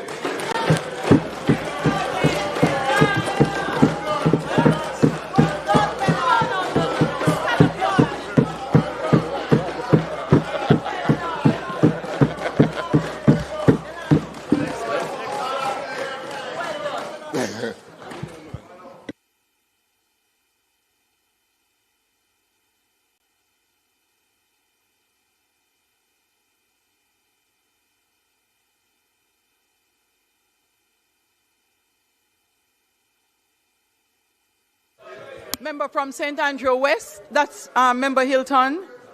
The member from St. Andrew West.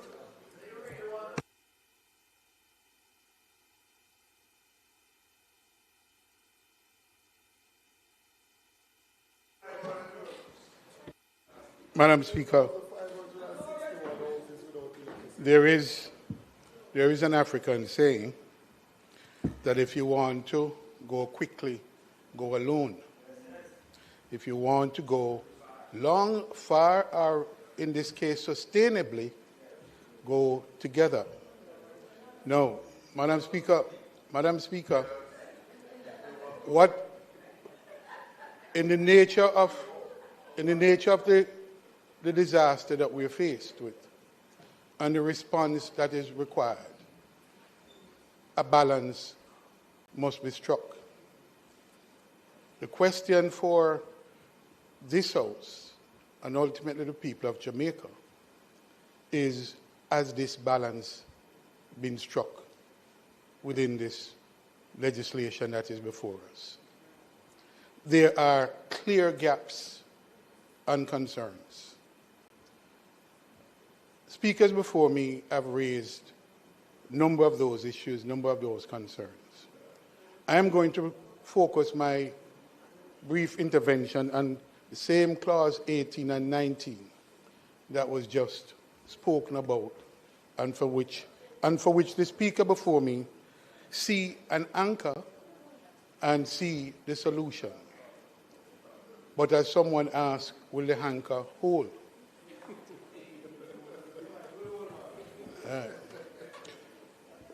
Madam Speaker, I represent a constituency that everyone knows is disaster prone because it sits on the coastline and at the foothills that comes from northwest all the way down. And I have communities that once the clouds get dark, I start to fret. And invariably, after the rains, there's a massive cleanup problem. I have communities like New Haven, Seaview Gardens, Riverton, and other areas that are affected from time to time. It is true that this is a response to Melissa and the destruction caused by Melissa. And that is largely in the West. The bill is drawn in a way that is more general because it recognizes that it is not just about recovery, but it's about resilience. And the resilience of which we speak is not only to be found in the West, it's broad. And therefore, I am pleased that it recognizes and there is a possibility that these areas of great sensitivity traditionally and known spots of disaster prone areas is the opportunity for a resilient response. Because the hurricane, Melissa, was in the West, but the hurricane is likely to come the next time. And I must tell you that I breathed a sigh of relief when Hurricane Melissa speared Kingston because had it come in this area, I don't know what might have happened to a lot of the community and the people in my constituency. So we have to consider that we have to look at how have we addressed the vulnerabilities so that when the hurricane comes next time, that we prevent the kind of disaster that we may have avoided only because Hurricane Melissa took a different course. So, Madam Speaker, as I look at the bill, and I look at clause 18 and 19, the bill has adopted a very artful way of addressing the issue of consultation and inclusion. So it uses in 19 and 18 and 19 the term, the artful phrase, that in consultation with relevant persons. Now, I want to put it to you, Madam Speaker, that a bill of this importance, and given the concerns that I am addressing from these constituencies, these vulnerable constituencies, does this bill speak to consulting the people in these constituencies? Or am I assured that they will be included in any consultation that takes place under this legislation? How am I assured? And I want to suggest to you that it cannot be left just to the goodwill of the CEO of NaRRA. Clear direction must be given in the legislation to say communities and affected communities, and they can even, because they are known, these zones are known zones. It's not anything that we are surprised about. Those zones are known. How will they be assured that they will be included in consultation, and that whatever the designs for projects that come out, that they will be included and their vulnerabilities addressed. I am not, this gives me no confidence. I don't see it, and I'd like the Prime Minister to address that, to say, how do known vulnerable communities that we struggle with year in, year out, that we spend this kind of money, we recover, we reconstruct, we rebuild, and yet resilience escape these communities? How? So, because for me, resilience is not just a technical exercise. It's both social, and yes, it is political. And the question is, how can I rest assured that the resilience of which we speak, the building back better, that we all want, will address those known vulnerable zones and communities? It's not clear to me from this bill and the design of this bill that this is addressed in a comfortable way. And I believe that it is not just about top-down building, it is about bottom-up as well. And the communities, I don't see communities referenced anywhere in this bill. I don't. And I think, Prime Minister, we have to address the issues of equity, inclusion, and communities. Even in the planning that I've heard about, I don't see any. No, you don't understand much.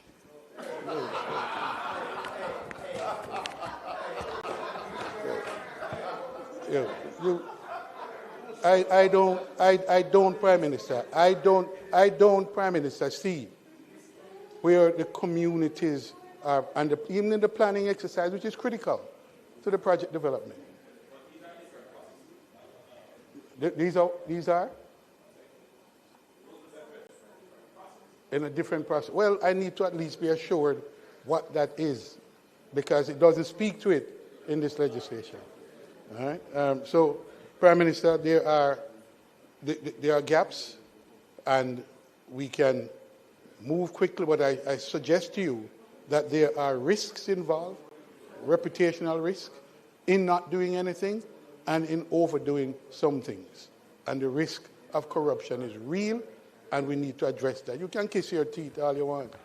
Well, yeah, but it's real, and I think we need to make sure that the safeguards are addressed in this bill. Thank you. Thank you, Member. Next is the member from St. Andrew Northwest.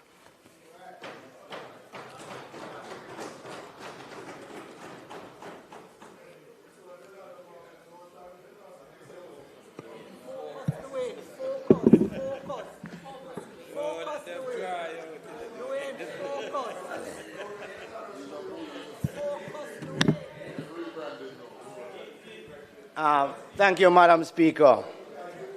Madam Speaker, you know, I've been a member of this House for a little over a year, and that there are a lot of bills that I've seen come to this House that I have not commented on or contributed on. But this bill is so important. There's no way I could not have a bill of this magnitude. Madam Speaker, I want to join with my colleague and friend and from St. Andrew, a neighbor from St. Andrew North Central, in full support of this bill. Madam Speaker, Hurricane Melissa caused unprecedented damage. Madam Speaker, first of all, Madam Speaker, Madam Speaker, Madam Speaker,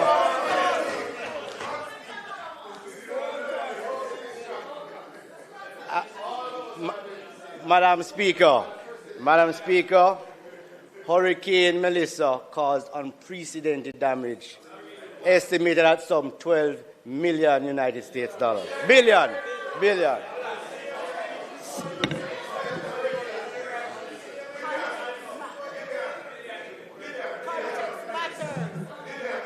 I have the time, you know. I have the time. 6 months on, thousands of Jamaicans still await full recovery. The National Reconstruction and Resilience Authority Bill, NaRRA, tabled by the Most Honourable Prime Minister last week, establishes a dedicated, time-bound statutory authority with a clear mandate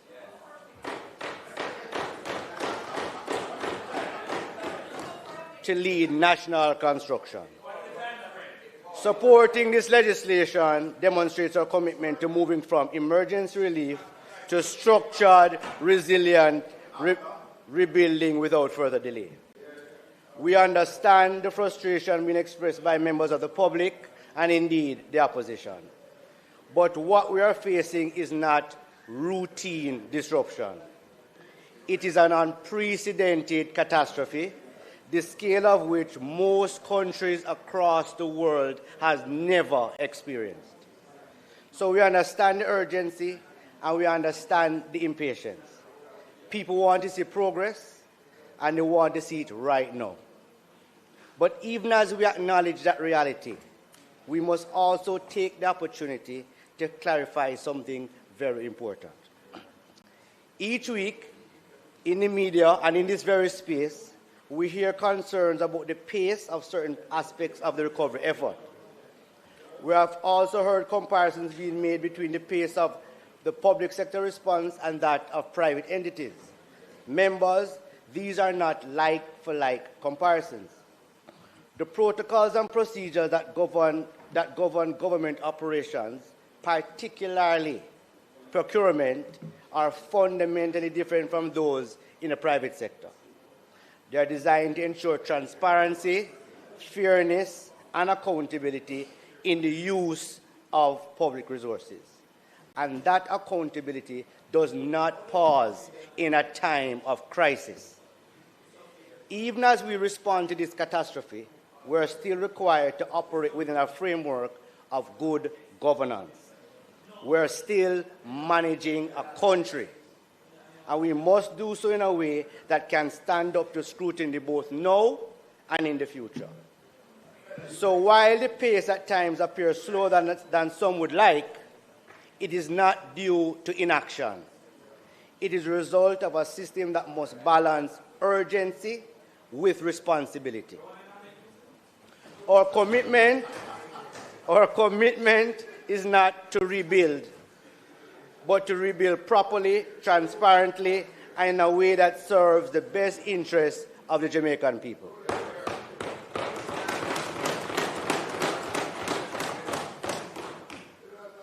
In order to achieve this bill has been tabled to ensure our rebuilding efforts keep up with the pace of private efforts and, of course, the demands and welfare of the Jamaican people. Madam Speaker, Jamaica cannot afford to have billions in unspent funds while roads, schools, and hospitals remain in disrepair. Madam Speaker, those are the words of the member from St. Andrews South Eastern, March last year, regarding the pace of procurement. Though it was not referring to Hurricane Melissa or NaRRA at that time, the facts are true today, and I say even more relevant given the devastation experienced in Western Jamaica. For that reason, this government has sought to fill the gaps and innovate and legislate a clear path that will both facilitate a quicker rebuild without compromising accountability. The business-as-usual approaches through fragmented ministries and standard bureaucracy has never been designed for post-disaster reconstruction at this scale. They cause delays in approvals, duplication of efforts, slow procurement, and a weaker coordination, precisely the problems that prolong suffering after major disasters, and everything that this NaRRA bill is trying to prevent.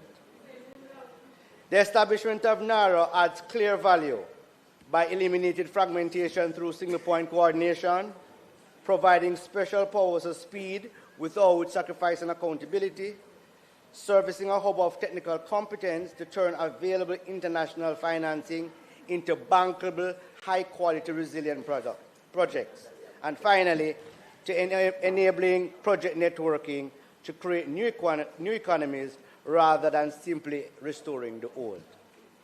Madam Speaker, the NaRRA bill is not attempting to reinvent the wheel. This is a proven model used successfully in other disaster recoveries globally. Existing structures would result in slower, less integrated, and less transformative outcomes. This is not about expanding government or complex legislation. Madam Speaker, quite frankly, this bill ought not to be a controversial one. This bill is a common sense bill.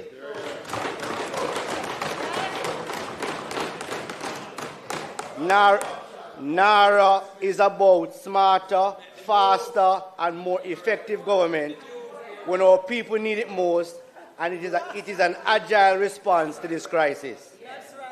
I urge all members to support this bill so we can continue to deliver hope, resilience, and real recovery to every affected Jamaican, starting in Western Jamaica.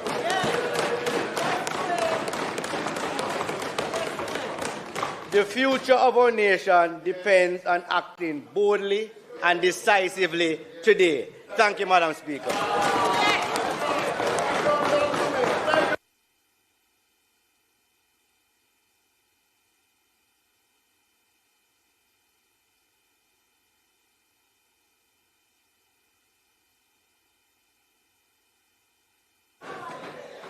The member from St. Mary's Central.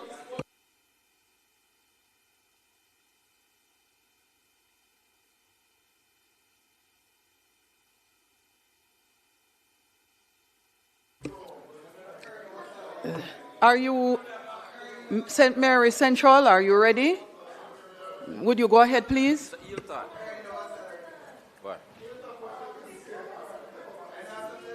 Okay.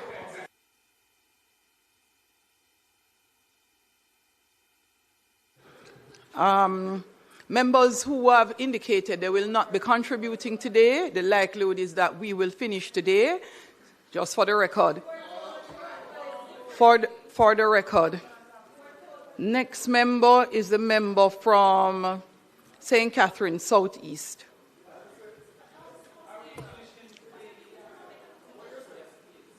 That's not you, member. That's not you. Oh, you're acting. I'm always on stage, yes. Madam Speaker, it was clear from the onset that we would not be closing the debate today. Who indicated that, member? The House Leader. House Leader? Member, Yes. hold a moment. House Leader, please. House Leader has you indicated did not advise that we would not be closing today. I also asked the Prime Minister himself, who indicated that he would not be closing today. And I know they weren't lying to me.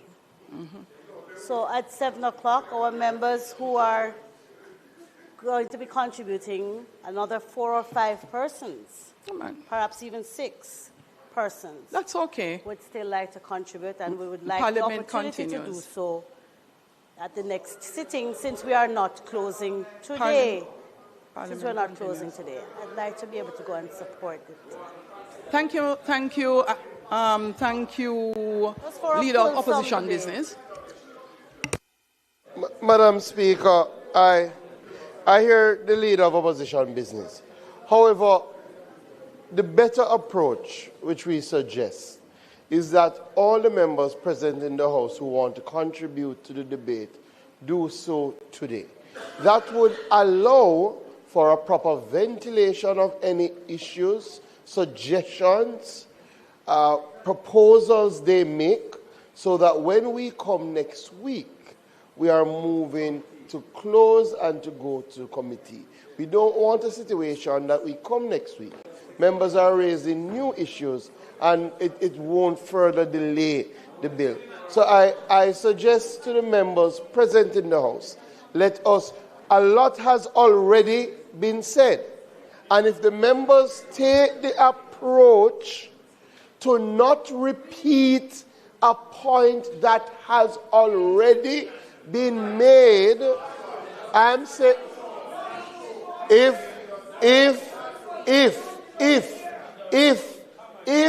the members take the approach from henceforth to not repeat what has already been said, then we could be out of here by 7:30.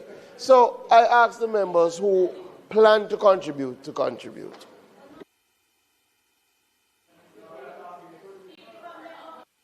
Members, I'm going to give you the list of persons who indicated that they were interested to speak. Westmoreland Eastern. I heard you already. Are you going to say something differently? Go ahead. There is of at opposition least business. one member who isn't here today who wants to contribute next week. Are we indicating that they will not be permitted to do so since we are not closing today? Who is the member, leader of opposition business? No, I'm asking the question. And if the member is, if the acting House leader is indicating as much, then acting House leader would know.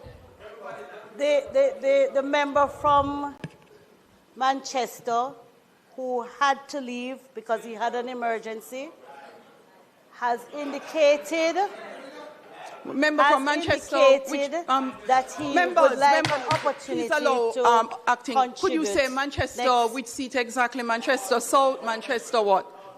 Northwest Manchester. He has great interest in this matter, and he had an emergency today. And I'm simply saying, if we're not closing today, thank you, leader of government, of opposition business. I'll get back to you in that regard. Next is the member from.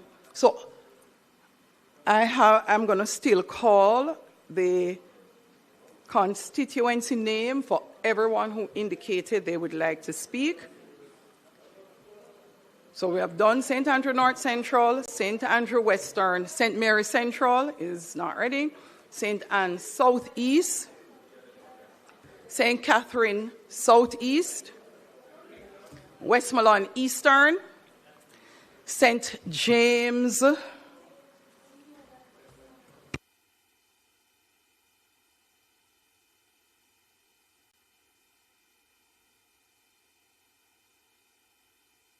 St. James West Central, St. James West Central,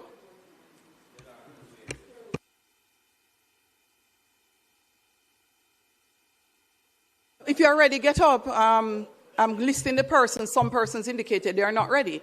So I'm just reiterating those who had asked. So are you ready? I am not making any commitment for next week. The House proceedings continue.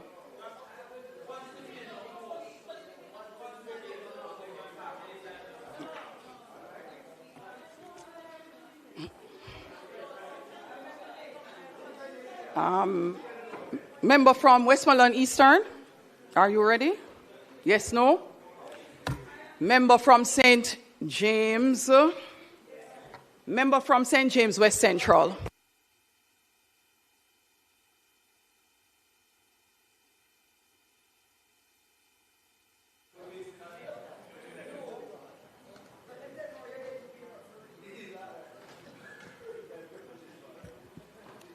Madam Speaker. Member from St. James West Central, would you like the podium? No.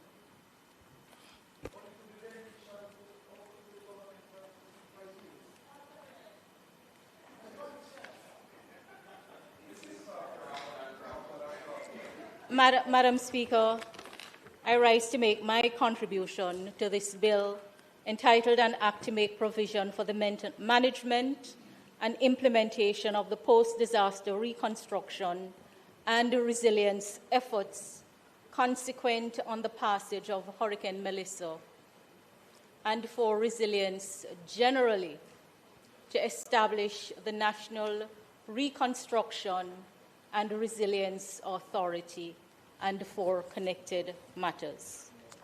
The bill, when passed into law, to be cited as the National Reconstruction and Resilience Authority Act, NARRO. Madam Speaker, over the years that I have been in the Parliament, my starting point in presenting on bills is usually to look at the Memorandum of Objects and Reason. And this bill seeks to establish the National Reconstruction and Resilience Authority and a statutory framework for the efficient, coordinated, and transparent management of extraordinary time-bound reconstruction and resilience efforts to focus on building back better to withstand future climatic and geophysical events. Secondly, to create a more robust, climate-resilient infrastructure, encouraging better land use planning. Thirdly, to expedite private and public-private investment in priority sectors that address the structural economic vulnerabilities exposed by Hurricane Melissa. And fourthly, to enable growth and diversification of Jamaica's economic base. Madam Speaker, my training and experience compels me to not only look at a bill in principle, but also in detail. Because when we pass laws, we're not passing laws for the statute book. We're passing laws to be used. And constitutionally, we're passing laws for the peace, order, and good government of Jamaica. And when the laws are to be used, we have to discover the meaning or effect of words used by the Parliament. And to do so, we cannot escape analysis. It doesn't make an approach theoretical or theatrical. We really have to analyze, because the overriding aim must always be to give effect to the intention of Parliament as expressed in words used. And so the task of ascertaining the intention of Parliament, it demands an understanding that the intention of Parliament is an objective concept. It is not subjective. When we refer to the intention of Parliament, which is really to understand what it is that we're passing, this is to something that is objective and what we can reasonably impute to Parliament in respect of the language used. It is not the subjective intention of the minister or other persons who promote the legislation, nor is it the subjective intention of the draftsman or of individual members, or even a majority of individual members of either house. And so there is no escaping looking at what the words say and what we draft. Madam Speaker, this bill, as the Prime Minister has said, is the most consequential piece of legislation that is to be passed. And he invited all of us to approach the consideration of the bill seriously. And so, we can't really rush it too much, even though time is of the essence. and I have a full appreciation of what the Prime Minister is seeking to achieve. I do not believe that anyone who has spoken has taken issue with the goals that are being pursued. But the concerns are whether the bill in its form will achieve those goals.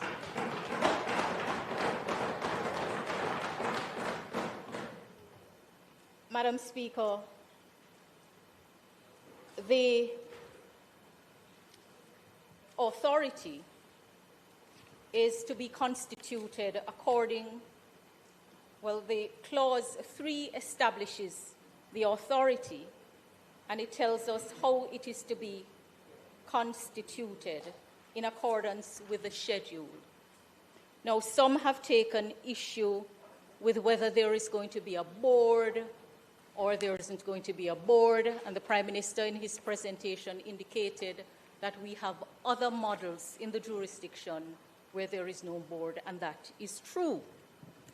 Under the Town and Country Planning Act, for example, there is provided for a planning authority, a Town and Country Planning Authority, and under that act, and this is an act of 1958, Section 3(1) tells you that for the purposes of the act, the Minister shall appoint a person or persons to be a town and country planning authority, and subject to the provisions of the Act, and from time to time, by order, published in the Gazette, define the composition, powers, and duties of such authority. So it is true that what the bill is seeking to do by way of model already exists in the jurisdiction. So let us look at what will constitute the authority in the bill. The schedule speaks to a CEO and only a CEO. And so if the intention is to constitute the authority with a single office holder, then that is what will be achieved. But if that is not the intention, then the bill will require some rework. Now, the question naturally arises, in light of the objectives being pursued, whether a single person constituting the authority is the model that we should use. It is an appropriate question to be answered. But beyond that, essentially, the authority will also have the minister who is to step in. So, in essence, the authority, when it boils down to it, will be the CEO and the minister who steps in when the minister so steps in. Now, the issue has been raised about the concentration of power in many other pieces of legislation. Power is concentrated in the minister. The question is whether, in light of the objectives being pursued, this is the model that should be used. That is the live question. No, the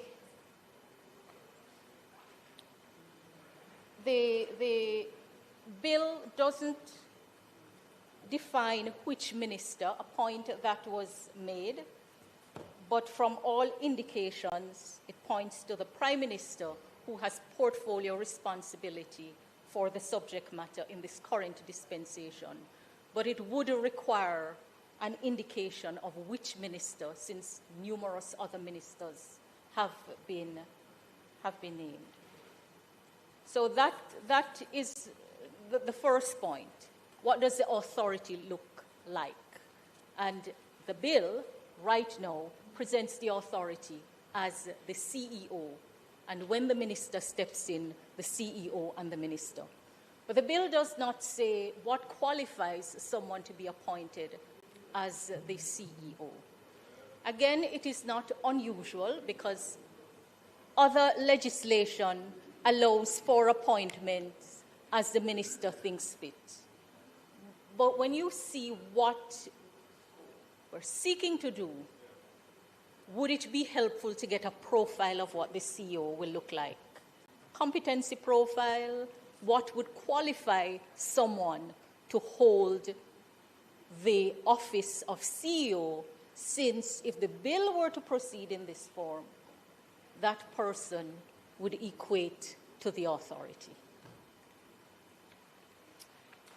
Moving from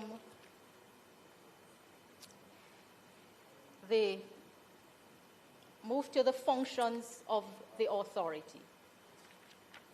Clause 4 sets out the functions. And as has been said before, the functions are very wide. What jumps out at me as against the memorandum of objects and reason is that some of the functions may collide with each other, for want of a better expression, so that we know it is not good practice for anyone to provide oversight duties to self.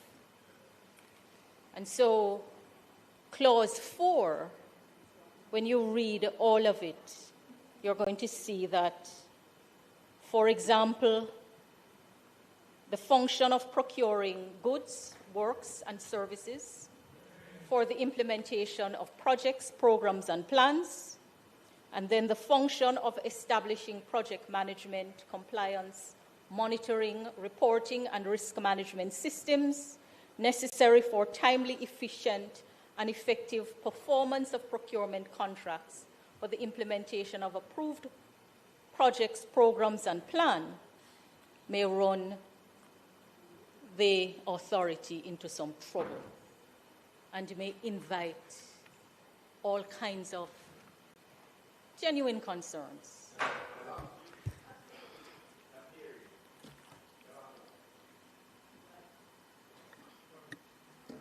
House Leader, time now being 7:20. Thank you, Madam Speaker. With the time now being 7:20, we ask that the House be allowed to sit beyond 7:20. Thank you. The question is that the time being 7:20 p.m., I put that the House be allowed to sit beyond 7:30 p.m. to complete the business of the day. Those in favor? Those against? The ayes have it. The business of the House continues. Member from St. James Central, turn. Thank you, Thank you. Madam Speaker.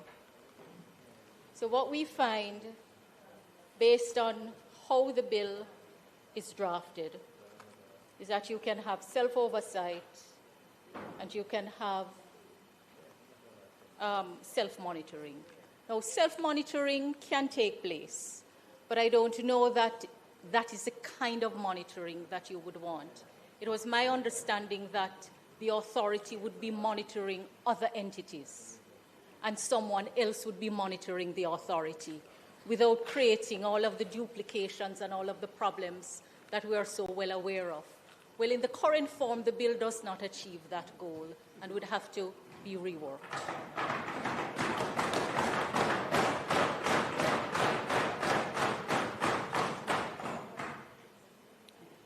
The functions are also cast very wide. And,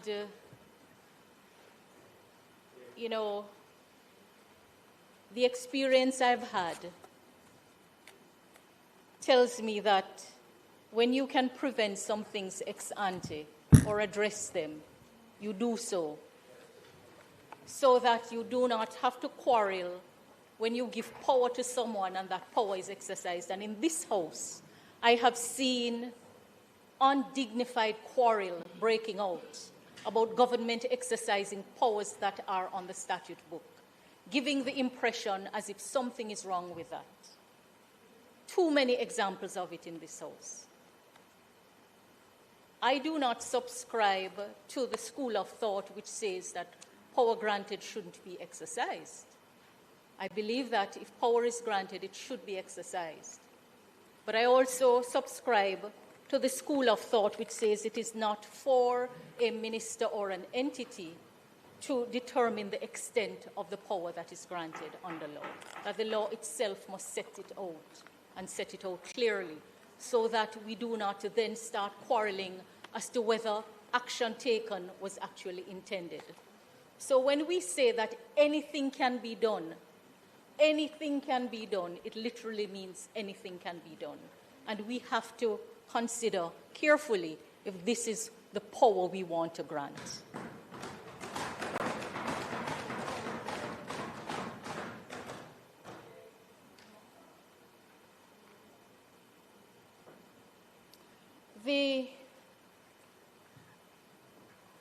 I think the major concern raised by presenters relate to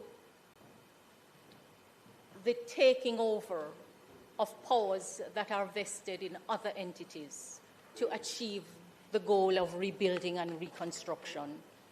And the Prime Minister spoke to the fragmented way in which things are done and the absence of a coordinated approach on a single platform. And it's really unfortunate that we are there because numerous efforts have been made to bring the entities under one umbrella. And boards, in many pieces of our legislation, they are accountable to the ministers.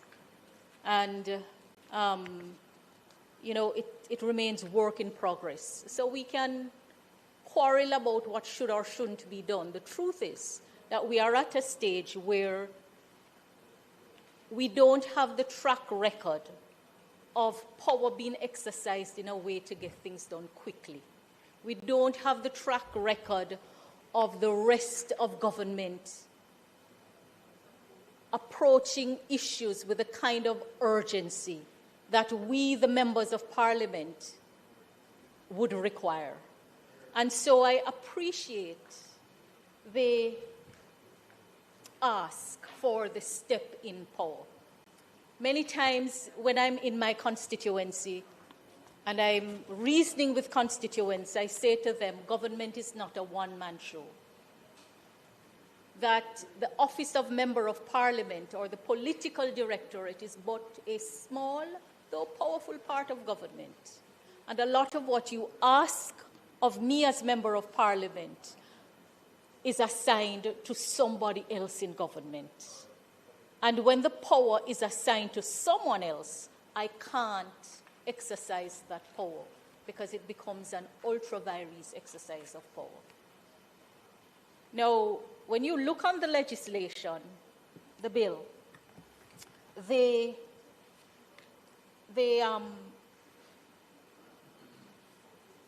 provisions are drafted very, very wide, very wide. And I have no doubt that that is done to allow things to progress. But here is the danger in that approach. A lot of what the bill would authorize to be done by either the authority, which would be the CEO, because the Clause 5 tells you that the CEO shall act on behalf of the authority and be responsible for the day-to-day management of the authority.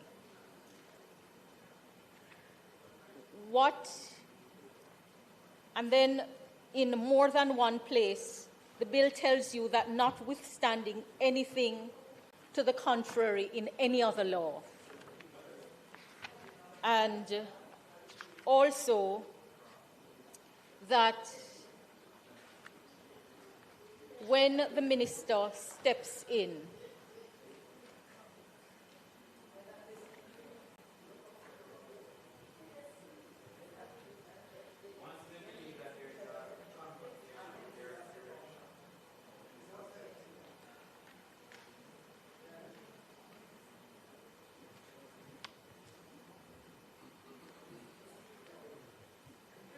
when the minister steps in effect, the minister can do anything.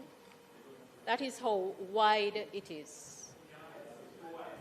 So, and the step-in order, clause 24, which we were directed to pay close attention to,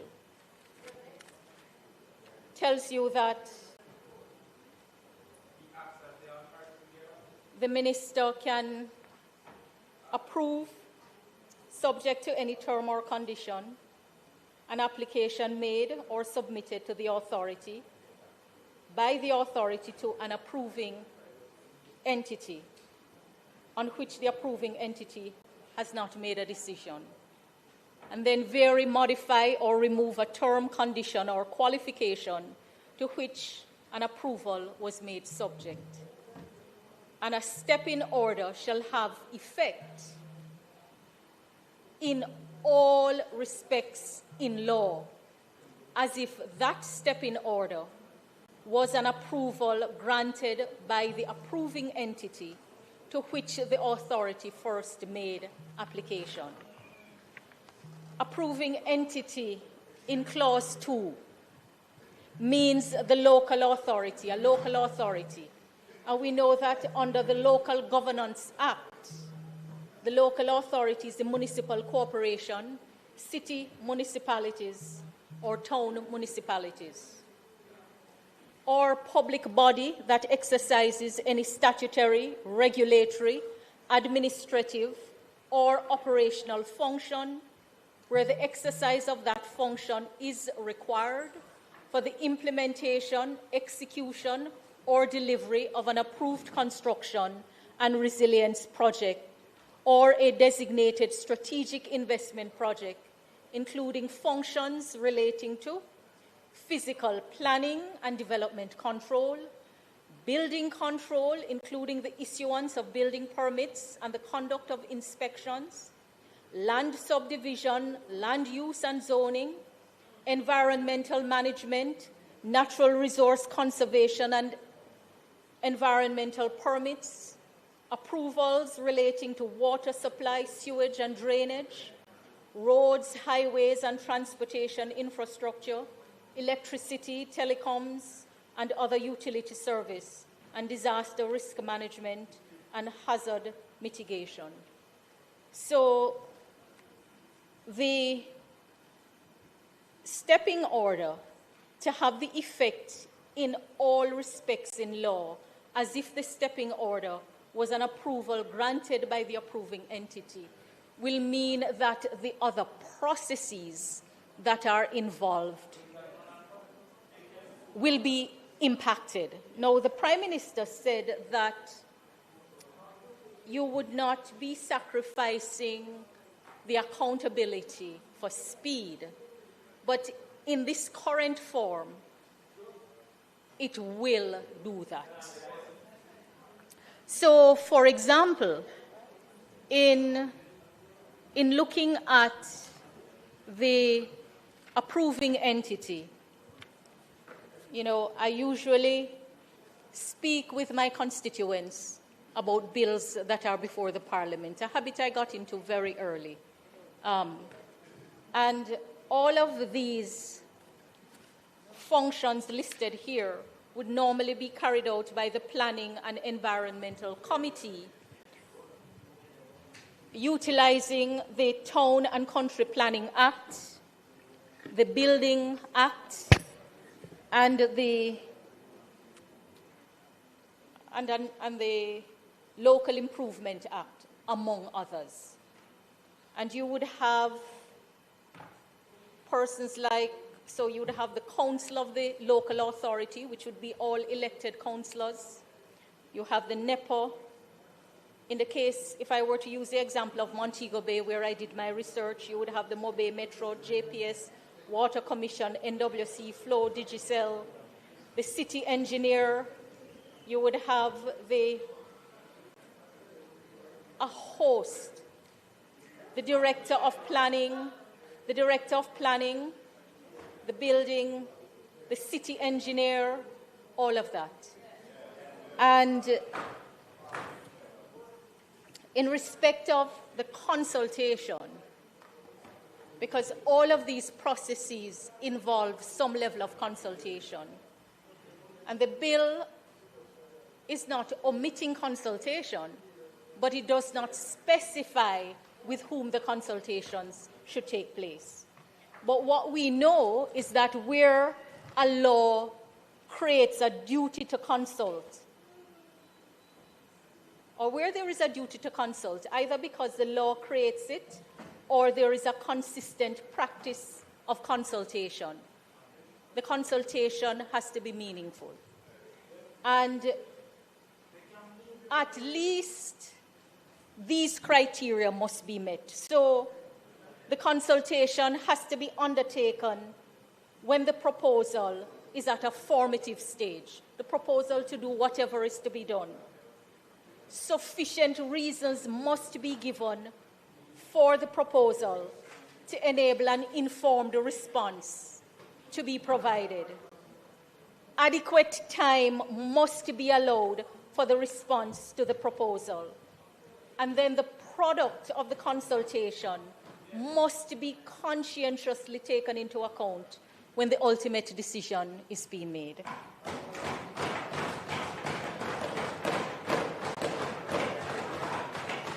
Where there is a duty to consult, fairness may also require disclosure to an interested party of the technical matters, technical advice on which a proposal is being made, on which you're going to have reliance.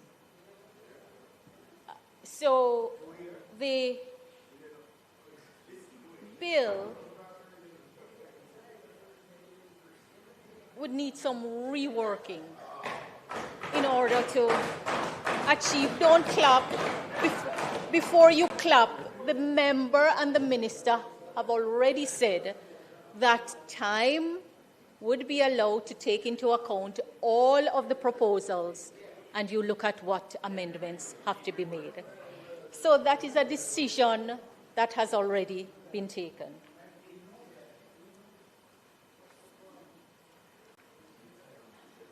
So, next point I wish to address.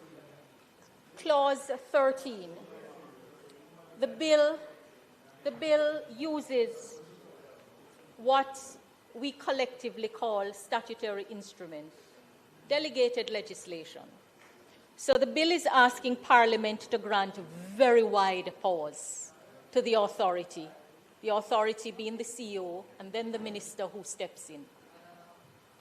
Very, very wide. And then it is also asking that we delegate to the authority and the minister the power to also make laws. And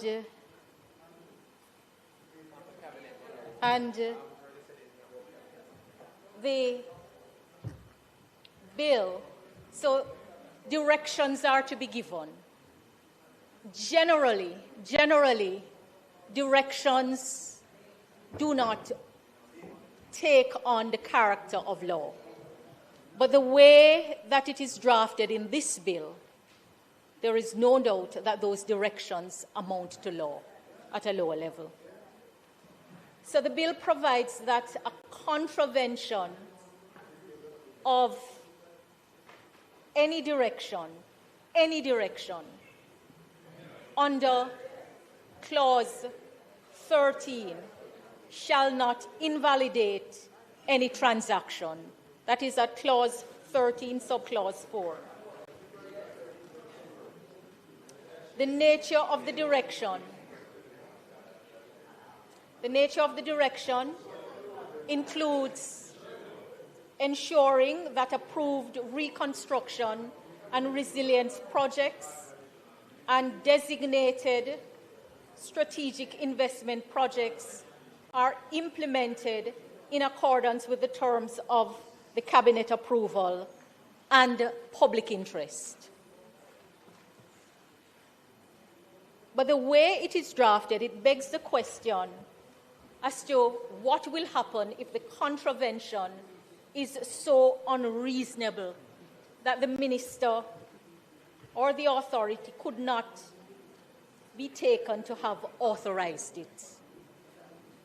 And what if the contravention is done on grounds of bad faith, improper motive, or is just manifestly absurd? And what if private interest trumps the public interest?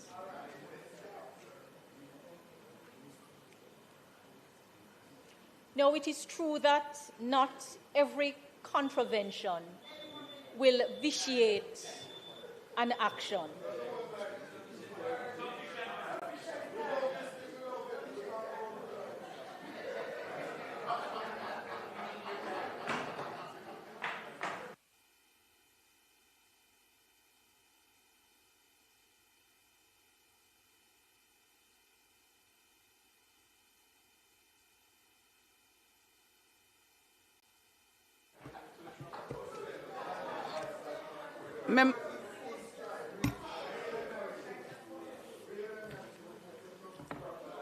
Member from St. James West Central, you have 1 minute to wrap up. Madam Speaker, the bill in its current form will not achieve the goals that are set. Thank you, Member.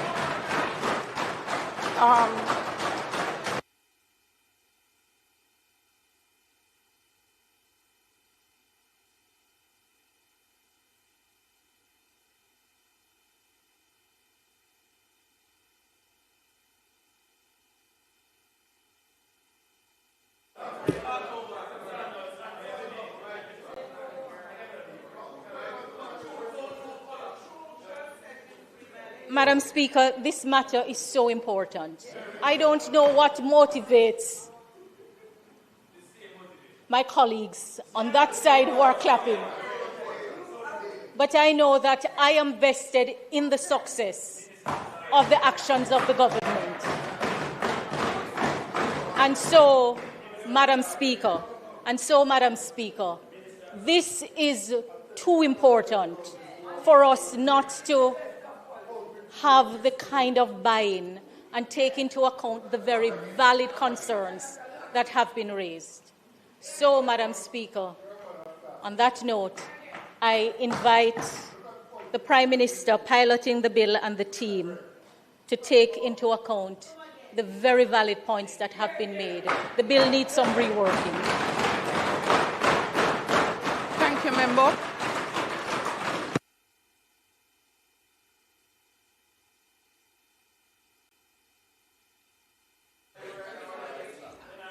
Are there any other contributions?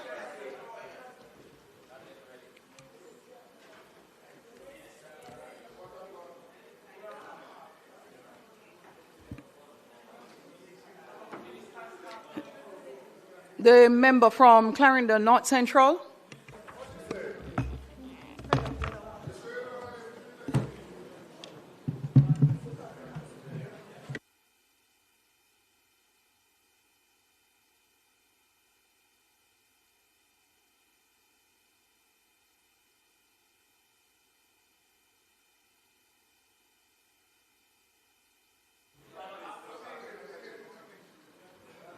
Member from Kingston Central.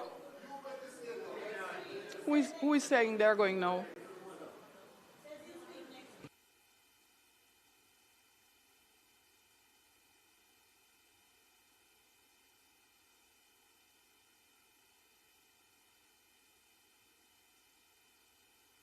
My apologies.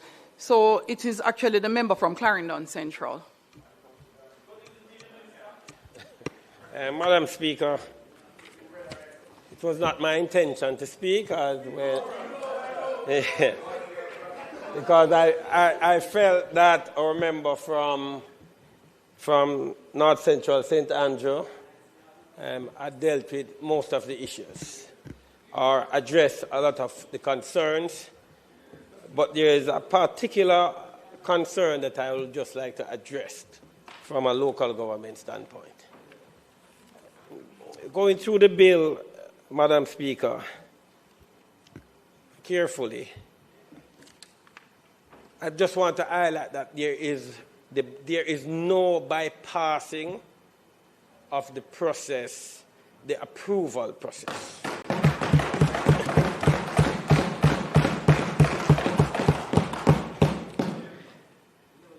And there is no, for want of a better term, there is no taking away of the authority of the approving entities involved.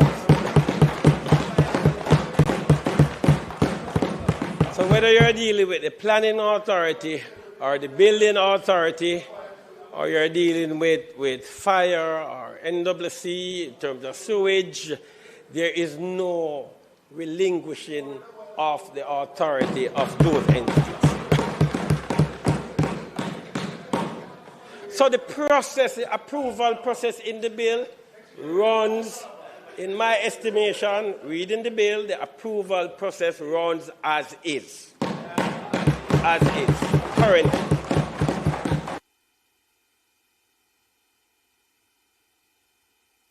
One moment, member. What is contained in the bill, however, Madam Speaker, is, and we're dealing with an emergency.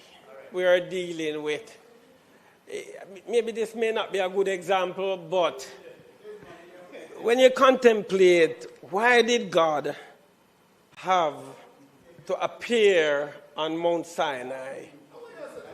You'll learn.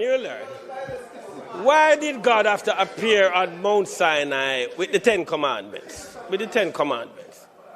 I've always contemplated it, Madam Speaker. Yes, and you know the reason? The children of Israel had gone so far. And in my belief, God couldn't get their attention unless there was a shock introduced into the system. So the Ten Commandments on Mount Sinai was God saying, getting the attention of the children of Israel. It's an emergency measure to get their attention. No, come here now. This is an emergency. This is a special situation in our country. It requires special measures. It requires emergency measures, and it requires a special approach. We can't, there's not one of us here in this parliament believe that the regular course or processes can address the reconstruction of this country.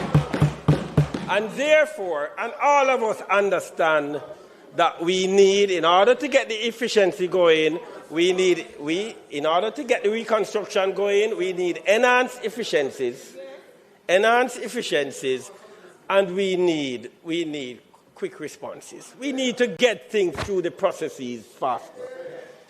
And I'm saying, so as part of this now, the bill introduces another level. I'm not an attorney, but this is my understanding, a level that streamlines and pushes the process.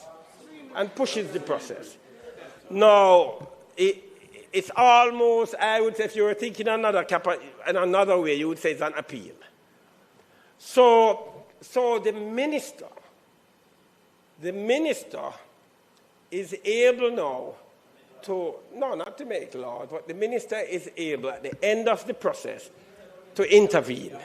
Now, in the intervention, this is critical, in the intervention, the minister is not bypassing the approving entities. The minister, just read it carefully, the minister is convening the approving entities. So the minister is not, come on folks, the minister is not making a decision, a willy-nilly, for want of a better term, decision. The minister is convening the entities in the interest of the reconstruction the minister is able to convene the entities, evaluate the process, what has happened before, look at the decisions. Look at the decisions.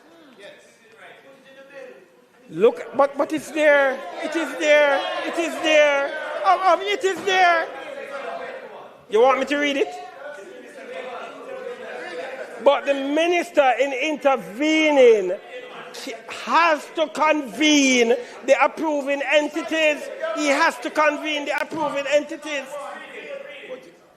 And in convening the approving entities, the minister looks at the reason or reasons for the decision. And if the reason or reasons are grounded, the minister will uphold the decision of the approving entities. If they are not grounded, then the minister will make the decision in accordance with the reconstruction projects. So the point, as I close, the point, but I believe the point is a simple one. There is no bypassing of the process. That's the point. That's the point. There is no bypassing of the process that currently exists. The process that currently exists will flow. Will flow. What this special situation requires is that the minister is now able to quicken the process if the needs arise. And that is it.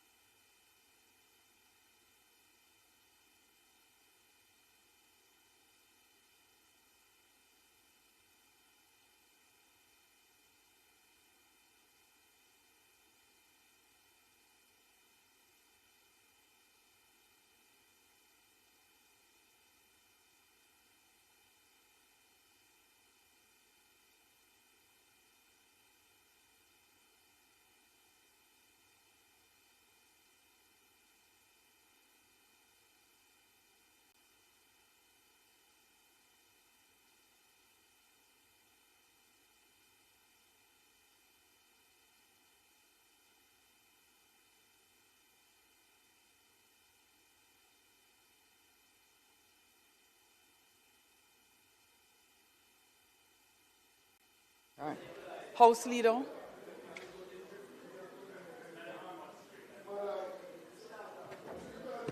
Madam Speaker, I thank the members who have participated thus far. As we have indicated, it is our intention to close the debate next week. I know it is easy for us to be in here and forget the urgency on the ground in relation to NaRRA and the people who are waiting on the reconstruction process to start. I urge the members to have us conclude the processes next week and let us move forward with the reconstruction. It is not intended to do any further business today. We will suspend the debate until next week, at which time we will close and continue the sectoral. So I ask that the House be adjourned for a date to be set. But next week, always best. Always best, House Leader.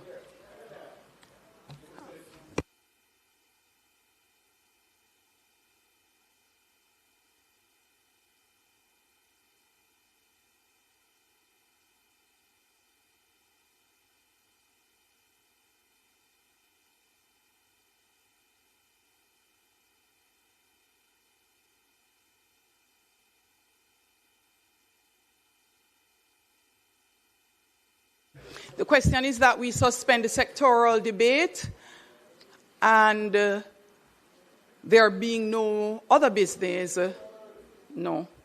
there being no other business, we will adjourn the sitting of the House for a date to be fixed. Those in favor? Those against, the ayes have it. This Honourable House now stands adjourned.